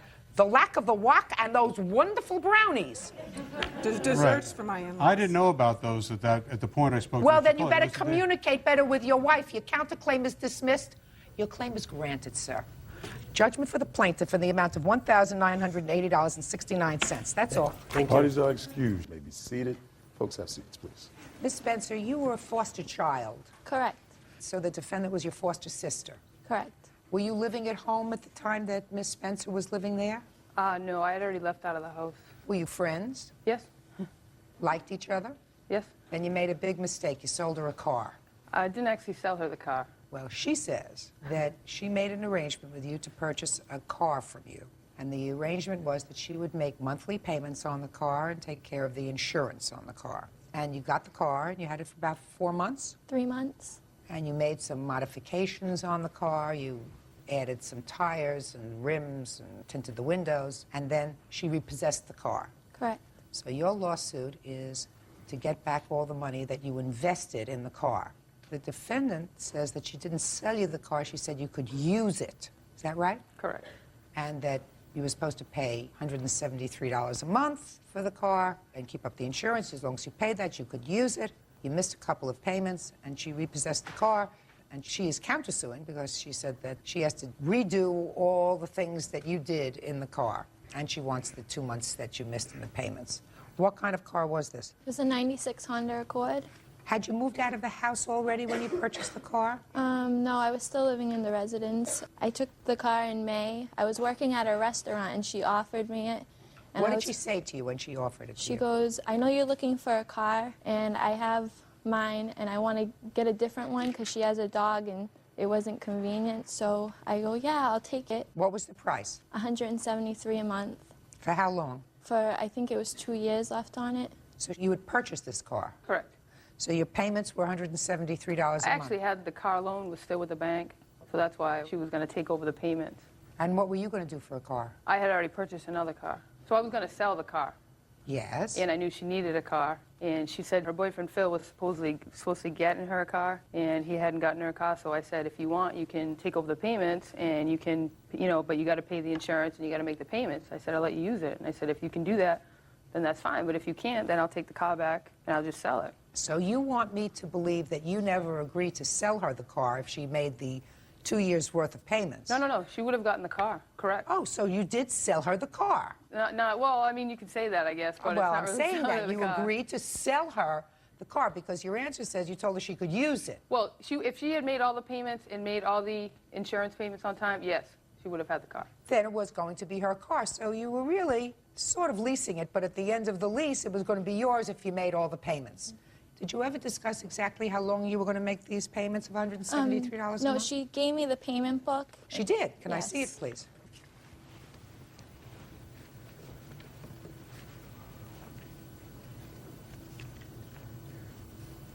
Okay. And when you took this car in May, and did you make May's payment? No, because it was in the middle. She had already made that payment. Did you make the June payment? Yes, I did, but I was a week late. What about July's payment? I paid that also. Is it agreed that she paid for June, July, and August? Depending on how you look at the payments are made in the middle of the month. So she made the 3 payments. 2 payments. Well, she says she made 3 payments altogether. Is Yes. that right? What did you do with the car when you took it back? I had the car for a few weeks and then actually sold the car. For how much? $5,000. Who did you sell it to? An independent party, someone that. And how much would have been her car payments in total if she made all these car payments? If she had paid the car off Yeah. at the time, probably $4,400, I guess, was left on the car. So you made a profit when you sold the car? No, I actually didn't make a profit on the car because of all these other things that I had to pay for. I had to make the last payment. She owed me money for insurance that I never received that I had to pay for. How much did she owe you for insurance? It was $569, and she gave me $300. Is that right? No, ma'am. When we made the agreement, I asked her how much my insurance would be, and she goes, I would owe her $1,000 by the month of October. Each month I had the car. June I gave her $200, July I gave her $200. When it came August, I had to buy college books, which was a sum of $500, so I only had $100 to give her. And I get paid every 2 weeks. I go, next week I will give you the other $100. I go, is that a problem? She didn't say it was. So you gave her a total of $500 Correct. towards insurance? Yes. Is that right? No. How much did she give you? $300. Okay. Ms. Spence, let's start with this. You say that you made some improvements on the car, put a lot of money in the car. Yes. The problem that I had with your complaint is you said, I tried to make the payments on time. You didn't always make the payments on Only time. the first payment. Okay, and some insurance. I You told me some insurance because you were giving her $200 a month, and then you said you ran into some difficulty financially, so you only gave her $100. Well, why would you spend any money tinting windows and putting in a pricey stereo system in the car if you didn't have money to pay for the car, is my question, Ms. Spencer. Oh, the answer is I had just graduated high school, and my boyfriend purchased me presents along with some of my friends. They bought me the stuff to put in the car. The only thing I purchased personally with my money is the CD player, which I don't have a receipt for. Well, why would you buy a new stereo system if you couldn't afford to make the car payments and the insurance payments on time? Well, I purchased the CD player, I'd say, in July, so I was doing fine with the payments. You weren't. You told me that you missed the first payment because you had some problem. You had to get a second job in order to make the payments on The the first car. payment was only a week late, and with my second job, I was making plenty of money. But then why didn't you give her the insurance money when you were supposed to? I was giving her $200 a month. But then you stopped. Then you only gave her $100. Because I had to go to college and buy school books. School books is a good thing. A stereo system isn't. But It had a radio in it, didn't it? Yes, I couldn't take back what I had already purchased a month So you made a ago. mistake. Yes. I also made the mistake of agreeing to do this with this lady. Real cases, real people. Judge Judy. Susan Spencer says foster sister Jamie Cronin repossessed her car and refuses to return the stereo. Jamie says Susan owes for the car's original stereo.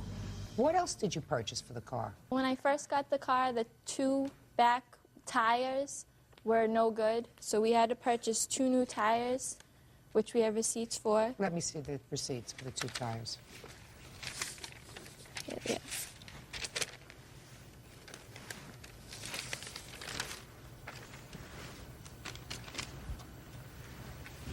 Okay, so the 2 new tires were $92. Yes. Okay. And then his father works for the Department of Corrections, and one of the head police guys impounded a drug dealer's car, and they had those rims on it. And he said, well, I don't really want to be driving around with these rims on it. If you purchase 4 new rims and give them to me, I'll give you these rims, which were valued at $1,000. But I have receipts for the 4 rims that we purchased for him. No. Rims you don't need. You could drive a car without rims, right? Yes. What else? We just have the receipts for the system we purchased.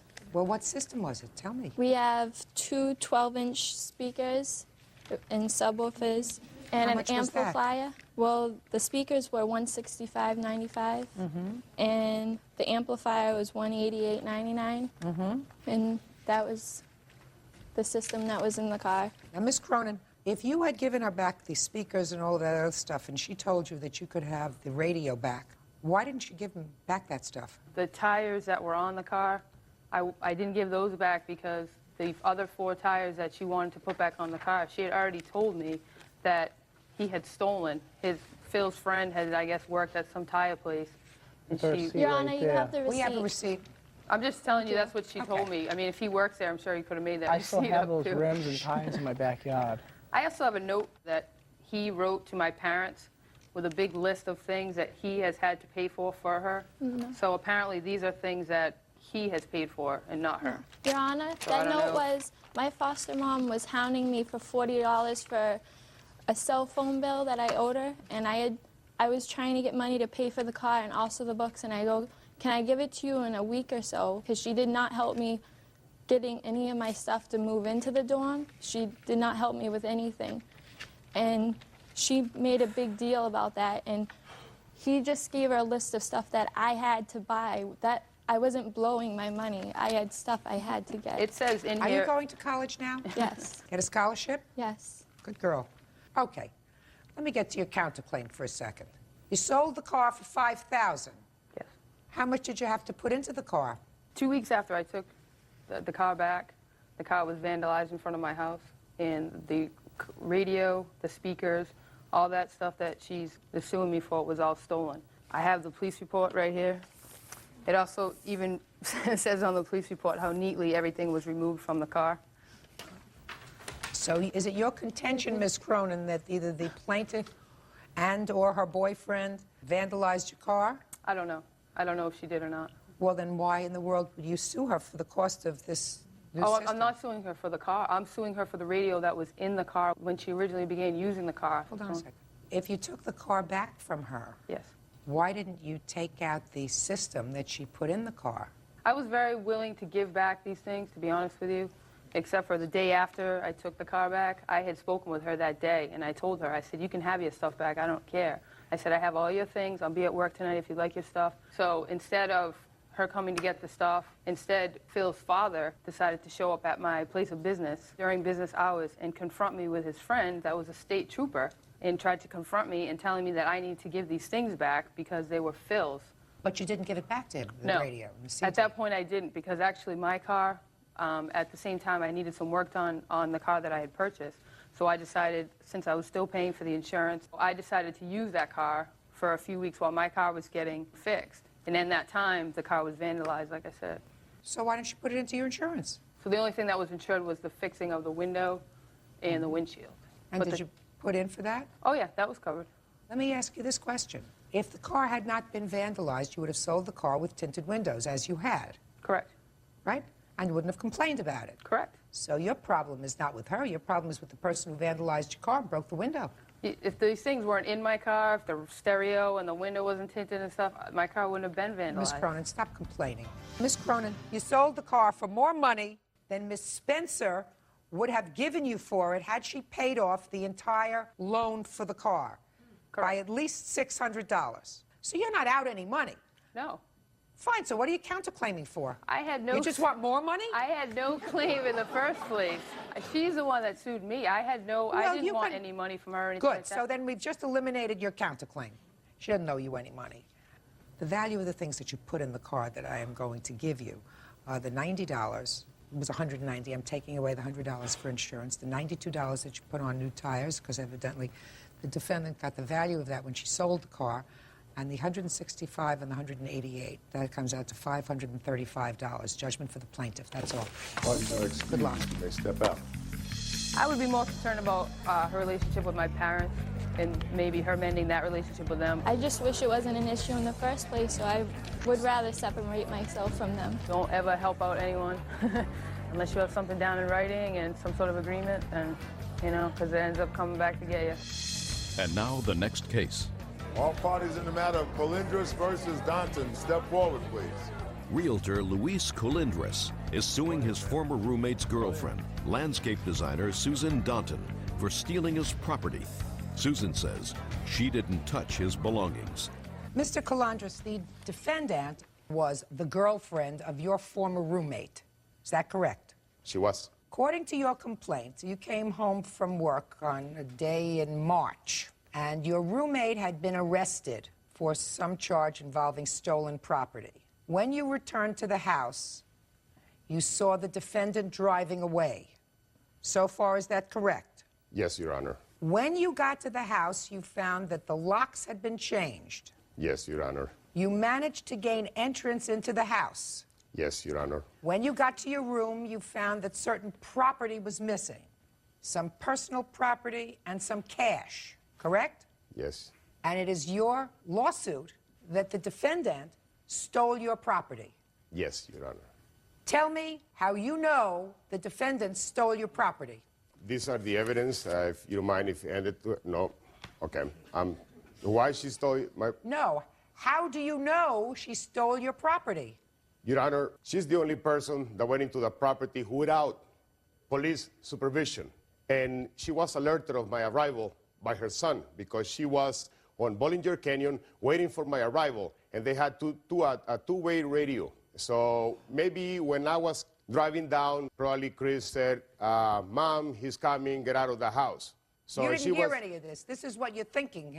No, actually, I saw her just driving in front of me. Almost she ran me over, Your Honor. She was driving away She's from the house. just driving away. That's the evidence that you have, because I read your complaint very carefully, Mr. Calandras. And your complaint said that you know it's her because she was driving away from the house. Your Honor, may I interrupt? Why just go in and change the locks without police supervision? There had been a search warrant. So there was a search warrant in your house. Do you know how many policemen arrived? I wasn't present, Your Honor. Do you know whether there were any non-police officers who were there, for instance, locksmiths or anything else? No, I don't. So all you know is that there were a lot of people who entered the house with a search warrant to go through not only the roommate's property, but the entire house, because they had a search warrant for the house, right? No, Your Honor. They had a search warrant, but they were not supposed to go into my room. Supposed to. You weren't home to tell him it was your room, were you? His ex-wife told me that she went in there with them and they didn't go into my room. That detective said that they didn't go into my room, Your Honor. Mr. Calandras, first of all, that's hearsay, that nobody went into your room. It's certainly possible. But the only evidence that you have against the defendant is that she was driving away in the car. Yes, Your Honor. Miss Danton, I know this is going to sound like a ridiculous question. Did you steal his property? No. Do you know who might have stolen his property? No. Were you present when the police arrived? Police were there one time when I came home, and this is after I'd changed the locks to protect myself from Mr. Calandras. When had you changed the locks? Before or after the search warrant? That was after, days after. Days after? Yeah. So you felt as if you needed protection from the plaintiff? Yes, Your Honor. Why is that? Because he was very hostile to me. He would be in my face, you know. Is that after he thought that you had stolen his property? No, this is all has gone on for a long time. Okay. What happened to any property that was in his house? I don't Do you know. What's happened to the house? I lived there. Well, then, if you live there, you would know if in his room there's any property. Well, yeah, he was in the process of moving out. Excuse me, Your Honor? Yes. I was there. I could testify to that. Well, step up, sir. Tell me your name. John Rowe. Mr. Rowe, were you there on the date that the search warrant was executed? Yes. Were you present when they went through the house? No. Did you see Miss Danton when she came home? No, I was incarcerated at the time. Do you know anything about Mr. Calandras' property? I know that he vacated the property, and we had a civil standby at that time. He removed all of his personal property. Was that before or after the police executed the search warrant, Mr. After. Johnson? So after he claims that you took some of his property? Well, he's accused my son-in-law of stealing it. He's accused me of stealing it. He's accused Susan of stealing it. I don't even know if it's stolen. I mean, I just don't know. Okay. Has he accused other people formally in writing? Yes. With complaints? With police complaints? Yes. Not that I'm aware of. What kind of complaints? Written letters. May I see the letters, please?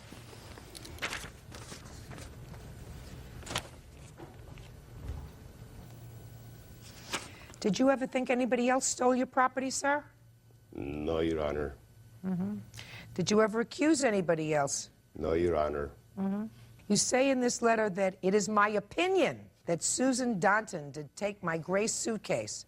Yes, Your Honor. It's your opinion. That's my opinion. Okay, well, we can't go by opinions, sir. Mr. Calandras, your case is dismissed. That's all. Parties fine. Parties have been sworn in, Judge. You may be seated, sir. Have a seat, please. Ms. Birch, you and the defendant, according to your complaint, lived together for approximately 4 years? That's correct.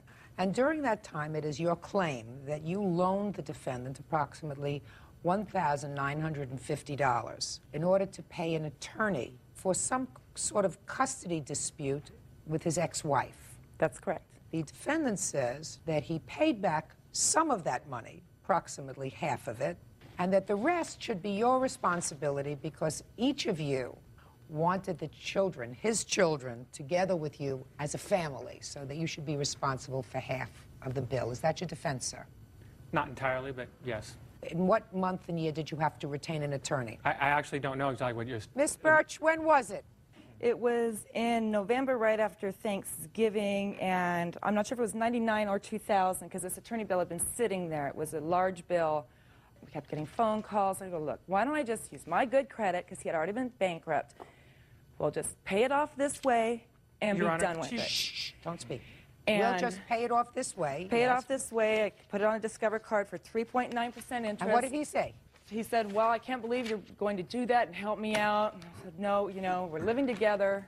Let's just do this to get your finances in order, because we already had taken care of his bankruptcy and other Ms. bills. Birch, so what you said to him was, let's just get this taken care of. Get this taken care of. I'll loan you the money. Just take it. No, that's Let's the be first time done. you said the word loan.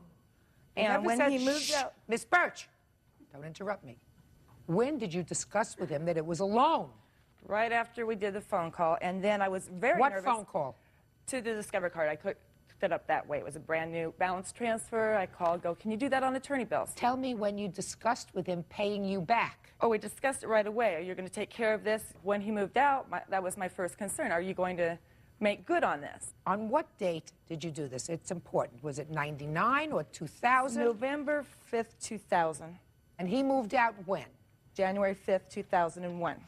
So immediately after you did this with the attorney's bills, practically immediately, he moved out. That's correct. So it was just 2 months later. And we were dating each other for about 6 weeks, and then he was paying during that time, and then suddenly he stopped paying, probably after I married his best friend. It's possible. Okay. That's I married possible. him April 8th, and May was his last payment. May I see the payments that he made, please? You sure can. Here's where it was put on an attorney bill. Here's a photo of the attorney. Listen. And I here's asked the you for one 200 thing. payments. Miss Birch, listen to me. I asked you for one thing. Don't give me a piece of the yellow pages. What I asked you for was a list of the payments that he made after he moved out. They're highlighted on the top right here. Let me see, please. He would drop off a check, and then he mailed 2 of them. And I took them down to Sears, because Sears will take Discover card payments, and since I was paying the 4, interest on it at 6, that time, 8, 10. So he paid $1,000. paid $1,200 payments. So he owes you $950. Correct. Okay, now I'll hear you. I dispute her statement that she says that her and I discussed it, and then she took action putting this on her card. I came home from work one day, and she had put it on her card. Okay? You and were I the did garage make with me. Listen, Miss Birch, do not speak. You had your turn. If I want an answer, I'll come back to you. Do you understand? Correct, I do. Good. I did make payments. There's also a phone bill for $3.09, and I wanted to make good on that. I don't dispute Good. that. I wasn't even paying attention to that. But that's nice. The attorney fees were directly associated with Ms. Hansett Birch. She's alleged to have been abusive to my children. And were they living with the two of you at the time or just visiting? Yes, they were shared custody is what it was. Was your former wife happy about that? No. So she made an allegation that Ms. Birch was abusing your children. Not necessarily an unsubstantiated allegation, but an allegation, yes. Did she lose the case? Yes, she did. Who has but custody? she lost it on a Who has custody of your children? shared custody. So She you has still primary. have. So she has primary custody of the children. Was that the way it always was? She had primary and you had shared custody, so that the status quo remained. Yes. And she tried to have that amended in some way. She tried to remove the children away from Beverly's residence on the allegation of abuse. When was that, sir? When was that I have initiated? This was. When this was it initiated? Shortly after Thanksgiving Of what year? 2000 Of '99. So it was a long time before you finally separated. Yes, considerably a long time. And the matter had been ultimately resolved, of course, long before you separated. Yes. All I want you to do is talk to me about the discussion that you had, sir, with regard to the attorney bill. Directly after I came home, she told me she put it on her Discover bill. We had discussed it before. I didn't say, yeah, do that, or we didn't make any kind of agreement. There's no shh. What had you discussed before? She discussed it as an option. She doesn't have a discussion alone. Right. She has She discussion discussed it with me as an option to put it on her credit card. And what did you say? Well, then I didn't see any reason why I couldn't just continue making payments to the attorney as I was. And how much were you paying the attorney? As much as I could. Much as I could is not an answer. So you were paying him in dribs and drabs. I wasn't. I was paying him pretty quick. $4,000 is a lot of money. All right. Now, I see that you made $1,000 worth of payments, sir, that stopped in June of 2001, right? Tell me why you stopped making the payments. Well, one of the reasons why was I received a bill from Beverly.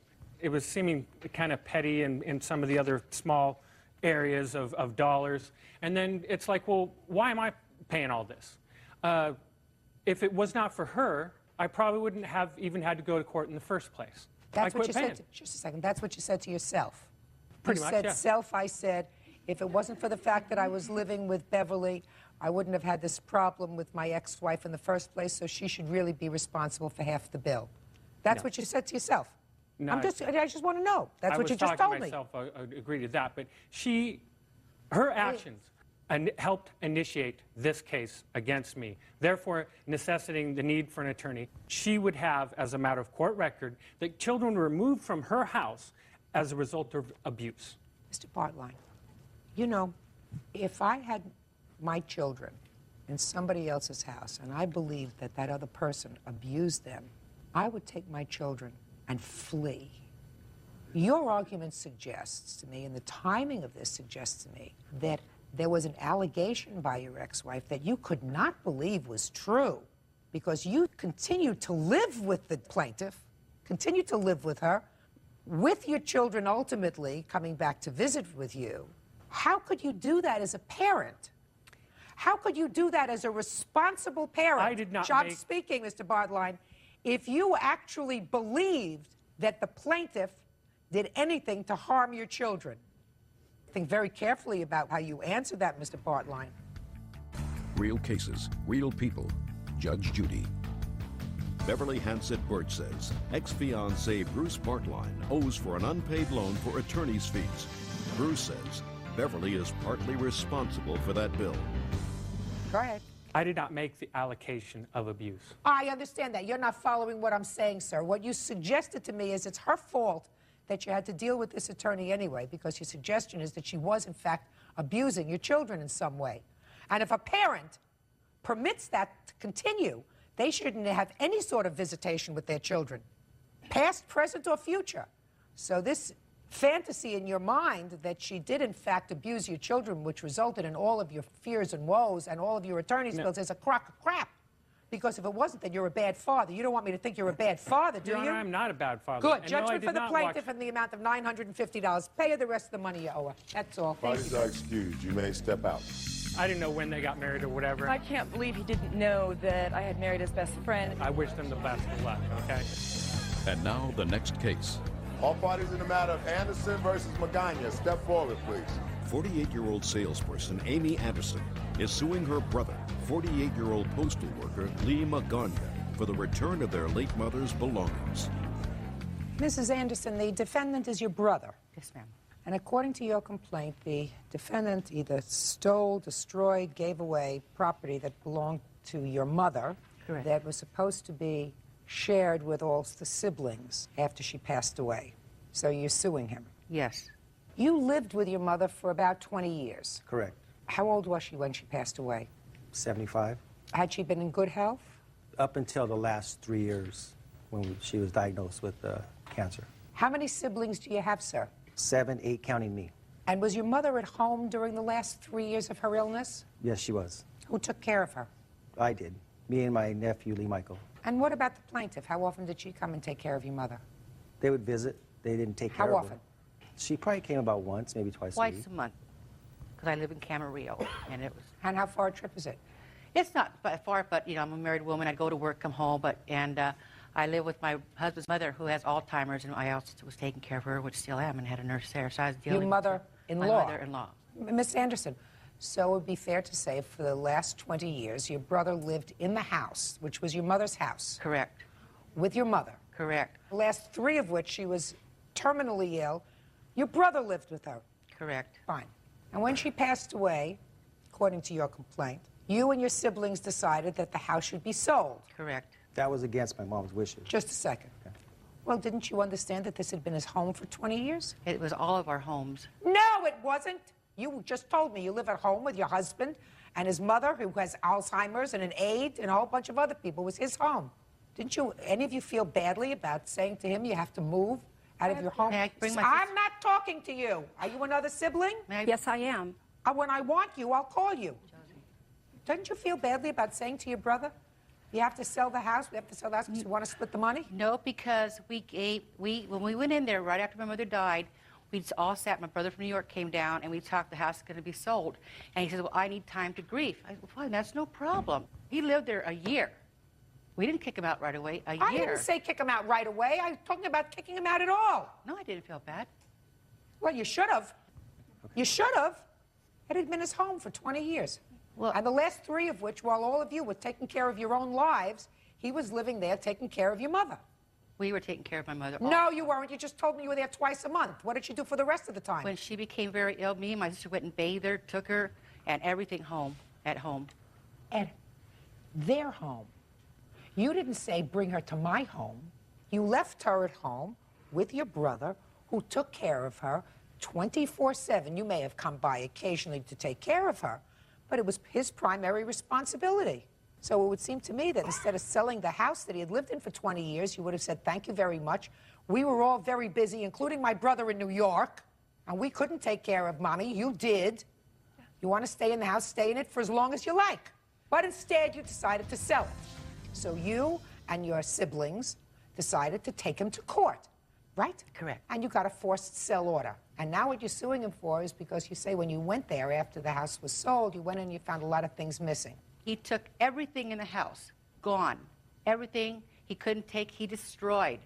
He destroyed my mother's whole backyard, her flower plants damaged, the stove, he did cut wires. I have pictures and everything of this. I'll take a look at the pictures. And I'll take a look at the pictures. This is this damage he did.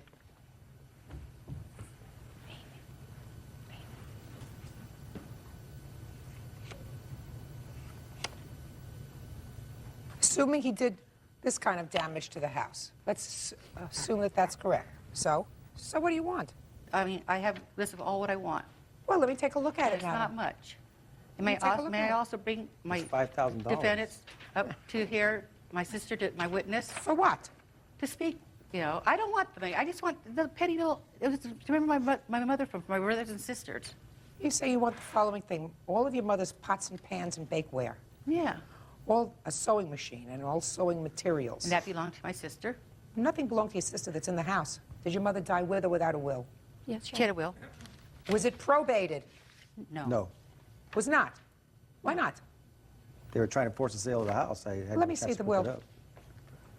Just curious. I've highlighted some of the things in mine also. Let me just take a look at this.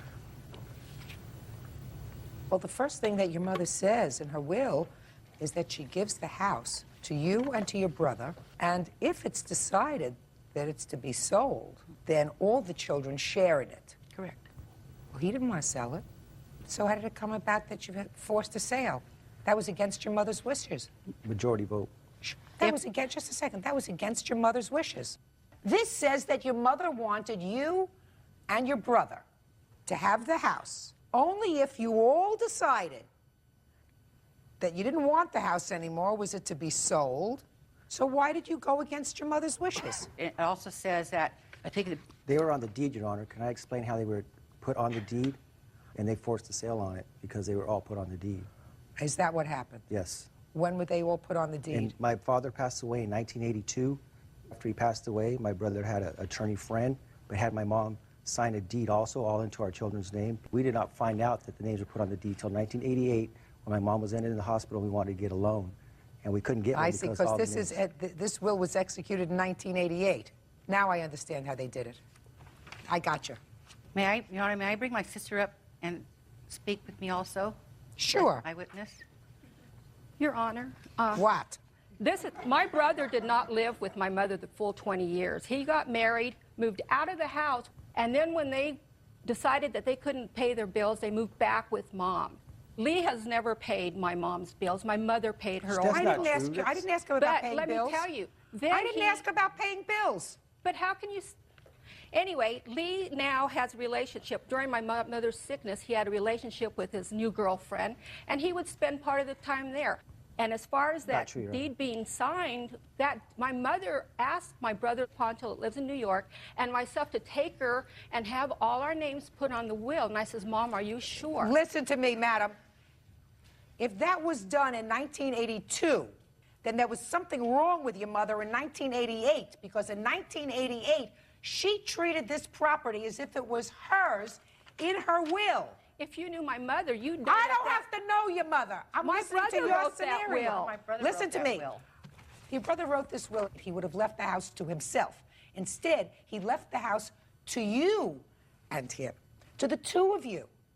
If you are suggesting that he wanted to have a criminal intent to try to deprive you of property, he would have deeded the house just to himself No, I after your mother understand that. died. He was. So, I baloney. understand that. Baloney.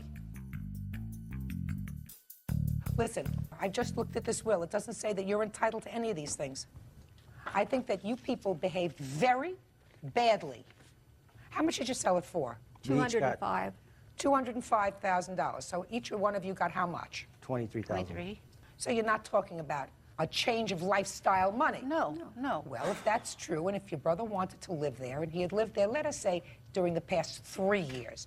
And I don't know what kind of a good son he was or a bad son, but it would seem to me if you two ladies thought that your mother was being neglected by your brother, you would have taken your mother out of her house and brought her to your house. I never said that. Fine, so if he wasn't neglecting her, then he was taking care of her.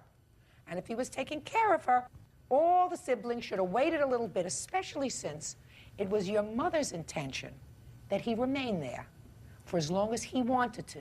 You could have remained there for as long as you wanted to. He wouldn't let us in. You didn't want to live there. No, I didn't, but I have You didn't want to live there. Correct. You've got a husband and a mother-in-law that you take care of. You didn't want to live there. So because you didn't want to live there, you threw him out. As far as I'm concerned, that was the wrong thing to do. And if you're asking me then to invoke this court's equity power about seeing that you get some things that belong to your mother because everybody behaved right, I don't intend to do it. You sold the house, enjoy it. You got $23,000. That's all you're going to get. Goodbye. Parties are excused. You may step out. Versus Lucido. Parties have been sworn in, Judge. You may be seated. Ma'am, have a seat, please. Mr. Gilbert, you and the defendant were engaged to be married. Yes, Your Honor. You had your own home? Yes, and Your she Honor. had her own home? Yes, Your Honor. According to what I've read in your complaint, the two of you decided that it might be a good idea to buy a home together. And prior to either of you selling your homes in order to prepare to put down a down payment on a house, you closed out your 401k. I took money out. I didn't close it out completely. I took money out of the 401k. A little over $35,000. Sure. And you put that money in a joint account with the defendant. Sometime later, you were away on a business trip. Your fiancé got into a discussion with your former wife. They exchanged a lot of nasties. She left, and she took out about $5,000 from this joint bank account that you had set up for the house. So I have a few questions.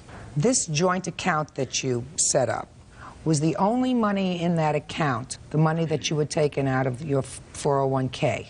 The savings account was purely savings. The only transactions that happened to it was my putting the money in and her taking the money out. Is that correct? That is correct, Your Honor. And am I correct that there was a discussion between the two of you that that money was going to be used as a down payment on the house? That is not correct. That is not correct? That is not correct, Your Well, Honor. tell me what you thought that that money was for. Okay, well, David and I both put it into the savings account. We opened up a new savings account, and then he had it linked to my checking account so that his name was also on my checking account, which was fine by me. I was in love. I was going to marry the man. I wanted to be able to have our money shared.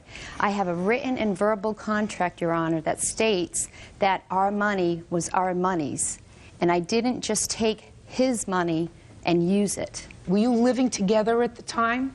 Yes. In whose house? Mine. And how did you pay joint bills? I paid them all. Out of your checking account? Correct. Did the plaintiff give you any money towards those bills? No, he did not. Is that right? Towards those bills, no, Your Honor, but I did Several things around the house to fix the house up. Dinners. I don't care about that. How long had you lived together? About 2 months, I think. 2.5 months, Your Honor. Now you're going to tell me, Miss Lucido, what you took that money for. Primarily for a MasterCard payment. A MasterCard payment? Yes, I have. Let me see it, please. Okay. I put $3,500 cash toward the MasterCard payment. Let me see it. Okay.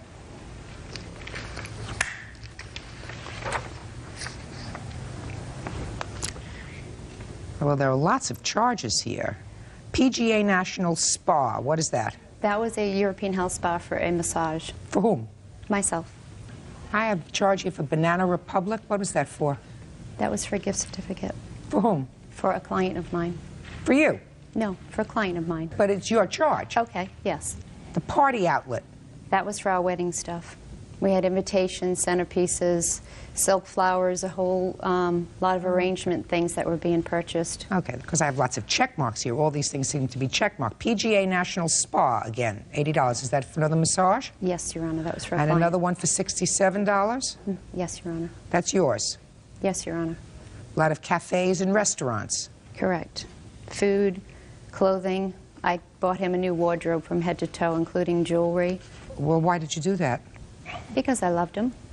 And the whole reason that this whole thing incurred was David cheated on me, and I ended... I don't want to hear about him cheating on you. Okay. You left, I you didn't separated. leave, Your Honor. His belongings were moved back to his home. Fine. Whatever happened. You separated, and I want to know what you took the money for. First, you told me it was for a MasterCard. It is. Okay? Well, the MasterCard... MasterCard. Just a second. The Okay. MasterCard has mostly your charges on it. He's not responsible for your charges. I understand that, Your Honor. Fine. So what did you take the $5,000 plus for? Primarily, I made the MasterCard payment. I used some of the money for the car that I had to purchase. We agreed to lease a car. My other truck was paid for. I never had a car payment.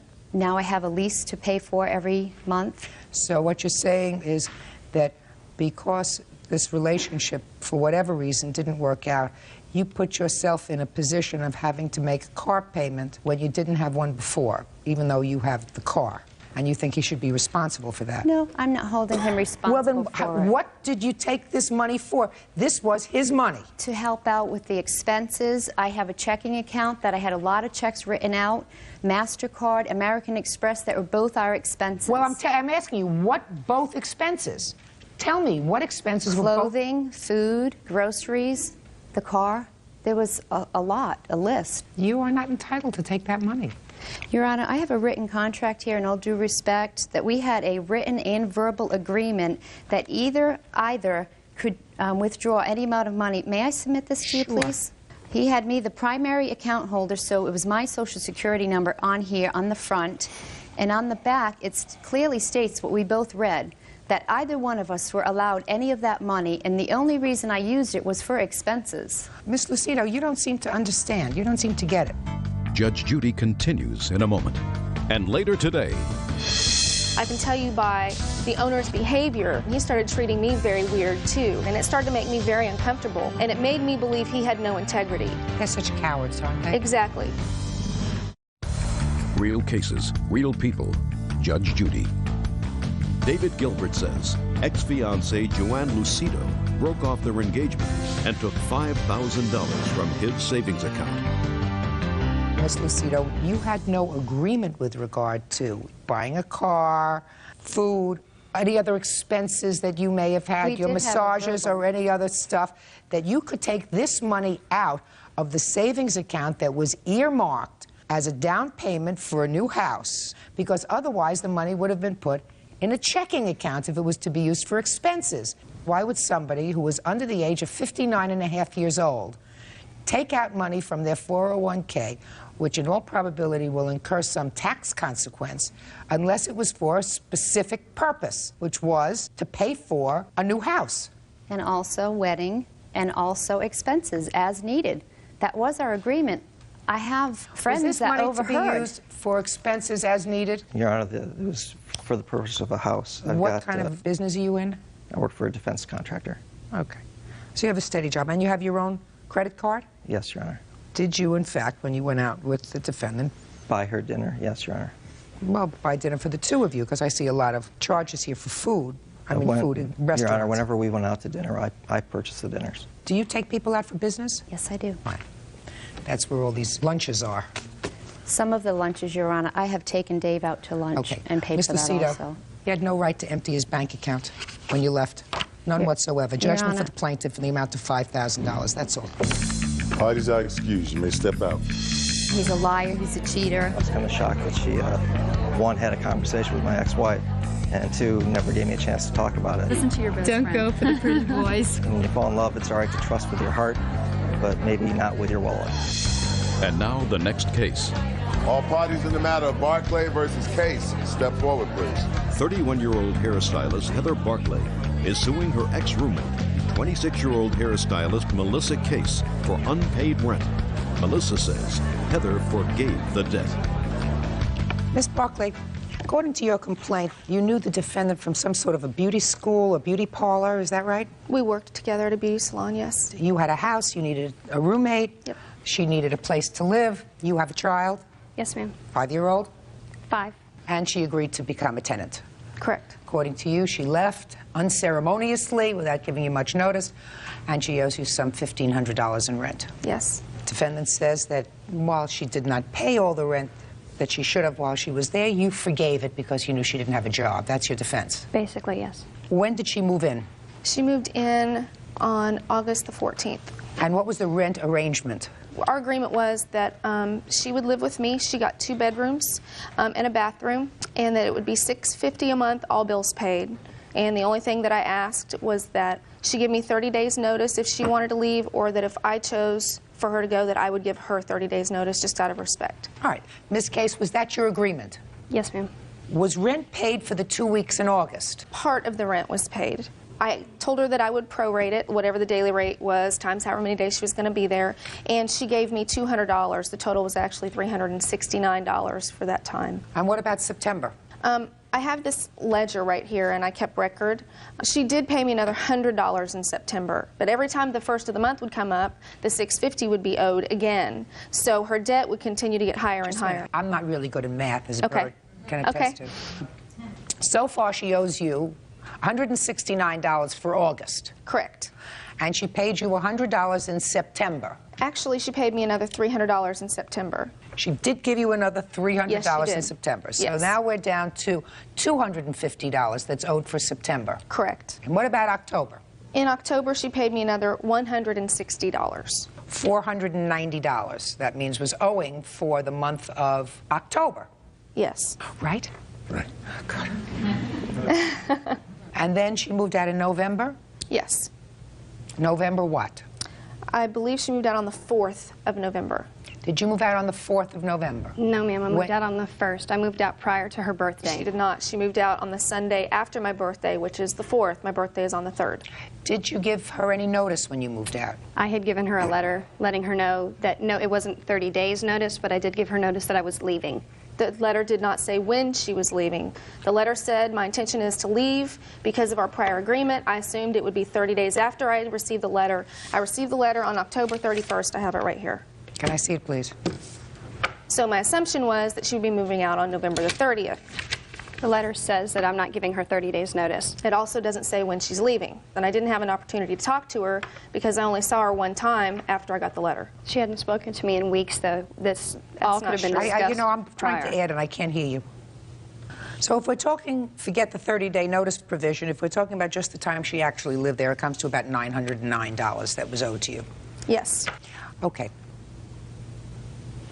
Well, this is a very sweet letter, honestly. It appears from the letter that the financial problems that you had, you understood created a situation that was unfair to her. Heather Barclay says ex-roommate Melissa Case owes for unpaid rent. Melissa says Heather told her to pay what she could. Okay, how come you weren't able to pay your rent? When I worked with Heather, I was put on a leave of absence at the beginning of July to allow me to finish school. There was a lot of stress. I had been going through a divorce since the July of 2000. Just a lot of things going on in my life. They put me on a leave of absence. Ms. Barclay told me that I could come back once I graduated. I would become a stylist, and I was under that knowledge going back to school. Came back to about a week before graduating. She told me I should contact our boss, let him know how things were going, make sure he knew I was getting ready to graduate. Had 2 conversations with him. When was this? In August, about maybe a week and a half prior to my graduating. Okay. We talked about the fact that she had let him know that she had wanted me to move in, that I was probably going to do it. He thought that that would be a good idea. She's a good person, she's a good influence, that it would be a positive thing. He said that he had some questions as to my behavior in the salon prior to that. I had hung out with some girls that partied a little bit too much, things like that. I said, okay. I graduated. I moved in with Heather on the 14th because my son started school the next day. About a week after me moving in, she told me that I should just let go of it, that I probably wouldn't have a job there. And I said, well, what do you know? Heather's one of the supervisors there. She's in on all the meetings with the owners. She knew that I wasn't going to have a job there. No, I didn't know that you didn't have a job. I can tell you by the owner's behavior and the way he was giving me the runaround. He started treating me very weird too. And I kept asking him, you know, don't worry, Missy's gonna, we were short on stylists, we needed help badly. I said, don't forget, we've got Missy coming on board. And he kept skirting the issue and acting really weird. And it started to make me very uncomfortable. And I started to get very upset with him because he also gave me the impression that she had a job there waiting. And he started acting really creepy, and it really hurt me because he made me look like a fool to her because I was her supervisor, and I was the one that had to tell her about the leave of absence because he didn't want to have to do it. So not only did he make me look bad to her, he made me look bad to everybody, and it made me very upset. And it made me believe he had no integrity. Sounds and like so a coward. I told, exactly. Did you quit? I don't work there anymore. So I did tell her that was discussed the whole time we lived there. That had caused a lot of emotional stress between the two of us also, and that was, you know. And I told her because I cared about her. She was one of my best friends in the world, and I said, I see that you from know the what? letter. I said, you're better off not coming back to work for a man that's going to treat you this way. I said, and it makes me question my position in this company too. And I did not know, and he hurt me as badly with that decision as he did her. They're such cowards, aren't they? Exactly. So I had no prior knowledge. I wanted her to live with me. It was going to be a great situation, and it went bad fast. And I tried to be patient with her. I talked to her. We never fought. There was never ugliness in her house. I loved her son. Everything was great. That's why it hurt me so badly that she left the way that she did. Because I'd always offered a safe place for her to talk to me about what was going on in her life. I'd been incredibly patient about the fact that she wasn't paying me. She knew that I am not independently wealthy. I need a roommate to survive. Had you had one immediately before? I had one, a guy that was in college that lived with me, and he graduated from college and left in May. Missy and I started talking about at work her possibly moving in with me. So you didn't have anyone I held the room empty for 2 months. I made a lot of sacrifices to let her live there. I went and had to pay the bills by myself for 2 months just to create this situation for her. Do you have a roommate now? I do. You do? Yes. Are you working now? Yes. I started a job Tuesday. Great.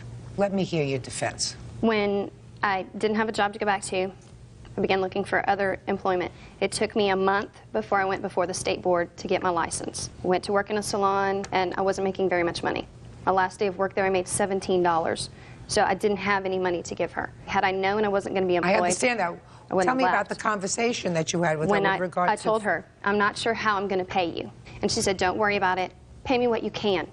And I said, okay. She was and we referring went from to there. our debt. She told me that maybe I should get food stamps and give them to her as payment for the rent, or that I should go to the Department of Human Services and try to get rent assistance to give that to her. Did I say that, or did you say that? Just a second. Don't talk to her. Okay. Okay. My sense, Ms. Case, is that what the plaintiff was saying to you was she anticipated that you were going to be living with her for a substantial period of time, and that eventually you would have a job that gave you enough income not only to pay your rent, but to pay her what you owed her, which was really nice because another landlord wouldn't let you do that, right? Correct. So clearly, you acknowledge in this letter of October 31st that you owe her money because you said, I have every intention of paying you the money I owe. Right, but to my knowledge, I didn't owe $1,500, nor did I owe $900. Well, you do. For that This was matter. hanging on the Just a refrigerator second, the but whole you time do- that she lived But there. you do. Do you have any evidence that you gave her monies in addition to what? I don't have any bank accounts. Everything I gave her was in cash. So if you don't know, then I have to take her record of what you gave her. And if you weren't working for a substantial period of time, it's very likely that you didn't give her more money. You owe her $909. And Ms. Barkley, with regard to the 30-day notice, yes, I've read the letter, and the letter said, let me get out of here before I build up any more debts to you so that you can start looking for a new roommate. I have a sense that there was some tension based upon this letter before she moved out. She says, you know, our friendship is worth more to me than you think, is what she says in the letter. Which surprises me because I haven't heard from her since. If she was so concerned about our friendship, then why did she turn her back on me? Okay. I was So, Ms. trying to create a friendship still, and she wouldn't have anything to do with me. So, That's Ms. not Barkley, true. listen to me.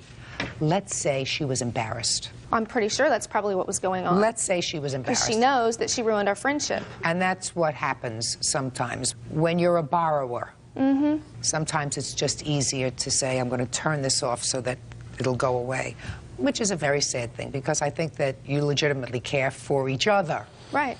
All right, so maybe you can make up and go and have a cup of coffee after today. I certainly hope so. Judgment for the plaintiff in the amount of $909. Good luck. Parties are excused.